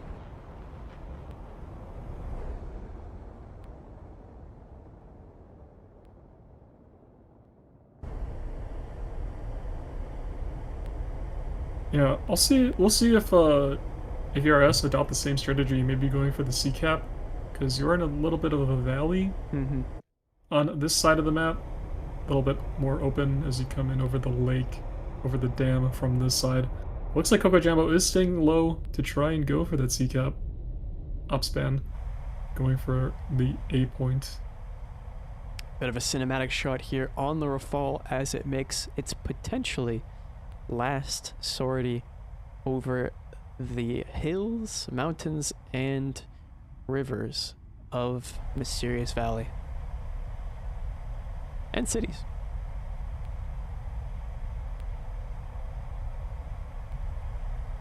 Trying not to overspeed here. Coco Jumbo's got to be careful. He's running it down, but yeah, it's going pretty fast. He's got them hummingbird wings, man. He's got to be careful. They're getting too excited.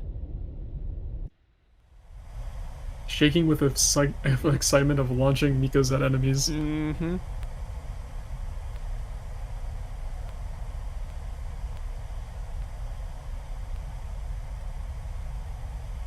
All right, and we see Elder Mountain here.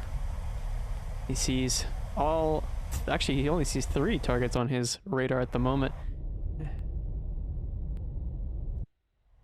Must be too far away for him to see Toniolo, who's gotten the cap.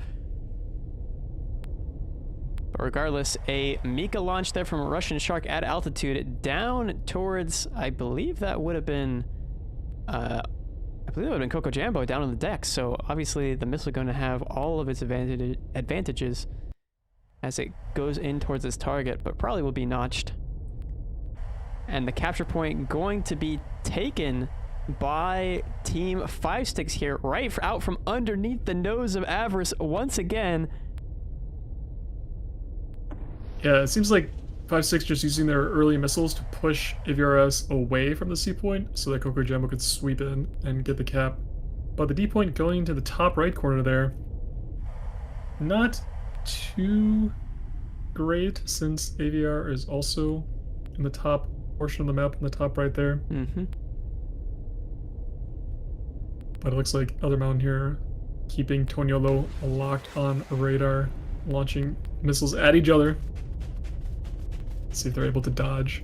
And notching that missile, Elder Mountain successfully being able to survive another barrage as Toniolo locks him up side aspect, and so is Elder Mountain. Yeah, kind of the same thing happening as last game. Toniolo and Elder Mountain flying off the side of the map here. Yeah. Past the airfield.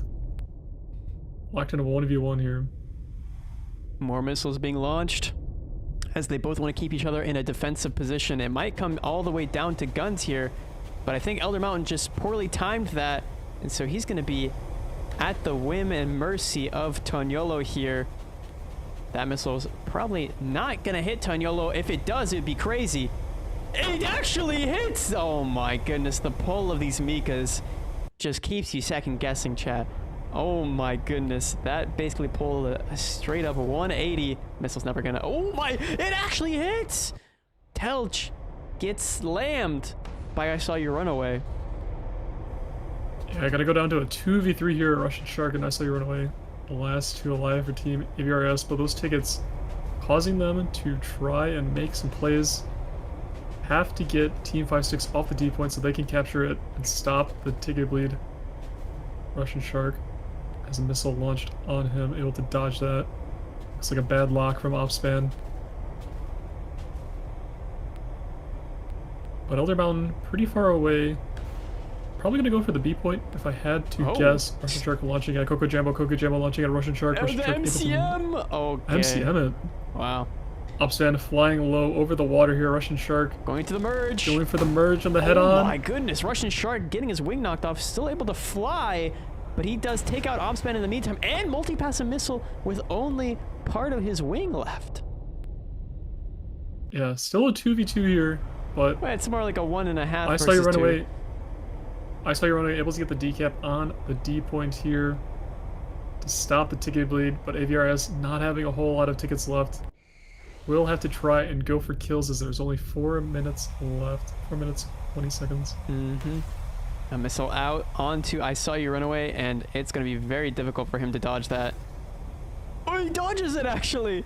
But he's not going to be able to dodge this one, I think. Yeah, and he'll get taken down by Coco Jumbo, leading this into a 2 versus 1. 5-6 looking extremely strong as, yeah, they win. Yeah, Russian Shark looks like he finally crashed from his damage to his wing. 5-6 with their interesting play of going for the C point, pushing AVRS off it, able to get the cap, and just causing AVRS to make some plays as their tickets were slowly fading away. Mm-hmm. Coco Jumbo, though, with 2 kills this round and a cap. Opspan with a kill and a cap. Elder Mountain with a kill on Toniolo in their 1v1 battle. Over on Team AVRS side, you had Toniolo with the cap there, and I Saw You Run Away and Russian Shark with kills for the team. Unfortunately, unable to beat 5-6, but they still are qualified for the finals of this major. So congratulations to them, even though they did not win this match. We will have so that's going to be shooting finals. Yeah, 5-6 right back up to fight Invictus once again. Once again, I believe. Yeah. Yesterday we saw Invictus 3-0 5-6, but it will be on a different map because last time they were on, I believe it was Red Desert, probably. Volcano Valley. Volcano Valley. Okay. Yeah. So it will be a different map this time. Let's see if that plays into the hands of 5-6 if they're able to do their different strategy here. That's a good point. And okay.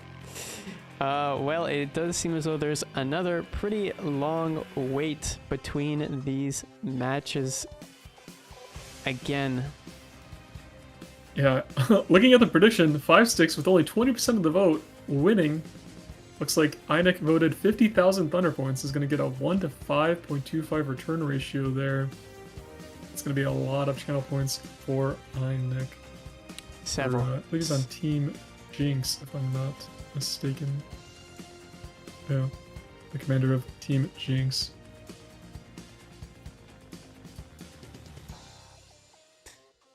All right. Oh no, my channel points. Oh no, indeed.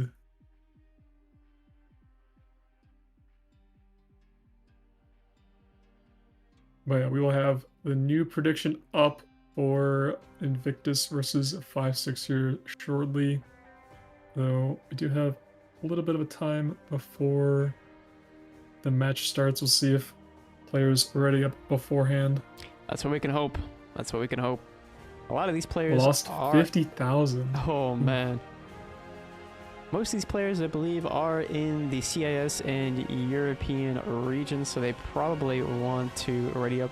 It is 9:30 at night for most, maybe 10:30 or later for some. So we'll see. We'll see.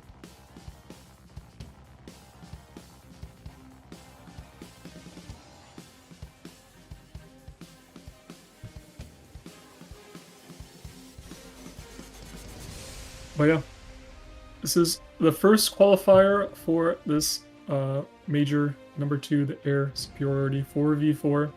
So these will be the first 4 teams qualified for the finals. Obviously, we'll have another qualifier next weekend where 4 more teams will try and qualify as well.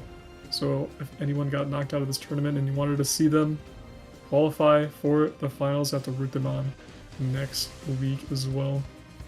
Lots of good teams still in play here. I know Team Jinx Dodek got knocked out as well, but Jit Bongo was looking pretty good a lot of the tournament.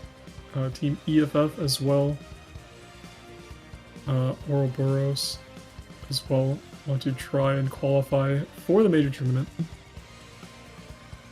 So we will see next week, but right now this will be the final match of the day, Invictus versus 5-6. Kind of a rematch from yesterday, but we'll see who can get the first qualifier position. That is the place to get. Obviously, the further you are, or rather the higher you place, the somewhat better positioning. ¿Ya acabo? No, todavía no. Tenemos una... What would battle be? Guerra más? War... Yeah, one more match left.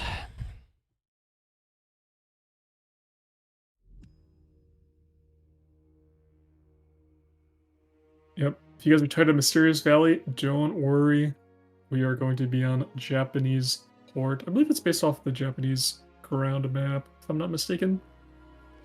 I think. No, it's not, right? It's a different map. I believe we played a little caster versus mod match on it.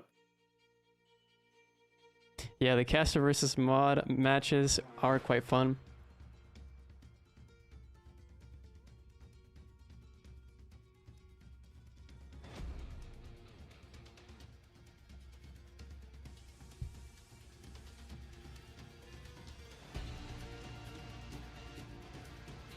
Yeah, even though we can speak and understand Spanish, please keep the chat in English. This is the War Thunder Esports English channel. Just helps our mods understand you guys. Got a rematch. Maybe next week. Maybe next week for some intermission.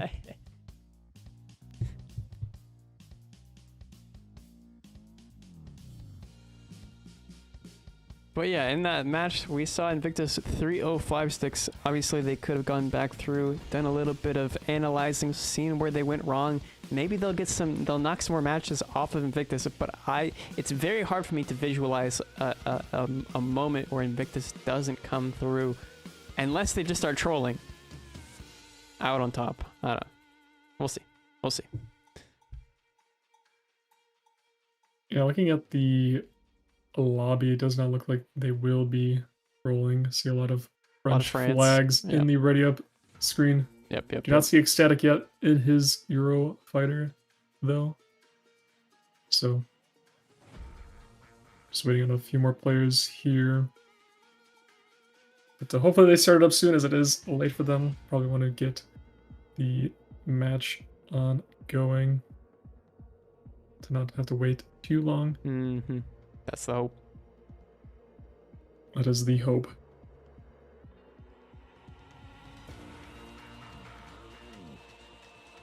Who won last match? 5-6-1 against AVR ES. If you just missed it.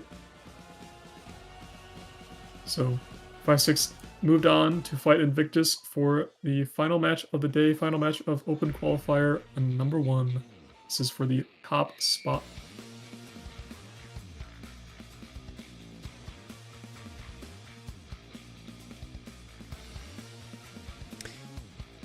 Do we want to do a gentleman's agreement, Jambamba? Put some channel points on the line. Who are you going for, Jodo? I'll go for the 5 sticks. I'll put down. All right.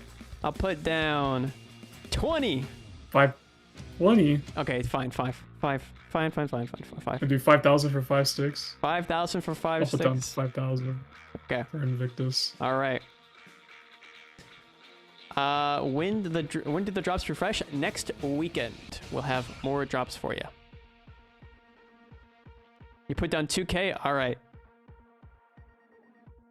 It's me and Skeleton Player versus the world.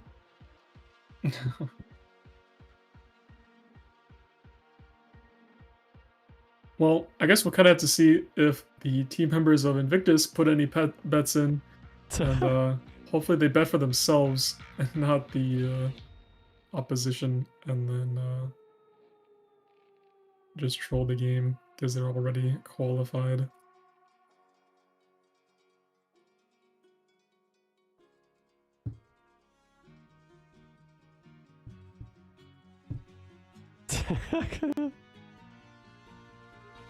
All in on my friends. All right, go Scrippler, go.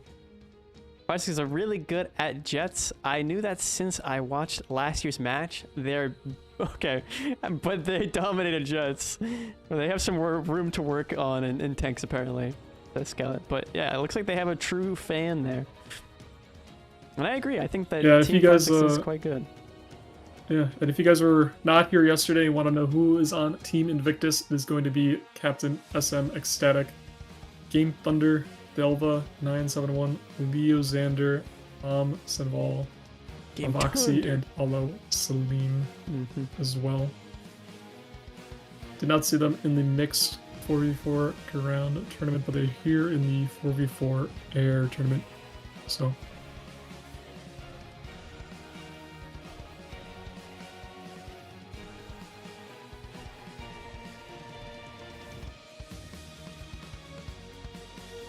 but as we wait, chat, obviously some of you guys cheering on, well, majority of you guys, sorry, cheering on Team Invictus, with some of you guys cheering on Team 5-6.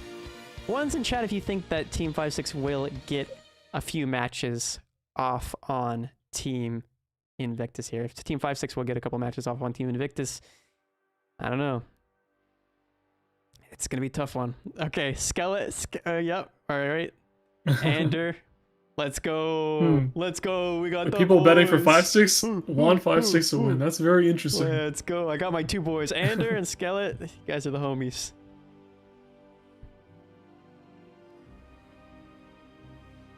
Can this stream somehow last an hour and a half? Yeah, actually it can't. You have to have... Theoretically, it can. Yeah. Theoretically. Theoretically, the just like are theoretically, there. you have a time machine right now, and you can also maybe go back. Okay, we also have SR as well as Rogue, who are believing in the 5-6, that 5-6 will get a few rounds and even potentially win here. Looks like there's a poll up for who is going to win this qualifier. Invictus 5-6. The mods or the casters? Well, I'm gonna put in the vote for the casters because casters always win. It's true. It's true.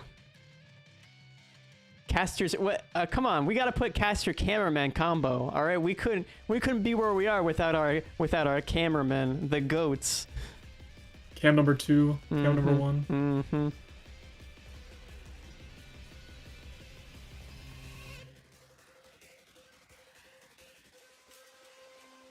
Shoutouts to the cameramen that never die.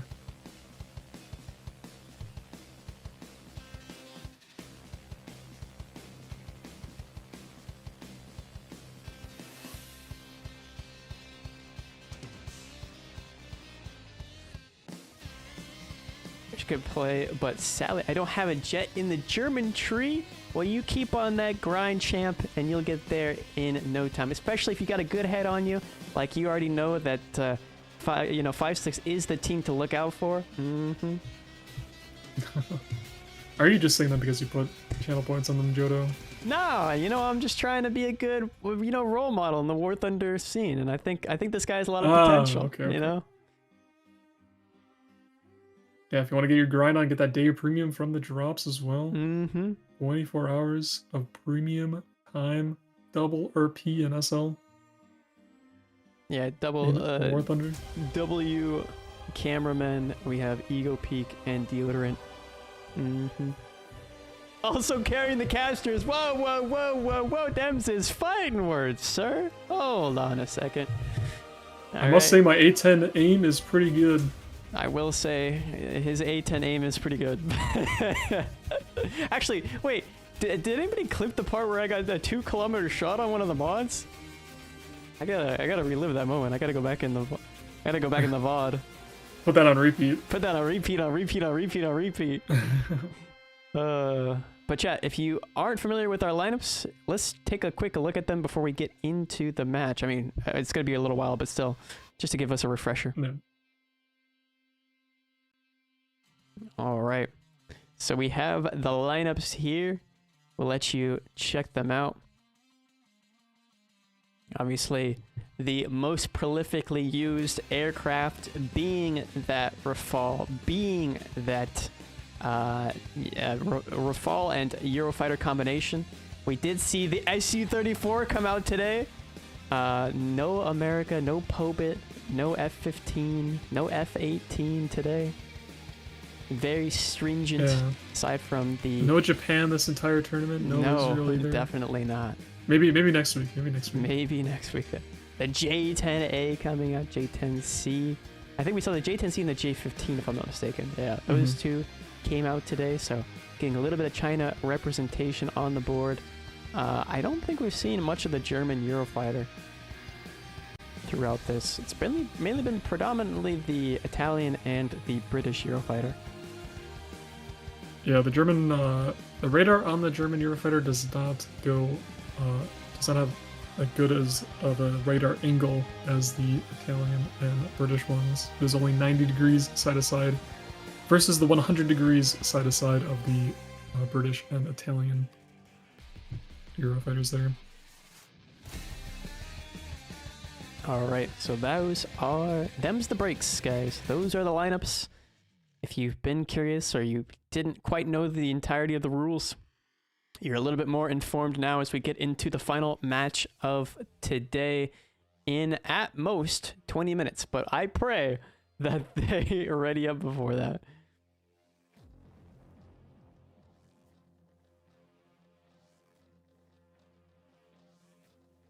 I still have to no cook dinner after F-16s. this. Yeah, I mean, a lot of people are not playing the F-16s just because of the low missile count, obviously. Having more missiles, more better. So, the Viper not being shown today. Maybe someone can cook up some documents and show that, yeah, every single pylon on the F-16 can take the double Amaran pylon, actually. Then it would have 12 missiles, and maybe then it would be a little bit more competitive in these matches. On it? Alright, thank you, Cole. Go, go, go.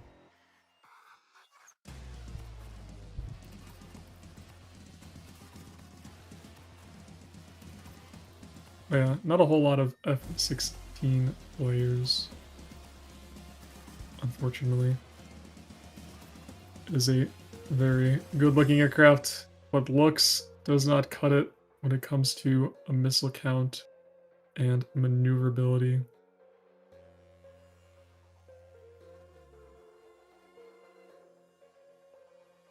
Okay, turns out I could take 20 AMRAMs. Sign me up. Ah, Give me go, that go, F-16. go, go, go. Hmm. Yes, I say I could take 20 missiles. Put it in the game.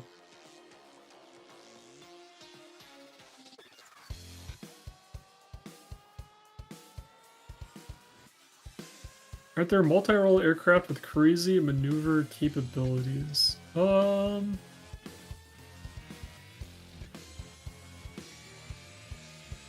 Not really. We did see the S-34 Yeah. come out to play earlier, so maybe that one. I believe it does get the AOA button, if I'm not mistaken. So that would be the only one. It does have a pretty cool radar. No HMD though. Obviously, a lot of players liking the heads-up displayed for radar locking in third person. Helps a lot. Yeah, I think that the heads-up display, or the helmet-mounted display, definitely giving a substantial advantage, especially when you're trying to stay in the notch, right, as these players are doing. So, yeah, for this particular type of battle, I think the Rafale and the Eurofighter are truly the most advantageous in that role.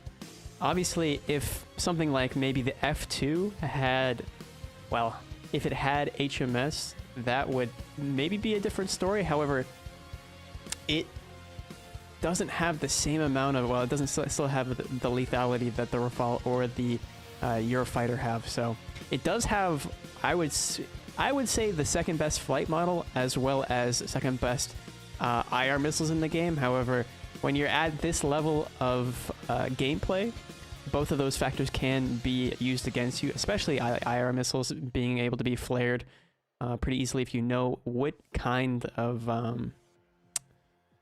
flare pattern to utilize in order to trick the missile, right? So for AIM-9Ms, like the flower pattern of kind of just like doing a spiral while popping flares is one of those that most experienced players will utilize. But it would be cool if the F2 had HMS. Darn.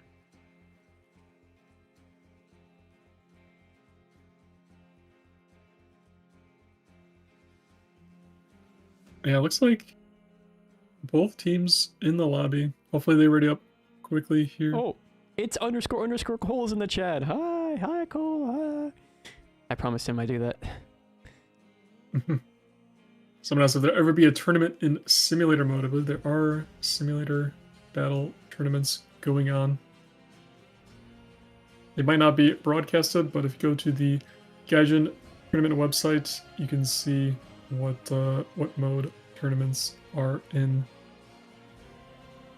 whether it be arcade, simulator, or RB. Mm-hmm.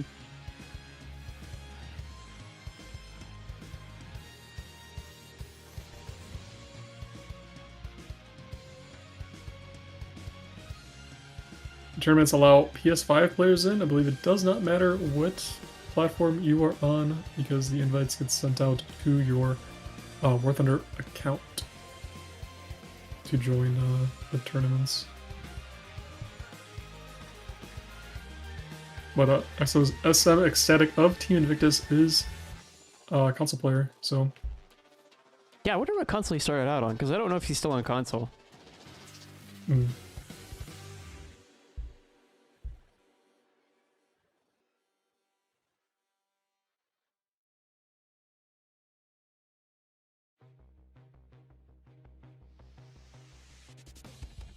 War Thunder has crossplay? Yes, War Thunder has crossplay with both Xbox and PlayStation.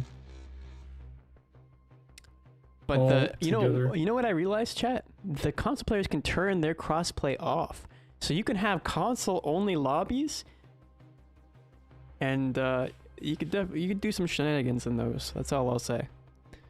I've never done it personally because I don't have a console account, but I've borne a witness to it. Born witness. I don't know.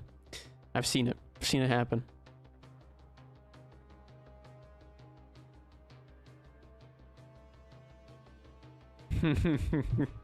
Something like that, Panda. You guys next to each other IRL? Yes. Yes, I'm right here. I can touch. Yeah, Whoa, where'd my hand go? Oh. See?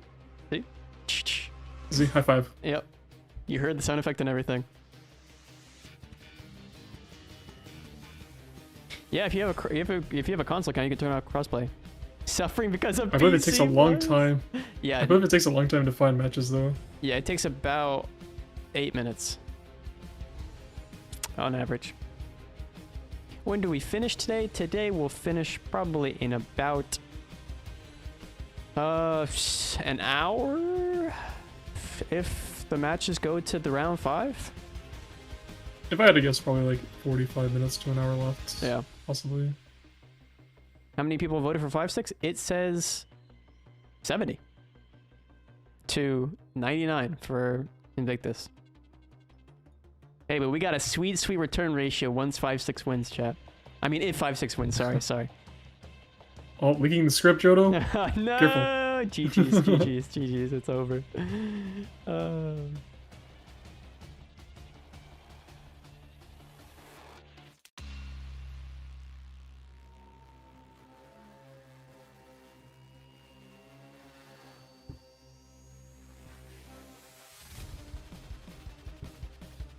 How your day been, guys? Pretty good, clean. How about yours?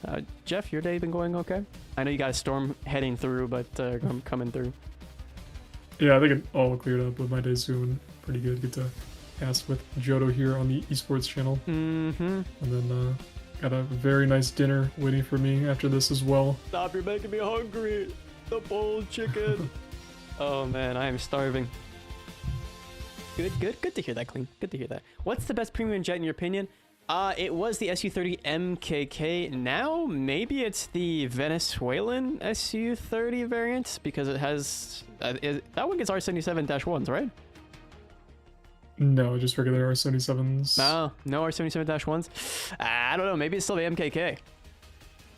Might still be the MKK. Yeah, MKK does get PL12s, but they were kind of gimped. A little bit changed. So, yeah. But I could still carry R77s as well. As well as PL8Bs and R77s, so you can choose which IR missile you want there. Mm-hmm.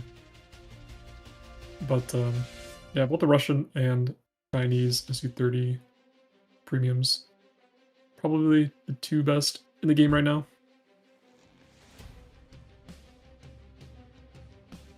Yeah, but I've played a decent amount. Well, enough MKK to know that it is. At 13.3, kind of handheld to the point that it is just objectively the best premium air in the game. I think. Yeah. So, I would say that's the best premium if you're going for one. Yeah, they survived the BR changes a couple weeks ago. The Iranian F-14 and the SU-30 MKK being at the same BR is... I mean, it is... Alright, getting into the match here. First round starting off 5-6 and Invictus.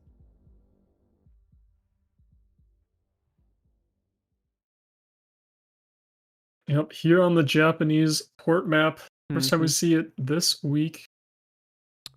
It's a refreshing breath of air. No more Mysterious Valley. Not sure, I forget the cap layout on this map, but I believe it is more one cap over the ocean, cap. 2 caps on land. Yeah. But yeah, Mysterious Valley, more like Monotony Valley. Boom. All right. We're seeing 3 of the same camouflage coming out here from Team 5-6 and Invictus with their 1 Typhoon being Ecstatic and the 3 Rafale split. Yeah, 5-6 won't be able to employ their strategy of going for the C cap in the middle of the map like they did on Mysterious Valley to defeat Aviarias there. So we'll see what they do here.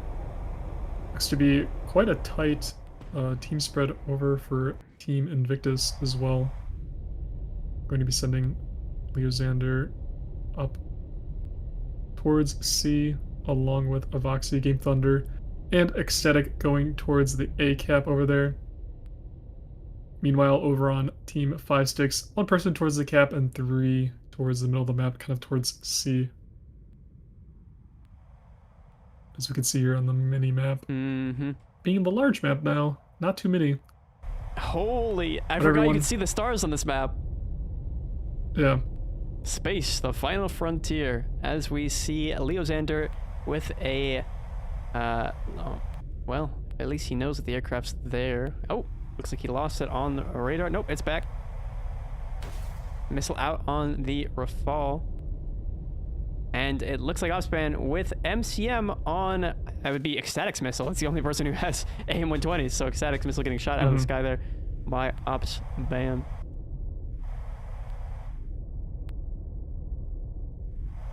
They look so much higher than they actually are just because of the starry sky here. Yeah, I wonder why That's the 6 map is kilometers up. modeled like this, where you can see space so clearly, but it looks cool. Definitely a stark contrast when you're out at altitude, but here Coco Jambo on the deck. And it looks like everybody's expending a lot of their missiles very quickly here. We're 3 minutes in, and Offspan already down to 2 Mikas against a Voxy here.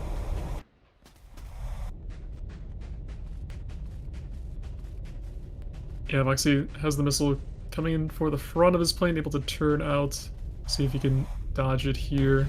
He is able to. Leozander going down to Elder Mountain there. A Voxy But he might going take Coco down Jambo with to him. Opspan. No, the missile misses. So yeah, that's going to be the first player going down. Team 5 Sticks not looking good. Game Thunder trying to bring it back for his team. And it looks like he might be a victim of Amika as well. Teltr with the better angle here. I would say Game Thunder is using a lot of energy to try and save himself, but he's going to go down here. And so it's a 2-on-4 here. The MCM Brimstones be Berman on the Eurofighter from Ecstatic coming into play. But I don't know if he's going to survive the relock. Oh my goodness. Elder Mountain cleaning up that final kill. And that's going to be the first round going to 5 Sticks. My channel points are in jeopardy, Jodo. So, I was just thinking, like, I'm kind of nervous now because we made the joke about it not being, well, anyway. We don't know Yeah, the 5 6 not needing their strategy of going for the C cap. Able to take down Invictus pretty cleanly.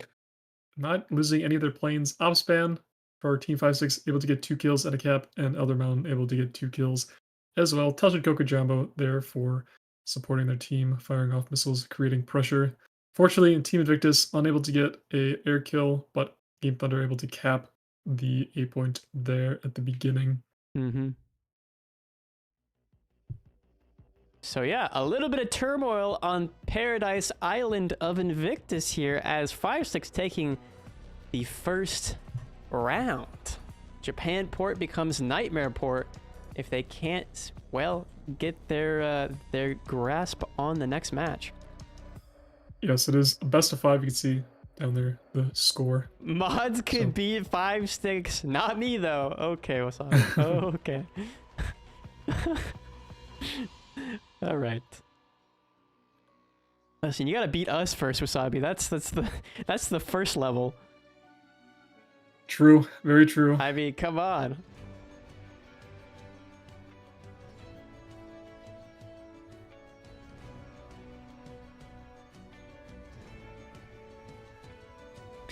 So yeah, just waiting on this next match to start up, but thinking on that last match, it just seemed as though once the first player got knocked out there for Team Invictus, it really was just a domino effect as we've seen from time and time again.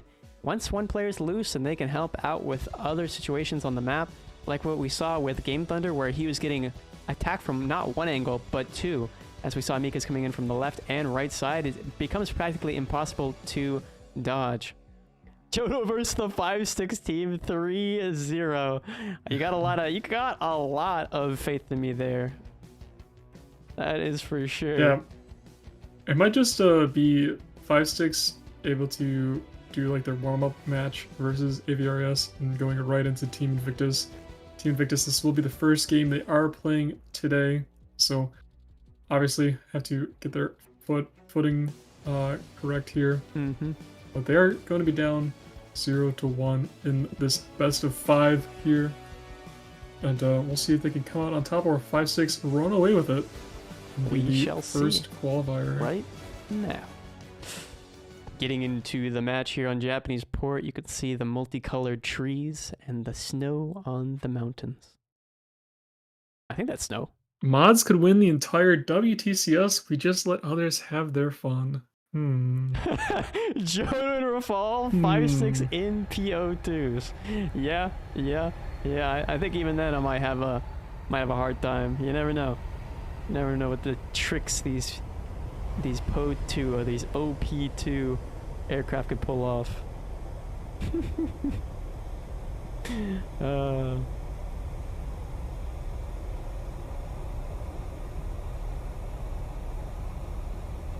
All right, well, no change in the composition. Wait a second.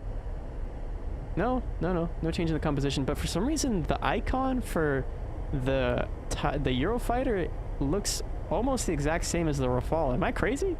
I guess they are both Delta Wings with canards, but at a glance, it looks pretty similar. But no, yeah, the wing shape's a little different there. Yeah, there's a little bit of a bump. And the canard positioning. But both teams able to get their home caps here without any fuss. Looks like 5-6 a little bit more grouped up on the A cap there. Telch and I believe that was Opspan getting the cap. Nope, Telch was able to get the cap. Now climbing up. It is being launched on by the Typhoon, it looks like, as he locks on and fires a missile back. Missile out there could be the first kill of the match, but it looks like it almost instantaneously gets notched. It is already forgetting where it's going. Could try and go for a relock, but I think that missile is long gone. Speaking of long gone, we do see Ecstatic here in space, but not really. Gonna be firing down at the bit. Rafale. He's keeping that data link, and that missile looks pretty good. But it looks like it was just notched in time. Another missile out, another 120, trying to find its target. Oh, but there's a counterfire there on Ecstatic. Can he defend? Can he take what he's dishing out? And he can, but he's down to his last 120 here with no kills. I believe he only had 89Ms left. Looks like a Voxy down to 4 missiles as well. Going to be firing on Telch here. Looks like 5-6 able to get the control of the C cap possibly, but only for a second, unable to cap it fully. Yeah, battle at the C cap. Whoa! Coco Jambo launching a missile off. I think Game Thunder has going to have a bit of an issue here with Coco Jambo. Yeah. I think Coco Jambo's playing the passive line, knowing that he can just trap Game Thunder into a deflection shot here, and he will, but he misses! And that's going to be a punishment that Game Thunder is going to reap as Coco Jambo goes down, and we're seeing Elder Mountain, the last player left alive for his team in a 3 versus 1. Oh, and Leo Sanders still has missiles left. Okay. This is going to be tough for both sides. Leo Xander. Yeah, one more missile left for Leo Xander here. And I don't know, he's going to MCM this. And he times it perfectly. But Elder Mountain able to predict that they could potentially do that. And now playing for a defensive position that he probably won't end up winning. Yeah, he's going to get taken out there. But a great attempt by Team 5-6. But an even better play from Invictus here. Only Yeah, it looks like Invictus is Ecstatic. just using that first round as a warm-up round. Able to come back pretty, I would say, a lot more dominant in this round. A lot more confidence coming into this round as well. Winning in just under 5 minutes. Who's winning? Well, it's 1-1. Jodo? I'm glad you asked, Jim Bomba. We got Opspan with 1 kill, 1 capture point. Telch with 1 capture point. Elder Mountain with nothing, and Coco Jumbo with nothing. Game Thunder coming out strong with 1 kill, 2 capture points. Ecstatic with 1 kill. Leo Xander with 1 kill, and Avoxy with 1 kill as well. 1-1 chat. It's anybody's game at this point on Japanese port. Obviously, I thought it was going to be a complete sweep by 5-stick, surely. But we are clearly seeing my prediction fall flat on its face.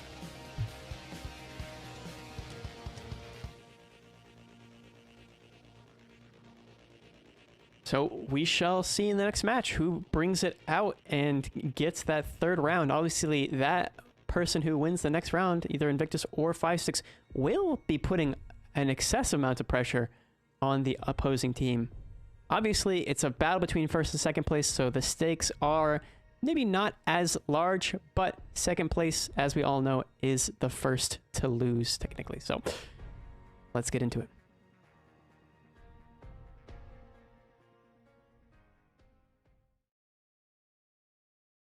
Here in the valleys of the Japanese port, little towns. Not seeing too many cherry blossom trees, but very nice scenery. No, but we are seeing the same strategies, the same aircraft coming out from both sides. If it ain't broke, don't fiddle with it. Both teams proving that their methodology can work. It simply comes down to sheer ability.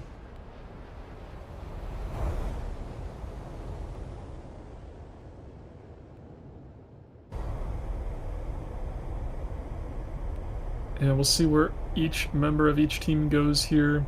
But early on, just getting off the runway here. Looks like Game Thunder going to be going for that A point for Team Invictus. Let's see if Oxy trying to get some altitude early on. Trying to spot the enemy team. Looks like Opspan going to go for the A point for Team 5-6 here. Telch up high. Coco Jumbo not going for altitude, surprisingly enough. No, it seems just as though going he's for going speed. to be, yeah, as he's done previously. It seems as though he's just throttling back and forth enough. He knows the threshold where his wings will rip, so he's just playing footsies with physics there. And a missile out. Yeah, he's using that large volcano in the middle there as some cover as well. He's just going to be rotating around this mountain, it would seem to utilize it as hard cover and pop over to launch missiles. But look at Elder Mountain up there at 5,000 meters amongst the stars.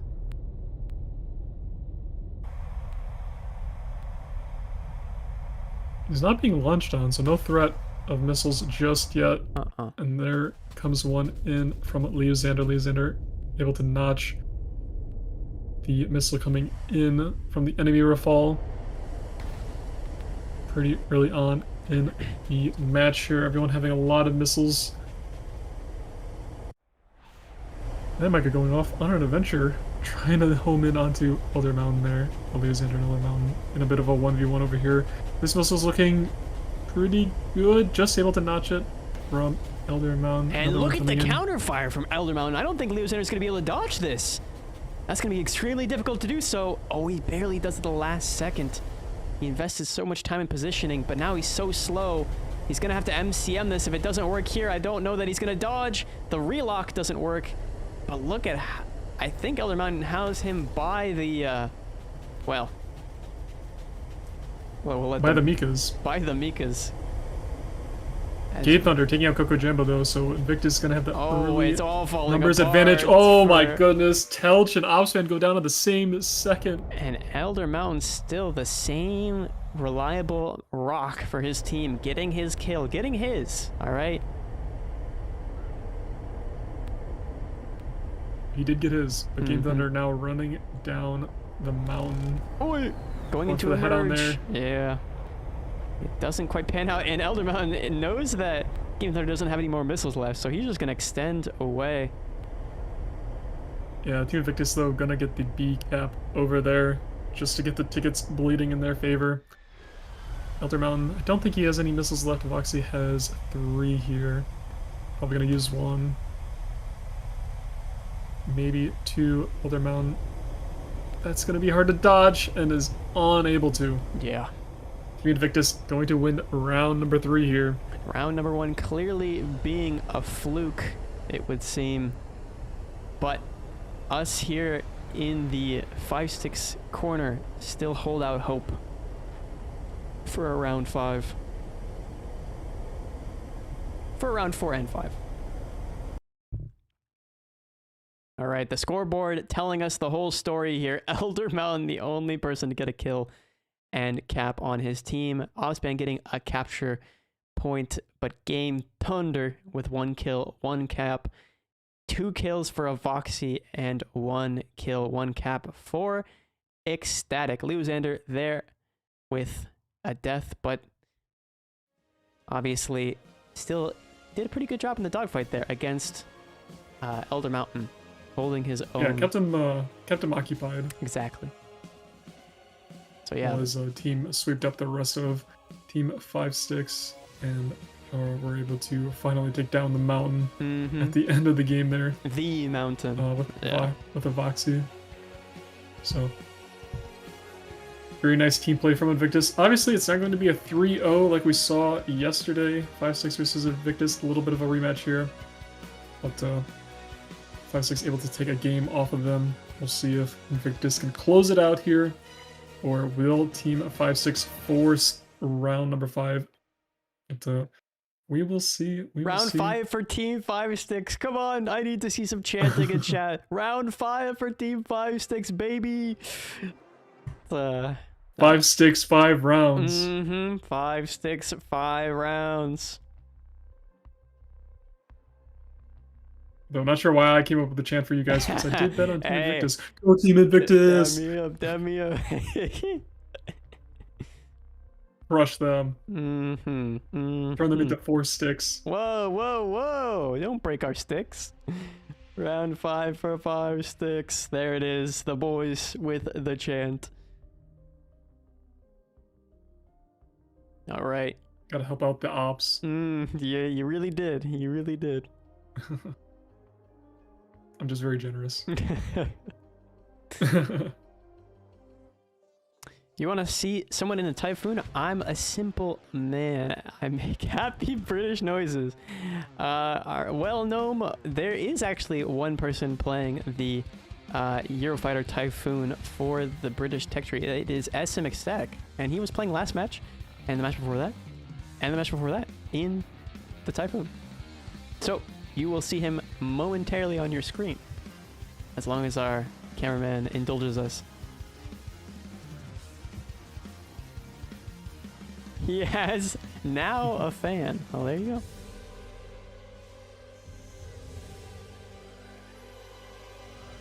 go. Okay, John.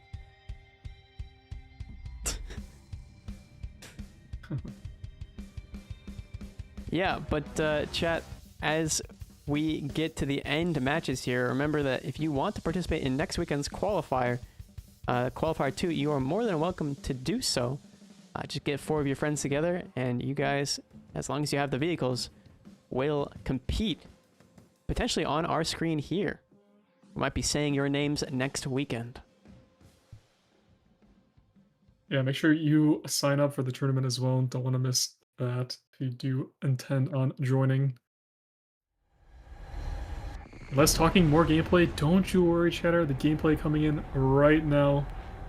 Do have to wait a little bit between matches. Yeah, come on, Jeff. Just a little bit. Just a little bit of yapping. Less yap, more brap brap. That's the best I could think of for a rhyme. Sorry. How much are the winning prizes? So if these teams move on to the playoffs and win in the playoffs, quarterfinals, semifinals, and finals, the rewards are on our website, but I'll tell you after this match. All right, taking off SM Ecstatic in that Typhoon. Look at that, the cameraman is a man of the people, showing you that beautiful aircraft taking off. All right, we see Telch here in his Rafale. Just don't let this thing near any JF-17s. It's deadly. Hey, careful now. But looks like Invictus kind of grouped up a little bit more over by the B point. I believe that's Leozander down towards C there. Telch having to turn around back towards A point to dodge a missile. Leozander kind of off on his own there towards C. 5-6 a little bit more grouped up here. Obviously early missiles trying to push the enemies away from positions that you want to gain.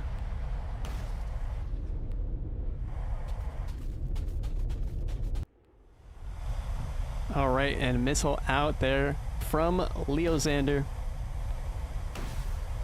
Yeah, it looks like he's trying to hit the person going for the C point, making them turn out. Does have a missile launched on him. Able to dodge it. But team 5-6 was able to cap the C point. And we do have Elder Mountain here diving down towards the water. He's got to be careful. Losing all that altitude might come at the consequence of his life here. And it will. He's going to go down to Leozander. Leozander's revenge as he takes out Elder Mountain. And it's all falling apart here. 4, 5, 6. They did get a kill on Ecstatic. So the Typhoon's down. And Telch is now down. So that's going to be Team Invictus winning it out against the opposition. Somehow Upspan crashed there as well. I'm not sure what happened to him. Oh, Might no. have crashed trying to dodge a missile. But Coco Jumbo also going down as well in that furball. It was over in a matter of seconds for Team 5-6. Only took 5 seconds for 5-6 to go down there. Team Invictus going to be the number 1 qualifier. Okay. Sorry. But I am an Invictus predictor, so let's get this I'll guy take in the those marketing points, team. Hand him over. Here's my 5K. I think that's all I made. Yeah, today. Invictus somehow killing all 4 members of Team 5-6 with only 2 kills credited to Leozander and Avoxy there. Wow. 1 apiece. That's our lowest kill match that we've seen today. That is end result. So yeah, that's somehow only 3 kills this game. That's Coco Jambo, Leozander, and Avoxy. Surprisingly, the stream essentially wraps up at around the same time that we wrapped up yesterday. Maybe a little bit longer than yesterday, but regardless, that's going to be it from us here today. Here, chat. We have nothing else really to shout out. We can do a little bit of yapping, but yeah, that's pretty much it from us. Yeah, we can go over the prizes. I think someone wanted to see. Yeah. I can't show the prizes on stream because we don't have a dedicated scene for it, but I can tell you all about it, and I could also link the website or the website page from Gaijin to you if you want to follow along. It's in the chat if you want to click on it. But yeah, so the tournament prizes for the Major 2 are as follows. Obviously, this is not the finals, so these are not the dedicated prizes yet. We still have 1 more week of open qualifiers, and then from there, the teams play in the playoffs, and that will all culminate in determining the 1st, 2nd, 3rd, 4th, 5th, 6th, and 7th, as well as 8th place teams. So I'll go over the prizes for the 1st place, and then from there, it kind of just snowballs off a little bit. But 1st place gets 2,500 euros cash prize for the team, 12,000 GE, 30 days of premium, a tank coupon, maximum cost of Gaijin, 300 Gaijin coin. The prize that I'm most interested in, to be honest, because I'm a little collector in War Thunder, the plane coupon with no max amount. Chat, there's going to be some HE162s on the market, and I hope they're for less than 2,000 Gaijin coin. I would like to get one. But the other things that these 1st place teams also get, or the 1st place team would also get, are the Esports camouflage with a maximum cost of 100 Gaijin coin, the 1st place gladiator decal, and some other prizes as well. 2nd place getting a little bit less than the cash prize, 1,500 euros for the cash prize, 10,000 GE, yada yada yada yada yada yada. The real difference is it's not going to be a gladiator 1st decal. It will be a Gladiator decal, and also the playing coupon, as well as the playing coupon will be a maximum of 400 Gaijin coin. So yeah, those are pretty much the differences there. And yeah, the rewards kind of spiral off from there in terms of the GE, in terms of the prize for, or in terms of the max cost for the coupon. And those are really the only two changes. Obviously, third place also getting 1,000 euros in cash prize. Fourth place only getting GE. Fifth place, sixth place, seventh place, and eighth place also getting just GE and not the main cash prize. So you want to get to that podium position if you want to get a little bit of that Euro dinero. And yeah, that will be pretty much it from us here today. Chat, nothing really left else to cover. The four teams looks that like our qualified mods this weekend, have announced. Yeah, the 4 teams qualified this weekend are Team Invictus, 5-6, AVRES, and Team Amiti. Congratulations to those teams and those players for being the first to qualify. But don't worry, if your team has not qualified this weekend, you can always qualify next weekend for the Open Qualifier number 2. Make sure to sign up for the tournament when that goes live as well. Reminder to clean the keyboard. Good job, chatter. Make sure you remember to clean your keyboard for the next tournament as well. Yeah. Insanity. Yes.